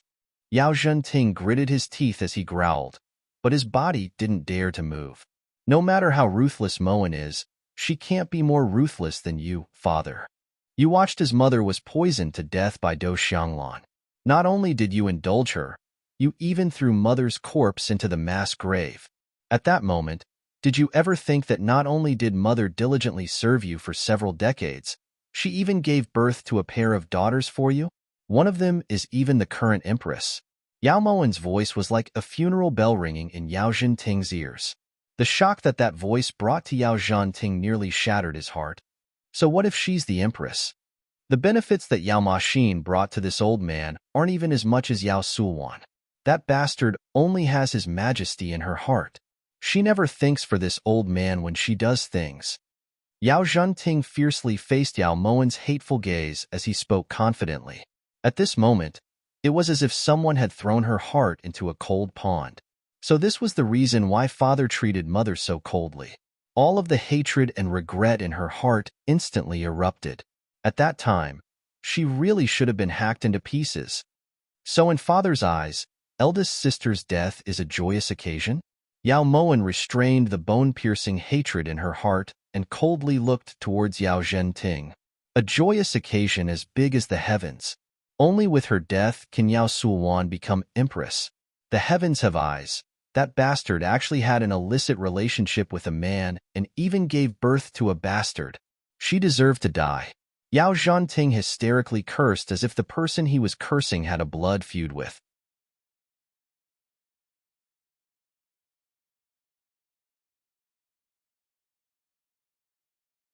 Chapter 175.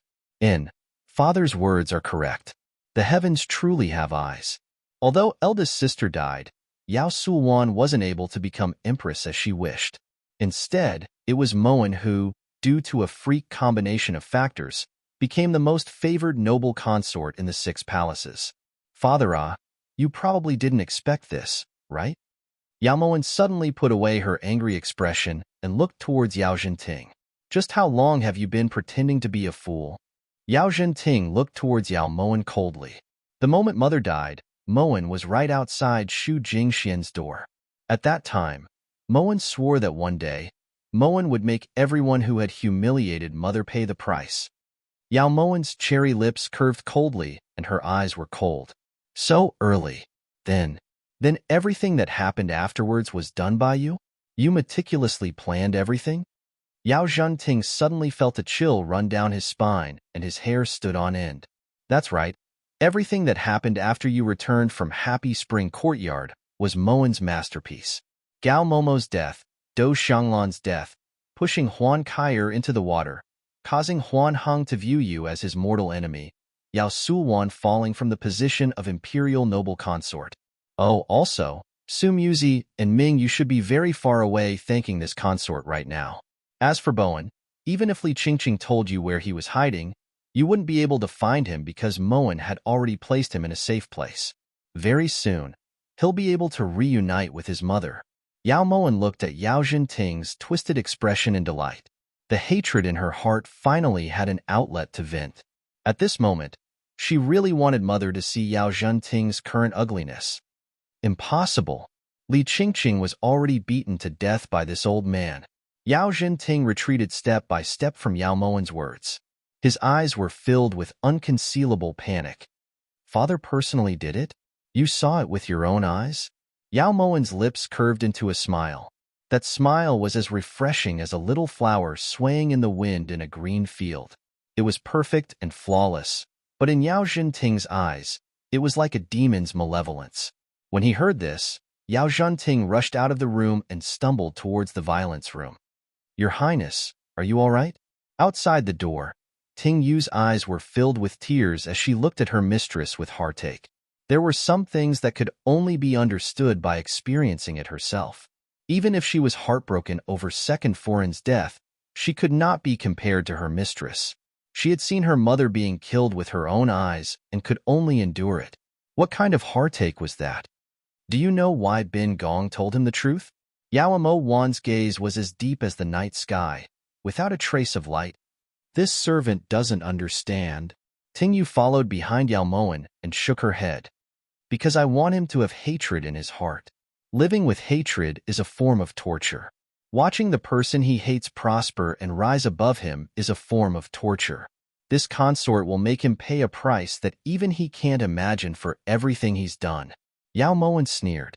As a person who had been reborn, the only thing she had to do was to be worthy of herself. When she saw Yi Junqing walk out of the main hall to greet her, her lips curved into a relieved smile. Thankfully, he was still by her side after her rebirth. Are you okay? This prince saw Prime Minister running towards the southwest just now. You seemed a bit strange. Yi Junqing looked towards Yao Moen suspiciously. After confirming that Yao Moen was fine, he sighed in relief. I'm fine now, but I don't dare to guarantee that I'll be fine later. Yao Moen walked leisurely at the front. This was the reason she had brought Yi Junqing here. If Yao Jinting really did get angry, there should be someone to protect her. Just because she revealed her identity to Yao Jinting didn't mean that she wanted everyone to know about her current state. What do you mean? While Yi Junqing was still unconvinced, Yao Moen had already started walking towards the violent room. Before she even reached the violent room, Yao Moen could already hear Yao Jinting's howl. Where's Li Qingqing? This old man is asking you guys. Speak. As he looked at the empty violent room, the veins on Yao Jinting's forehead were about to burst and his eyes were bloodshot. Replying master, it was consort Yao's subordinate, Lu Xing, who took them away. It had nothing to do with us. The men who had been carrying out the punishment all knelt on the ground as they trembled as they reported. This is Prime Minister Yao's residence. What right does she have? Come, drag them away and give each of them 50 strokes of the paddle. Yao Jinting was so furious that he couldn't help but take a few steps back. Fortunately, Yao too was supporting him, so he didn't fall to the ground. Father, Wanner just didn't want Bo and to be without a mother. Wanner knows how it feels to not have a mother. Father, don't be angry. It's all Wanner's fault. At this time, Yao Moen walked over to Yao Jinting with an aggrieved expression. Her slender fingers tugged on Yao Jinting's lapel as tears streamed down her face. Scram! You lowly bastard! This old man will kill you. When Yao Jinting saw Yao Moen's pitiful appearance, he couldn't bear it any longer. He immediately picked up the leather whip beside him and swung it at Yao Moen.